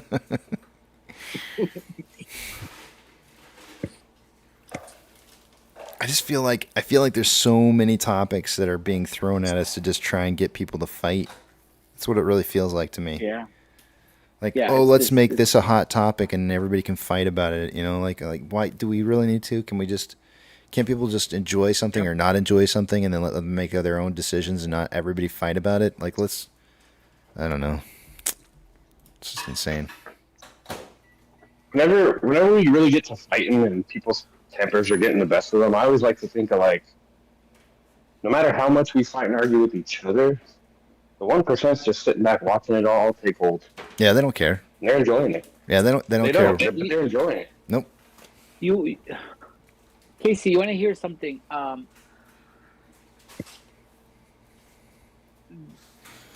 heard many people that have taken psychedelics. Wait. I'm not in the right spot for this. Wait. Hold on a second. Wait. Okay, keep going. What? Go. Okay, go. What do you mean? Go ahead. Are you gonna? No. Go ahead. No. Go ahead. Okay. I'm sitting down now. I'm ready. Oh. So that they have, again, these are different people. You didn't even let him start. Oh, not that. That was perfect. Timing is everything. And it's cool because it has to do with all this has to do with it. So they've experienced, different trips of different substances like DMT, mushrooms, and they leave their body and then they go into these other worlds, and they're welcomed. Like, welcome, we've been waiting for you, right? And then, they're like, let me show you this, let me show you that, let me show you this is this, and then they're like, wow, we're all the same, we're all equal. There's nothing separate from us, but we make it all separate.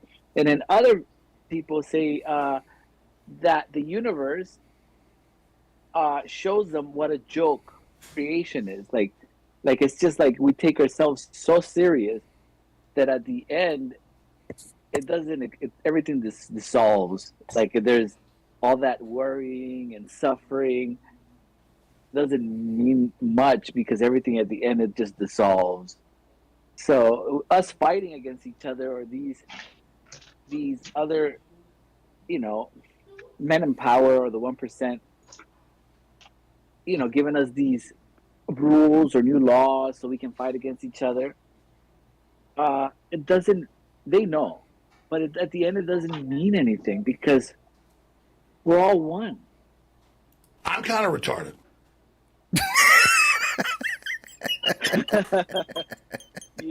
I'm sorry.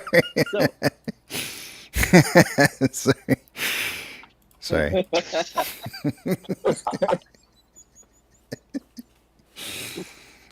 Thank you for that. It's all just kind of messed up.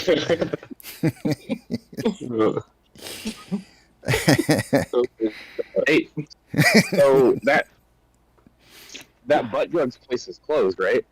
Oh. No, this is different.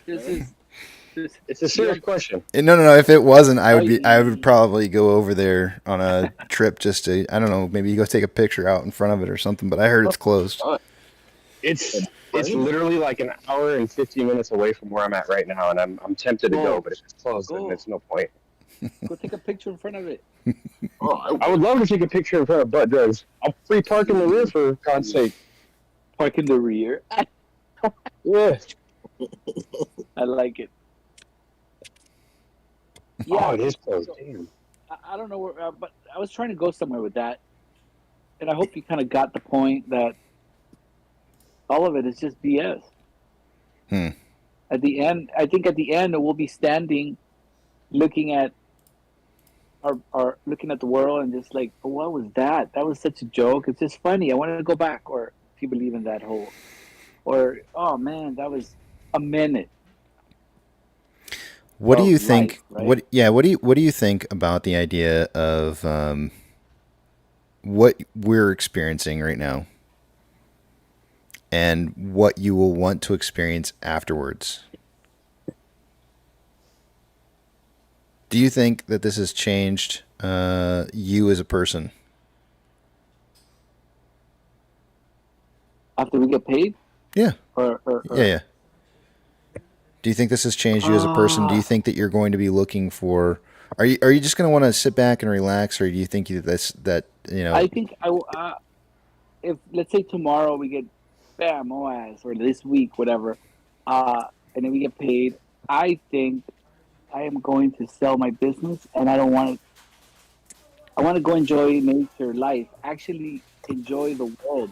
Do you think you're gonna have a little PTSD after this is over, though, or maybe like you will be a little antsy, or like feel like something's missing or empty, make you feel empty? Empty, like I'll be missing the show. You mean like No, nothing specifically like that, but just in general, like the whole everything all together, just all of it.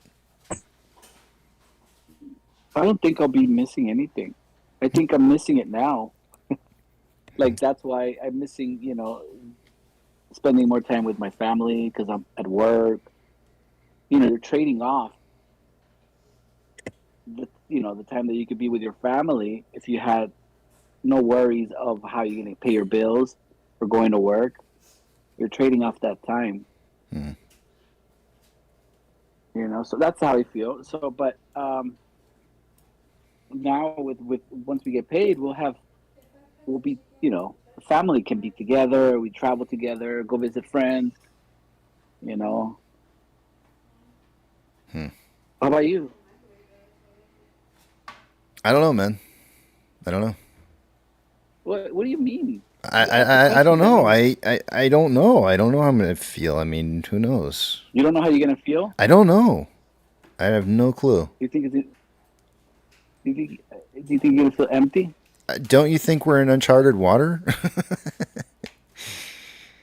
I feel like we're in uncharted water, and it's like, how do you know how you're going to respond to all this after it's all said and done? And I feel changed.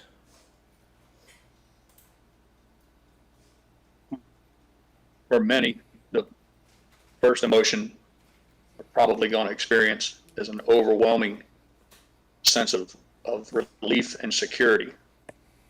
To suddenly have that much capital at your fingertips and the ability to pay bills, pay a lot of the things that you worried about in the past no longer hang over your head like the sword of Damocles. And for that reason alone, now I can't speak for everyone, but I'm certain that a percentage will find a sense of relief that will wash over them. They say money doesn't buy happiness, and I'm not trying to mix the two issues up there. I'm just saying, as far as a big part of what people fret and worry about on a daily basis is basic needs and what have you. And But I'm talking about like after that though. I'm talking about like further down the road, like as like beyond what you can see. Like besides just that first momentary part of it, like what are you gonna feel like? I don't know. Say 2 years. 2 years after everything's over. How are you gonna feel 2 years after that? I think we need to depends revisit on that. a lot of doors are going to open for you, and it depends on which doors you walk through. You'll have, everything will change despite whether you want it to or not. You won't have any choice over the matter. It will change. Mm-hmm. It'll be up to the individual. It'll be up to the individuals to see how they navigate it. But many doors will open that were never open before. I think some people will get in trouble. Oh yeah. And they wish they would have never came across all this money. Yep. Some people would be like, "Oh man, I'm glad they build wealth for the rest of their family for generations." So we have to revisit that in 2 years. We'll come back to this channel and we're our minds. I don't know. I wonder how many people are gonna throw up. Oh man, are gonna feel sick. Yeah, because, I think I'm gonna get sick. I'm gonna be like, oh, I can't believe this. You just get sick to your stomach. yeah. Like you'll go through this whole range of gamut of different emotions through it. Yeah, I absolutely agree with you. I think I remember. I'm ousting somebody here, so I'm gonna keep this very vague, and I'm not gonna say who. But I remember this is before I started live streaming. I remember specifically I was talking to somebody as price was running up in June of 2021 as they watched their account show numbers they had never seen before. And they said, I think I just shit myself. I can't confirm whether or not they did or not, but they left and had to come back. And so, stuff's going to happen. Stuff is going to happen. It's, you're going to get butterflies. You're going to get all kinds of wide range of emotions. But I was really kind of talking more about like way down the road, though. Definitely it's going to change it. Just like Pyro was saying, it's whether you like it or not. Yeah. It's going to teach us lessons too throughout because we've been told don't say anything to anybody that you have all this money, but some of us, I want to help this person, I want to help, which is dangerous because they're living their own life. You can't hand them all this money and then something happens to them and then you'll feel guilty. Why did I give them all this money? Now look what happened. I think everybody's responsible. Everybody, just like what we were talking before, you're responsible for yourself. Nobody's going to save you. You do your own thing. Even I want to donate. Obviously, I want to donate to like charities, but some of these charities, they're like the hedge funds. Yep. They say they help and they really are just collecting money. Yeah. Yeah.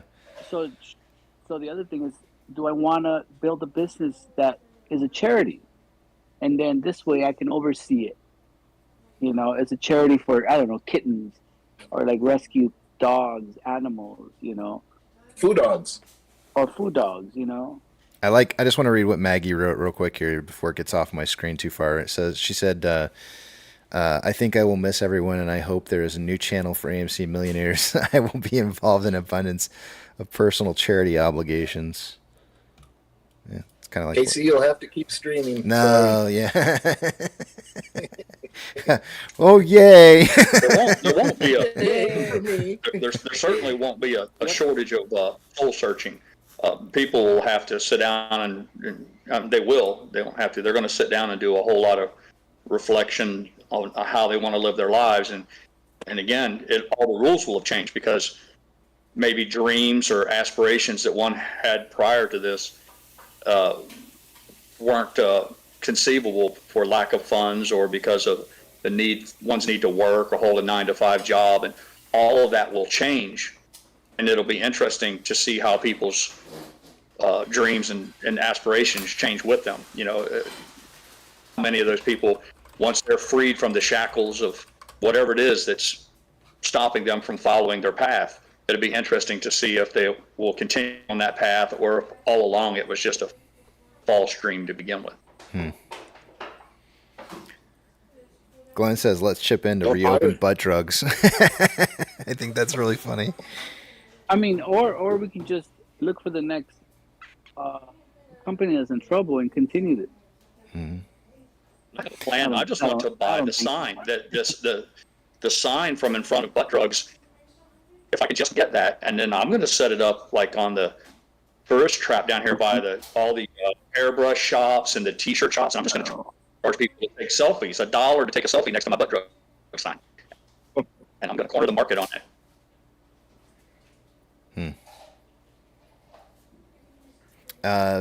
One thing that you just said there, Yucca, was one thing that I was kind of thinking about was I wonder like how many people will sit there and go like, where's the next company that I can help save kind of thing, like how do I help another business that is, potentially being manipulated in a way to where I can save that company next. And I don't know, maybe people will band together to do that. I don't know. I don't think there'll be anything like what we're experiencing now won't be.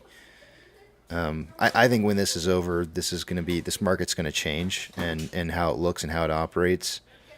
I don't think that it's going to be the same. And if I'm wrong, I hope that's what it's going to be like.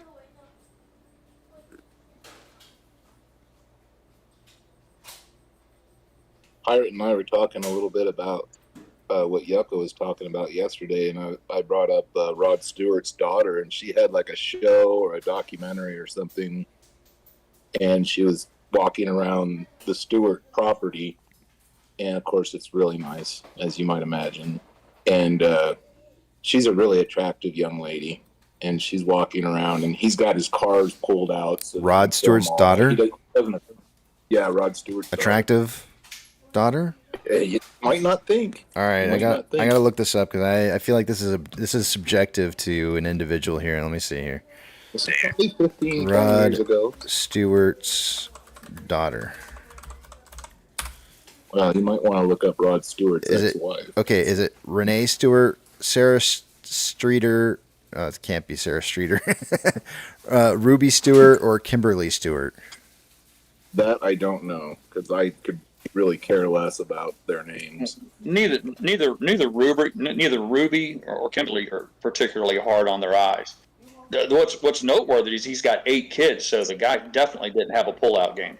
I hate to break it to you, but you're right on 3 out of 4 counts because Sarah ended up looking just like Rod Stewart. Yeah. She is there's no mistaking her for her dad. So, she's like, if you want my but the rest of them, yeah, you're not wrong. They're pretty cute. The point of the whole story was, that he's got his kids set up and probably gives them money, right? I mean, obviously, they walk around wearing the most expensive clothing. Whatever they need, I'm sure he gives it to them. But she comes walking along, and she's like, and here's my dad's Ferrari, and he won't let me drive it.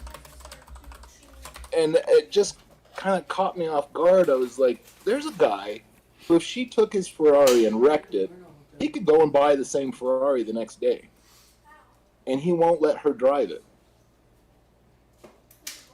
And I just, it makes me, and that's kind of what Pirate and I were talking about, be careful what you give to people because it could ruin their lives. And I think Mr. Stewart has been, I know you probably don't think of him as Mr. Stewart, but if you want my body. But he's got limits to the things that he's going to allow his children to do because he already probably gives them money. Like, you want to drive a Ferrari?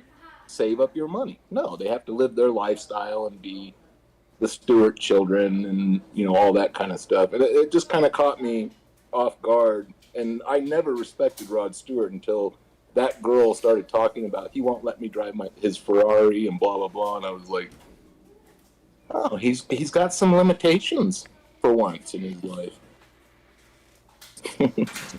Deb says maybe she's a bad driver. She's always curbing the Honda Civic. She's always turning too tight. He's like, Ferrari? No.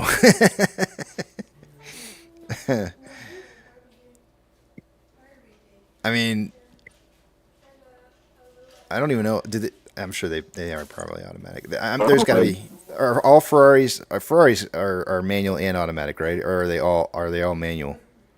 I don't know. I think they're all manual. Are they all They're manual? all automatic now. They're all automatic now. That's a bummer. Yeah, because they have the what is it, the shifters, right? On the wheel. Oh, paddle shifters. Yeah. Paddle shift. Yeah. They shift way faster. That's so like lame. in a fraction of a second. Yeah. You don't like it? No. My Corvette is. You like handling the stick? I do. I do. You like moving the stick around? I do. Yeah. I like eating a taco and moving the stick around at the same time.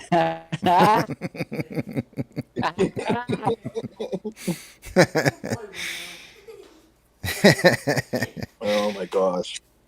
No, it's true. Truth be told, most people can't drive a 6-speed unsynchronized transmission anyhow.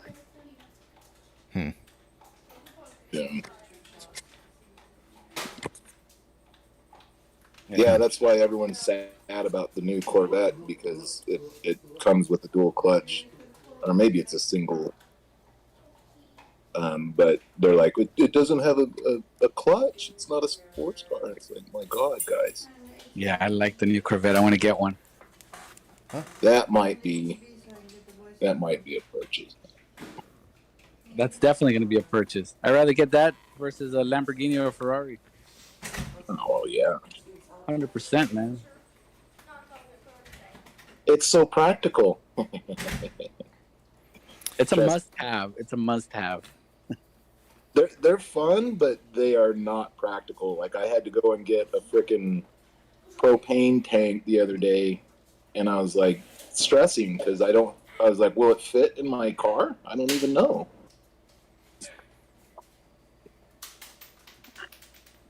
Well, that's why you have two vehicles. One, you have your truck, and then you have your fun car, you know?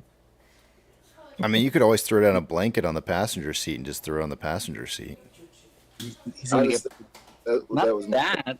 And in Mexico, you can't be doing that. They're gonna pull him over and think he has somebody there. They probably think it's a keg. I mean, it's a keg in your Corvette. It's not real safe at all, but I mean, you could. Oh yeah! Imagine his seat belted in. Wait. Do you have the guy you see pulling out a home? Who's the guy you see pulling out a Home Depot, and he's got like 2x4s sticking out his window, resting on the rearview mirror? Yeah, that's the guy. He's that guy. That's funny. Guy. I had to give my truck away. Yucca, damn it. To whom? I had some spawn that got good grades in high school. Oh, okay. Spawn, I don't know. Is that a superhero? Devil Spawn. I call my children the children of the corn.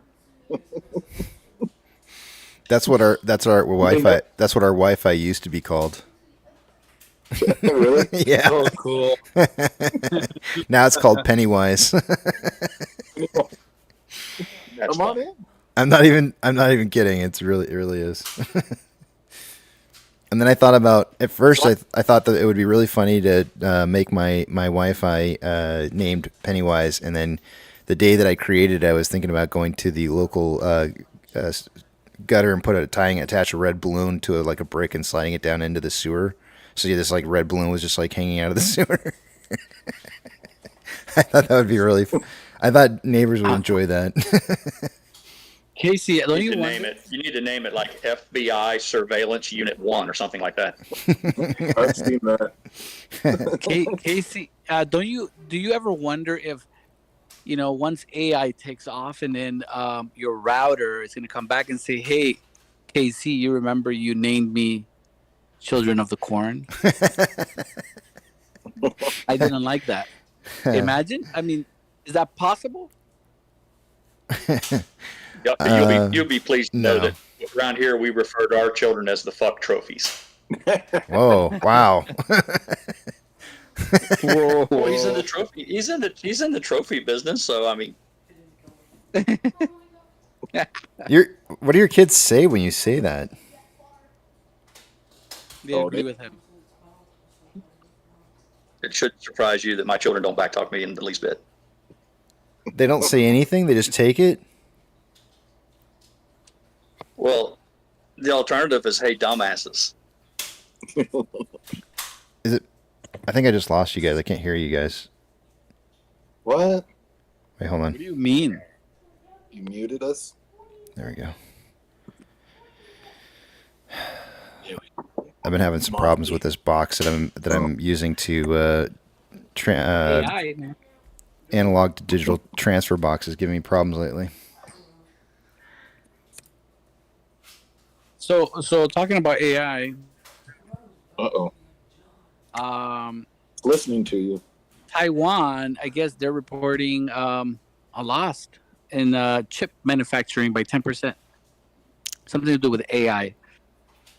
Layoffs. Remember what I said before? One of the first places Yep. you'll see layoffs is Taiwan. semiconductors. Yep. So it's happening, and then that means NVIDIA, it's not going to do that well. So, and that's where everything cascades down, Casey. You're right. Mm-hmm. Yeah, they're already doing it. Yep. That's the first place that usually gets hit is because they know what's coming, right? They're the first place that when orders start going down, they know. Right, and so they know how they have to respond to these cycles, these cyclical cycles that happen. I can't tell you. In 20 years, it's the most craziest thing I've ever seen. But every single time a down cycle was coming, the very first thing that happens is semiconductor companies start laying off people, and it's usually a couple months before everything goes to crap. And it's like they know that it's coming, and they know that the down cycle is coming because that their inventory orders started going low. You know what I always used to watch in the plants that I worked in, the wafer starts. How many wafer starts are done each day, and it's a very, very good indicator to know whether or not a plant's doing more or less wafer starts, because it kind of gives you an idea into what business is looking like. And when you start seeing those wafer starts starting to drop, it's like, yep, here it comes. I see the next cycle right here. But unfortunately, I don't work in that company anymore, so I can't tell you guys. It would be unethical for me to tell you guys what's happening for wafer starts right now. Did you ever work in a clean room? Yep. 20 years plus, 20 plus years in a clean room. You up in a full body condom and Yep. would go in there? It was really strict when I first got into the industry. We were class 1. And in class 1, in that particular environment, when I first started working, we had to, when you first walk into the building, you had to change out of your street shoes into what they call building shoes. And so you would walk around in building shoes, and then when you were gowning up, you had to go to you went into this locker room. You went to your locker, and inside your locker you would find scrubs, like nurse scrubs. You would dress down out of your current street clothes into the scrubs. You would put on your fab shoes, which were different than the building shoes. And then you would proceed to go wash your hands, use the restroom obviously first, wash your hands, put on a hairnet and a face mask, and then you'd go through an air shower. And the air shower washes, you wash all the air particles off of you. And then you go into, no, you're in scrubs. and then you walked into the next, was it what? Cold? Was it co-ed? Yes, it was the dressing. Well, it depends. In Korea, they are they're not co-ed, but there are women who clean the men's locker room. Genitals? No, the locker room. No, the locker room, and when I went to Korea to do the on a training trip, it was really kind of weird because I walked into the locker room and there were women cleaning the room, and I kind of stood at my locker, kind of fumbling around with stuff for a little bit because I thought, oh, I'll just wait till they go out and then I can start changing. And as I was standing there kind of fumbling around with stuff, a couple different engineers came walking in and started undressing and into scrubs. And I was like, oh, so we just do it in front of them, I guess. So that was a little shock for me. Thought that was kind of weird because, you know, whitey tighties. So I just wasn't used to that. That was different for me. But in the United States, that doesn't happen. It's all men and all women. When you go into an air shower, it can be mixed there. It's not really, it's just air. Usually, Did depending. you start wearing a thong then, or what? No. Banana hammock? No, never any of those. When you go through the air shower, let me finish. When you go through the air shower, you put on what's called a bunny suit, and I know you're gonna make fun of this. Here it comes. I can already hear it. You're gonna make fun of the fact that it's called a bunny suit, but all it is it's a garment that you put on over the top. It's a clean room garment that's supposed to keep you separate from the rest of the world, your environment, and booties. Don't forget your booties. Yeah, booties come Round on. out your little onesie. Those go on last. You go hood. You start top down, and so you put hood on first. Then you put on your suit. Then you put on your booties over your fab shoes, and then you go. Oh, by the way, when you're doing this, you put on latex gloves first. You put on latex gloves. You do all this gowning up, and then you go after you're done suiting all up and everything. You put on a second pair of latex gloves on top, and then you proceed to go wash your latex gloves with water. And then you head into the fab through another air shower, and that's how you get into a Class 1 facility. So it takes you about. It depends on how fast you are. If you're really pushing it, you could probably make it in probably about 7 or 8 minutes. But most people kind of take their time and mosey around. It takes about 15 minutes. I mean, if you're getting paid by the hour. Yeah. It just depends on the person. I mean. Casey, Mm-hmm. did you know about the AT&T and Verizon about toxic lead cables? Wait, say that again? What was the question? Yeah. So AT&T and Verizon, they used toxic lead cables. Okay. Like when they were running their cables. Oh, okay. Did you know about that? No, I did not. Yeah. I did not know That's out. That came out July 12th. That's when they was kind of, but it's not mainstream. But I guess the cables that are outside on the street, they have lead, and they have to replace them. Oh, lovely. That's awesome. I swear, they're digging up my street. Crazy. Yep. So I don't know what's gonna. It's gonna be chaos. There's go ahead. There's a fab for wafers nearby where I live. That's right. That's what they're called. They're called fabs. It stands for fabrication. Yeah. So I always wondered because there were always jobs available, and I was like, why they pay pretty well? Why are there always jobs available? Now I know because I would never do that. I'd show up and be like, "Fuck, you want me to put on a bunny suit? No, I'd have to have bunny slippers and bunny ears." DM says, Casey's, what do you guys? We didn't build anything. So we're manufacturing. The fabrication plants that I worked for were either flash, logic, or memory fabs. So a little bit of everything. I've done it all. In fact, one of the places that I worked for, and probably all I know is, well, I know more than I can say. All I can really say is that what was some of the things that were told to us is that some of the product that we were making was never going to return to Earth again. So I know some of the stuff that I worked on went to space, but that's probably about as much as I can say. So it went beyond. So what you're saying, it went past the Arctic wall, the other side. Yes, exactly. It just went beyond the Arctic wall. That's as far as it went. Okay. But Yeah, yes, yeah, okay. integrated circuits is DM saying integrated circuits, and that's I see. I always wondered why they were round. I don't know, maybe or the wafers. Yeah, I asked that question too, and they laughed at me just as much as I'm laughing at you now. Okay. Yeah, no, it does. It has to do with ingot growth. So each one of those round wafers is a silicon wafer, and when you're growing a silicon wafer and you're drawing it out of, so there's a little ingot that's placed onto a dipping rod that goes into molten silicon, and then the molten silicon or the spindle, the rod is actually spinning, and it's also pulling out at the same time. And all this stuff is very sexualized sounding when you say it. I mean, bunny fab, yeah, there's all kinds of crazy stuff, and you start laughing forever. But anyways, as it's pulling out, it's creating a rod, a larger rod of silicon ingot, and then they slice that silicon ingot into those round, because it's a round rod of silicon. They cut it up into. It's round? Yep, it's round. It's spinning. So it's round as it's pulling it out, and so you'd be really difficult to probably try to make a square out of that as you're drawing it out. So I see. Okay, that makes perfect sense.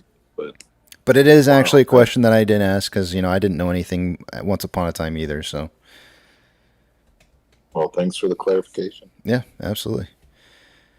Now, when I get a job there, I'll be like, I know why they're round, and they'll be like, oh, we're gonna make fun of you. Ask them why. Ask them why. So they have yellow. If you ever, this is probably going way too far. There's certain parts of the fab that have yellow light and other parts that have white light, and it's because some of the photoresist that they use is light sensitive and can be exposed by white light, and so make sure you don't ask what stops the light from crossing over from the white light area to the yellow light area. Don't ask that question. You dare. Yeah, it's not okay Sam to has ask. a really good. Sam says, "Do they ever use two rods at the same time?" I couldn't, Sam. I tried, but damn. I don't know. That's a good question. That'd be a Rod person question. Speaking of Rod Stewart, we came full circle. Mr. Stewart. See what I just did there? We came full circle.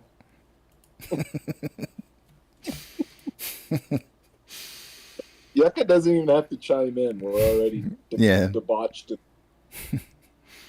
All right.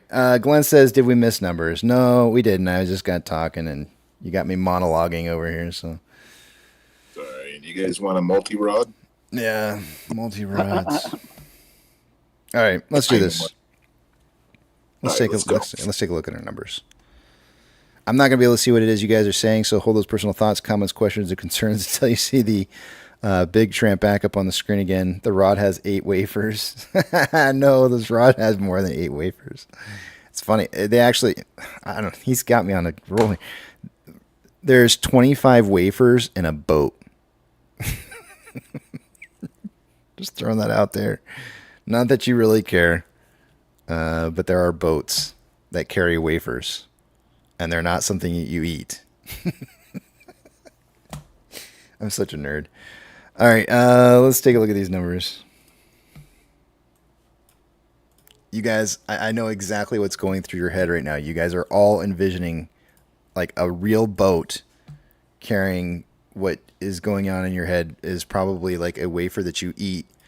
And you're going like, none of this makes any sense to me whatsoever. I don't understand. And it's a completely different world. It's a fascinating world. It is an absolutely fascinating world that has tons of sexual innuendos in all of the names, which I have no idea why that is. But imagine somebody like me who can't stop laughing from things like that working in it. Especially when they say things like orifice. That one gets me every time. I really think orifice is a funny word.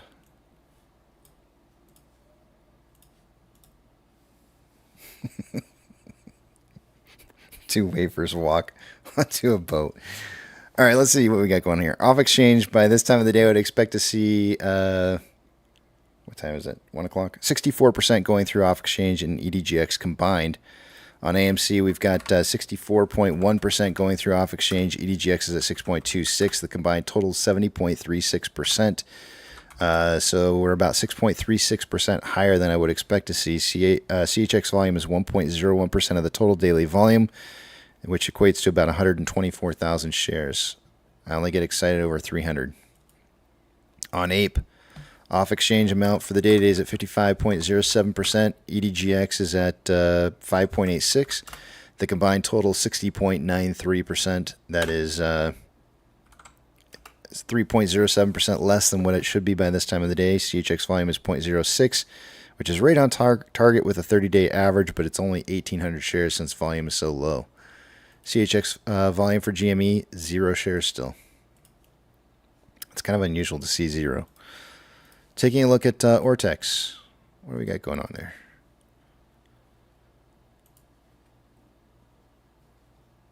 As of 2 hours ago, there was 642,000 shares having been returned for the day. That has not changed, leaving the estimated short share interest and all the cost to borrow numbers all the same. Shares on loan for the day today is 178.15 million shares. That's about 220,000 more shares on loan today than yesterday, and Ortex estimated that none of it was in short interest. On Ape, an hour ago, there was 93,000 shares having been returned for the day. It's now 164,000 shares. That's not really going to change too much of the short share interest of the free flow, which is at 5.57. Cost to borrow mins at 7.94, average is 8.07, and max is 8.27. Shares on loans at 16.53 million shares.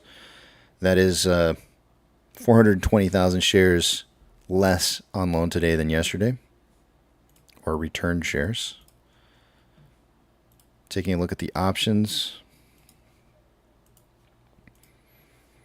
Highest amount of call volume so far for the day today is at a $10 strike, but we're not looking at that. Let's look at the $5 strike right now.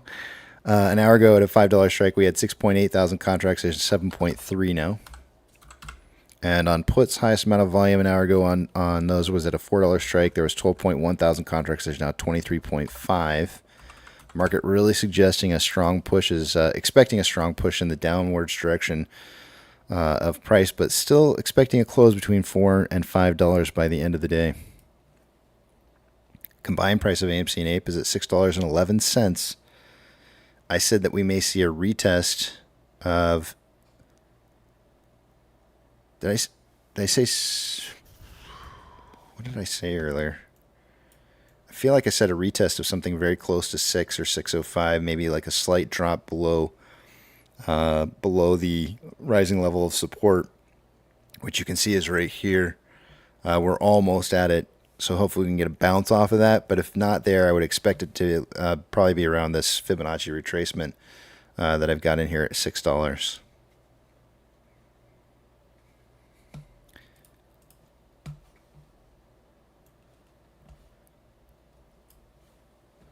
Orders by Fidelity customers, AMC, Ape, and GME, I do not expect to be on this list. And we are not, due to low volume, likely. SSR trigger price for the day would have been for AMC is at $3.93. Ape at 1.701. Shares available to borrow is at 200,000 shares. Oops, sorry about that. I skipped that a little fast. Fees were last seen at 943.2%, and they have not borrowed any shares since noon. Total shares borrowed so far for the day is around 550,000 shares.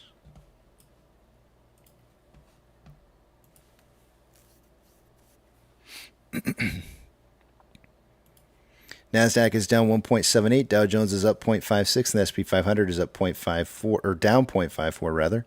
We have 3,924 decliners to 2,359 advancers. The market is more declining right now than it was an hour ago.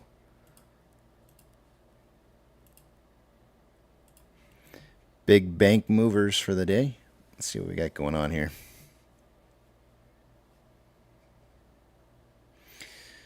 FRC is up 2.78. Western Alliance up 5.46. Zion Bank is up 10.29. Coinbase down 7%. Let's see what else. Northwestern Trust is down 3.3. Ethereum Classic is currently down 0.95 on a downtrend. For the day, though, it kind of looks like it's well,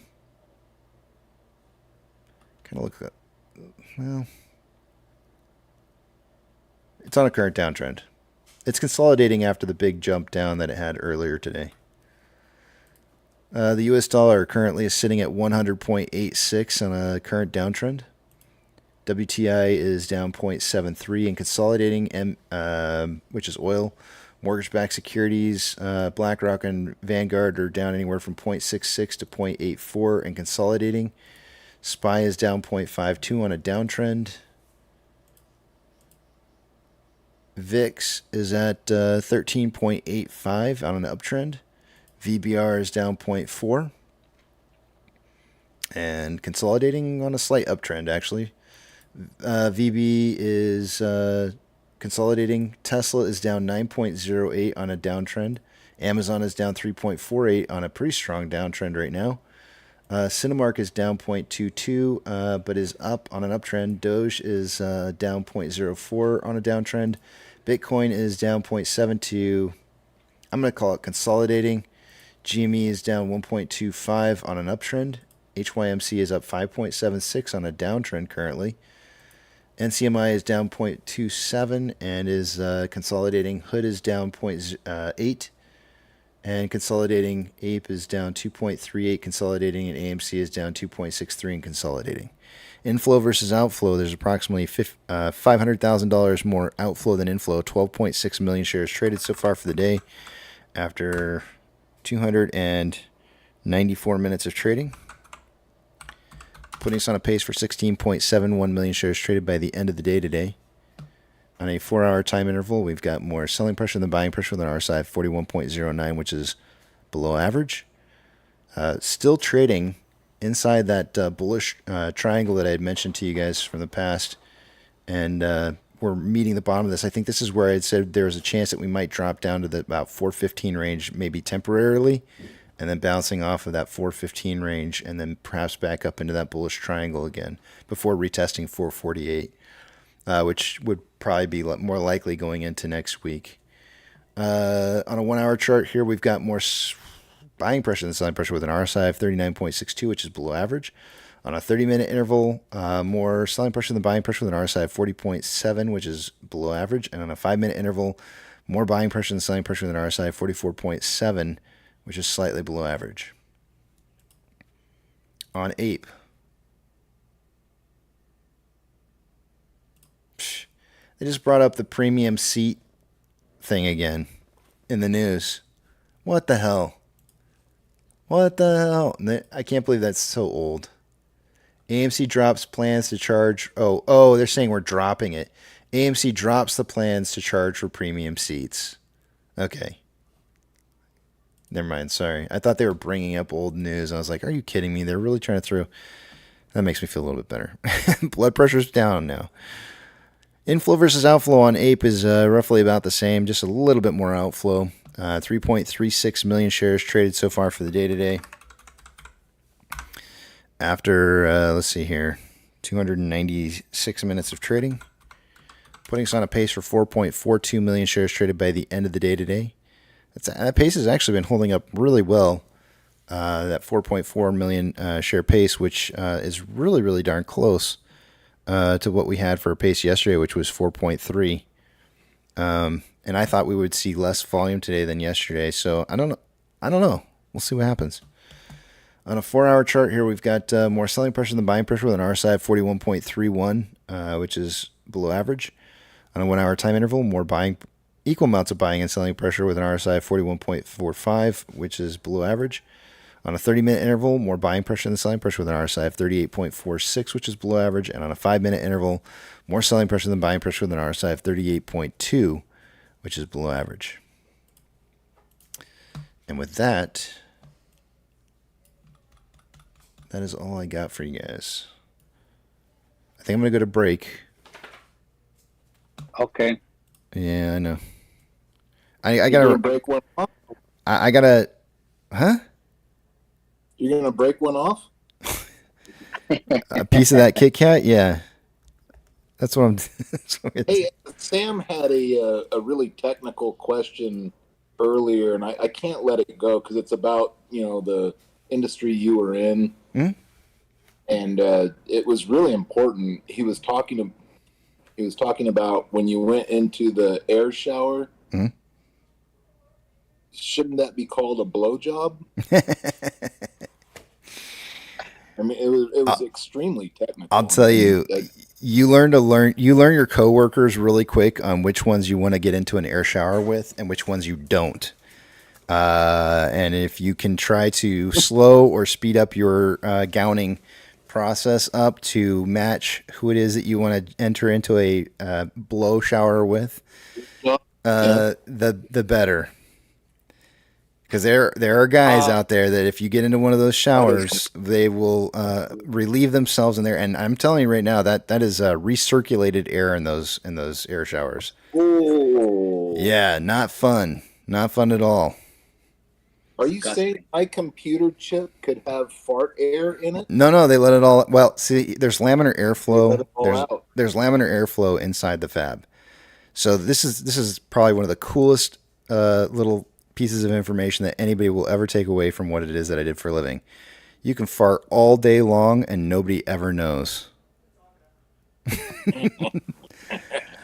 All day long. No, it's great. It's great. It's great because you just rip them all night long. Nobody ever knows you're farting because it just goes straight down, and nobody ever smells it. And the terrible part to that is that when you're so free about just doing that any old time you want to, your body's used to that. So when you go out in the general public, your body doesn't like wanting to hold it. And you end up having like really bad like stomach bubble kind of sounds and stuff. And Sam says they can't hear it. No, nobody can hear it either. It's so like there's just enough mechanical moving parts that are happening in the laminar airflow blowing and all that kind of stuff that you can't hear it. I mean, there might be some that you can hear. It's a loud blowjob? It's not loud. It's not. I mean, well, the air showers are very loud. Yeah. Well, Sam thinks they should be called a blowjob. Yeah. You're getting blown. Yeah. No, they don't call it that. I'm telling you. Sam's on fire. Glenn C. Oh my God, where did he's always digging at me, and I love it. And yeah, he's on fire today. Sam's on fire. Holy God, the whole chat. Let it rip, guys. Sam's trying to get in my head. He said it would be awesome if everyone could always hear Casey farting and they just didn't tell him. He's trying to get in my head right now. He's got a new mic. He's got a new mic. We might catch one of these days. You might actually. You never know. All right, you're going on break or what? Yeah. You can go. No, we're not I don't want to because it's fun talking to you guys, but I do need to take a break. You need to get in the blow shower or the air job thing. We understand. I do. Needs that. I do miss my air showers. Shit. Oh man. It's funny when we're talking about this stuff and there's just no material left for Yucca to jump in. Because I know Yucca's like chomping at the bit. Yeah.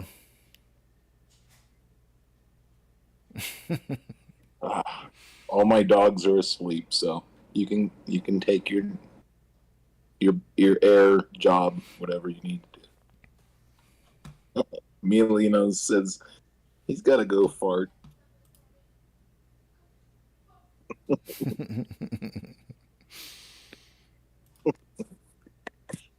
Yeah, well, I mean, we'll be here obviously when you come back. So you take breaks, we don't take breaks. We're always in here. Maggie says, See I am how sure your pleasant wife work? does too. Let me tell you what, Maggie, my wife is absolutely, and the terrible thing is she actually doesn't work in the clean room anymore like she used to. And she actually really enjoyed the fact that, she could just let them rip in there and nobody would even know. And now she's got to sit outside the fab and do the work that she's doing outside the fab, and she can't do that anymore. And so it was like she didn't like that. Because what? Too much? No, don't Okay. talk about your wife farting. She never farts. Oh, okay. Man, she'd be the first person to admit it. She's cool then. Yeah, she's really cool. Or a beer then. Do you ever Jenny McCarthy, did you ever watch Mad TV with Jenny McCarthy? Yes. Yeah, she was always doing fart jokes and stuff like that all the time, constantly. Yeah. She's funny like that. My wife. I'm not saying she's farting like that all the time. I'm just saying she's funny like that. She can tell fart jokes or whatever. It's like she's real cool like that. Oh, okay. Yeah. Wow. Yeah. She's definitely one of the guys that can. I said it too. She's one of the. She can hang with the guys real easy. It's like not a hard thing for her to just kind of hang and. She's really. She's awesome. Hazel says she's pretty and funny. Pretty funny. I know. That's what I said. I've never seen a picture of your wife. Really? Really? Well, whenever she comes up on in the chat, her picture shows up. Yeah, but it's so tiny. And she's never here. I'll tell you what. I will go take a picture of our pictures that we took together before we got married, which wasn't that too many years ago, and I'll post it up on Discord so you can see what she looks like. It's not that it matters or anything. I already like her. I mean, she's like, if she can fart and laugh about it, that's hilarious. She can fart, eat chicken wings like you wouldn't believe, and down a beer like it's nobody's business.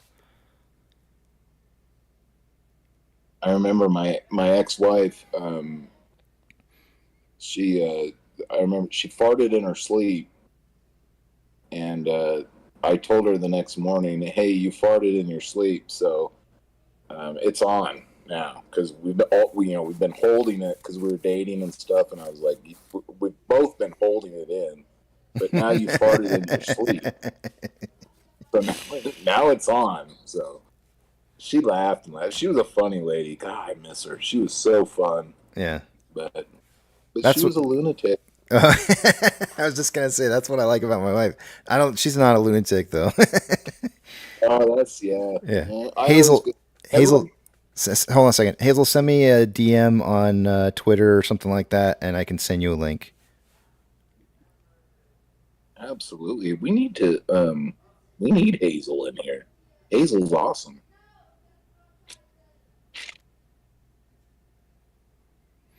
And then Pantheon, welcome. I'm leaving. There he is. Hi, Pantheon. Goodbye. I'm going to break now. Pantheon's here. Uh-oh. Pantheon with the, what's that movie? Spinal Tap? Yeah. We read Pantheon's name today. What was that? I was reading something and it had his name in there.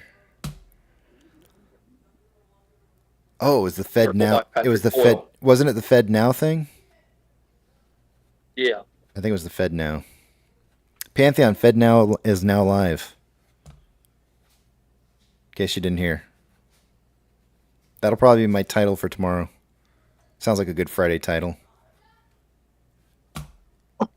Fed. We need to come up with like a funny different name for it. We need to call it something different. I'll come up with something. All right, guys. I'll see you in a bit. All right, later. Later. Give me 1 second here, guys, and I'll put up some music for you and the message to let you know that I'm not here.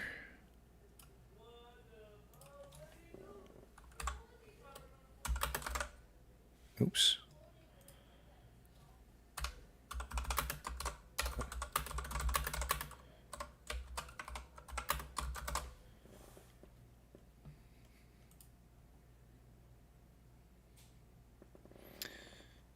I don't have Twitter. Do you have Reddit? If you got Reddit, you can send it to me via Reddit. If you don't have Reddit, you could do...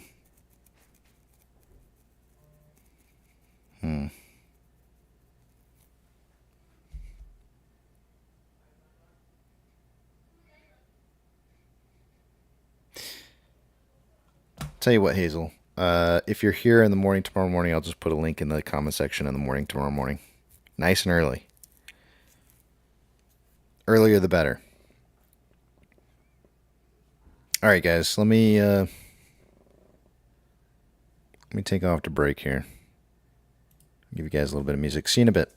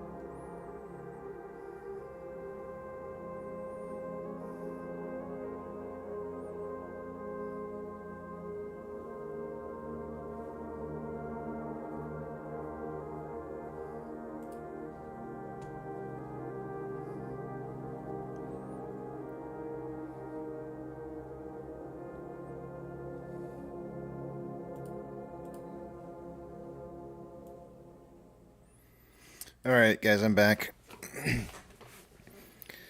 Let's go over the numbers real quick here, and then we'll do some movie trivia, and then I'll get my butt back into the back of the big tramp again here.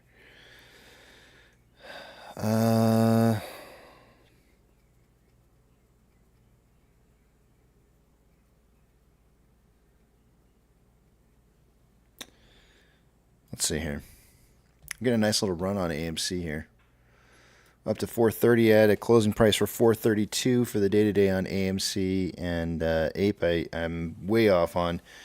Ape I was suggesting 193 close today, and it's at 184, so quite a bit off on that one. So we'll have to see if I'm going to be even close to right.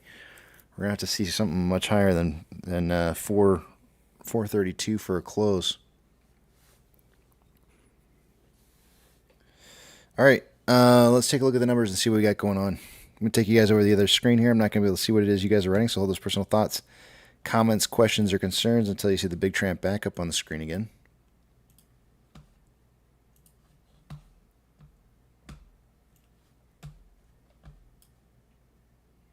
I'm really kind of surprised to see that they haven't borrowed more shares here at the end of the day to kind of control this or keep this from moving up the way that it is.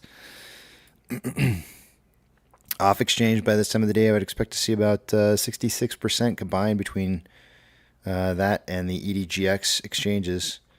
On AMC, we've got 63.7% going through off exchange. EDGX is at 6.35. Combined total of 70.05% going through those exchanges. That's about 4.05% higher than it should be by this time of the day. CHX volume is 0.95 with a 30-day average of 3.7. It's about 126,000 shares. It's a lot, but not a whole lot. On Ape, total amount of shares going through off exchange is 56.4. EDGX is 6.43. The combined total is 62.93%. It's about 3.17% less than what I would expect to see by this time of the day. CHX volume is 0.05 with a 30-day average of 0.06. It's on target with the 30-day average, but only 1,800 shares, not a whole lot. Nothing really to bat an eyelid at. And then on GME, CHX volume is 0 shares. By the way, guys, if any of you are in the Discord and under Casey's projects, I posted that picture of what my wife looks like. I posted our wedding and announcement pictures, so like we did a photo shoot for that, and posted that. It's not that many years ago, about 7 or so years ago. Excuse me. So, but I posted that up there because I know some people Fu was wondering what she looked like. Some of you guys might wonder what she looks like. Those are some of my favorite pictures. Let's see here. Ortex.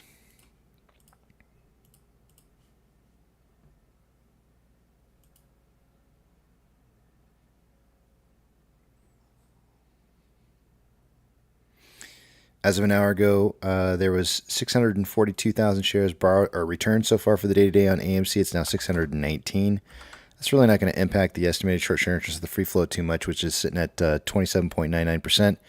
Cost per min is 856.16%.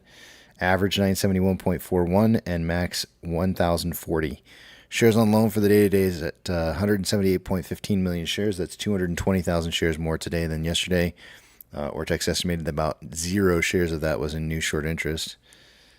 And on Ape, an hour ago, there was a return of about 164,000 shares. No change. Everything else is going to be the same on the short share interest, the free float, and cost to borrow averages. Cost to borrow or shares on loan is at 16.53 million shares. That's about 420,000 shares less on loan today than yesterday. Returned shares.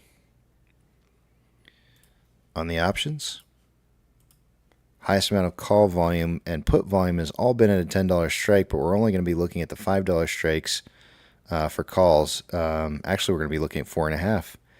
The $5 strikes are no longer the largest amount of volume for the day. It's now 4.5 for calls, closest to where we're at in trading price. We had 7.3 thousand contracts at 5. We now have 8.6 at 4.5. And on puts, highest amount of volume is at a $4 strike. An hour ago, it was 23.5 thousand contracts. It's now 28.4. Market suggesting a closing price somewhere between $4 and $4.5 by the end of the day. Combined price of AMC and Ape is currently at $6.12.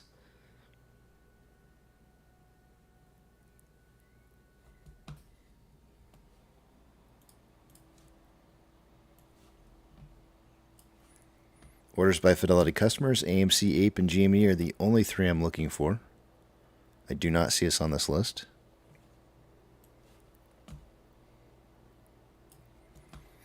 SSR trips at $3.93. Ape at 1.701. Shares available to borrow is 200,000 shares. No change. We have not seen any new shares being borrowed out. Fees have gone back up, though, to 948.8 thousand. What am I saying? 948.8%.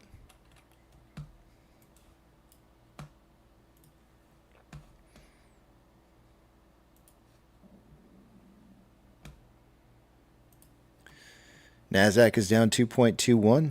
Dow Jones is up 0.49. S&P 500 is down 0.76. We have 3,870 decliners to 2,436 advancers. It's pretty close to where it was about an hour ago. Not a whole lot of change there. Let's see what our big bank movers are.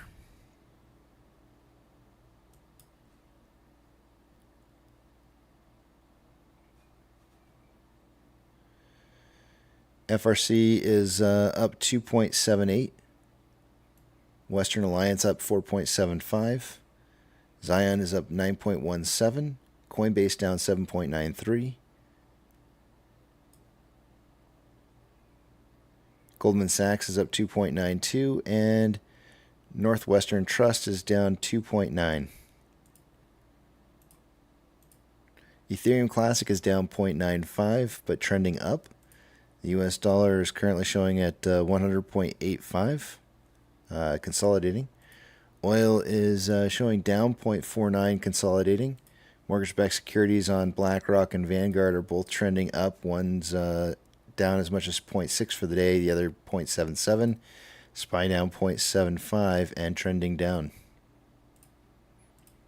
VIX is currently showing up at 14.11, which is a lot higher than the amount that we start. Well, I think we started out our day right around 13.96. So we're a little bit higher than where we started out the day at, which makes sense since the SPY is down. Vanguard is up, or rather down 0.34 for the day, but on an uptrend. VB is down 0.74 and slight uptrend. Tesla down almost 10%, 9.97, 99, 10%. There it is. On a downtrend. Amazon is down 4.2 on a downtrend. Cinemark is down 1.26 on a downtrend. Doge is down 0.28 and consolidating slightly up. Bitcoin is down 0.67 and consolidating. GameStop is down. Actually, hold on a second. I'm going to go back to Bitcoin here for just a second because I just want to see something real quick here. It looks like it wants to drop off a little early here. I would have expected a little bit more consolidation. I don't have us breaking out until at least the 24th.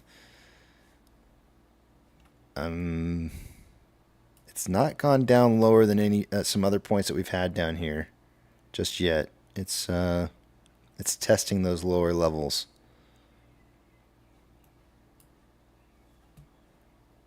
GME is down 0.78. Currently consolidating from an uptrend. HYMC is up 5.01, consolidating, or no, it's down on a downtrend. NCMI is up 0.96, consolidating. Hood is down 2.25 and trending down. Ape is down 2.65 and consolidating. AMC is down 1.8 and on an uptrend. Inflow versus outflow. There's only about $10,000 more outflow for the day-to-day on AMC. 14.31 million shares traded so far for the day. After 351 minutes worth of trading, putting us on a pace for 15.9 million shares traded for the day-to-day.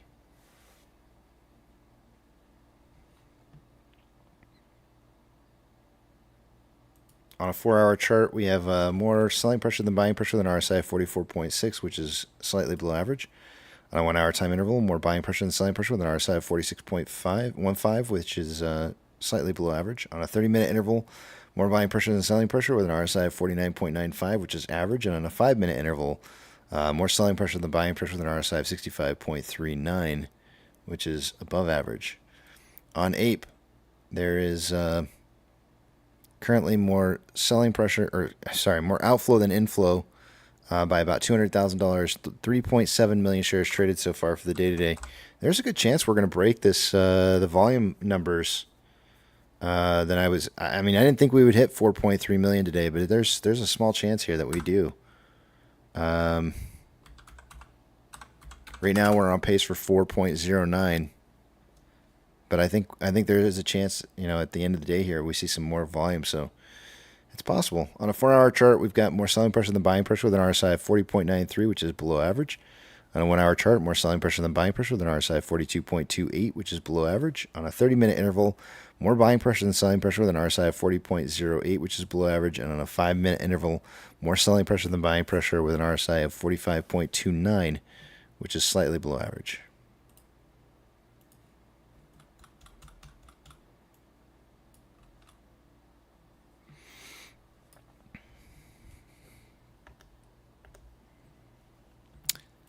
All right, we got about 7 minutes left here before movie trivia.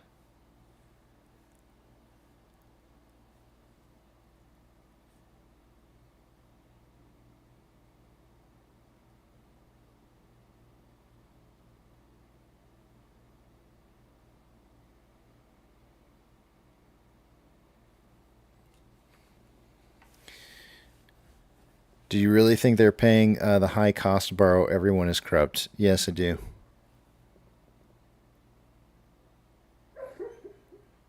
Businesses aren't out to lend shares to just lend shares. People aren't.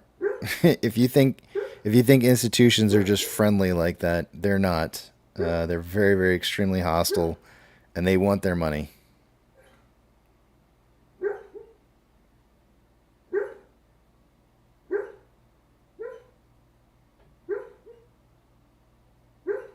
Bruno's in the background having dog dreams.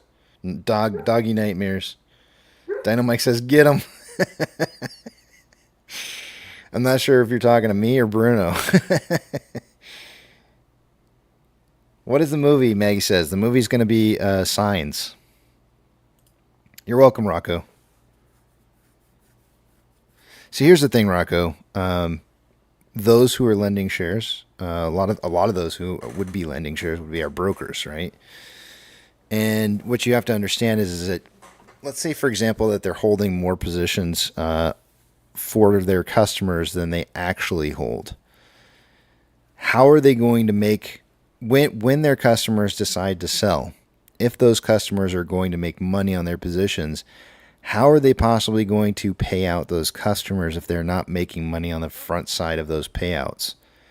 And the answer to that question is that they've got to start collecting money on the front side by lending out those shares at higher rates, by collecting a lot of money off of the interest that we're talking about right here when you say is in regards to the reporting of the numbers.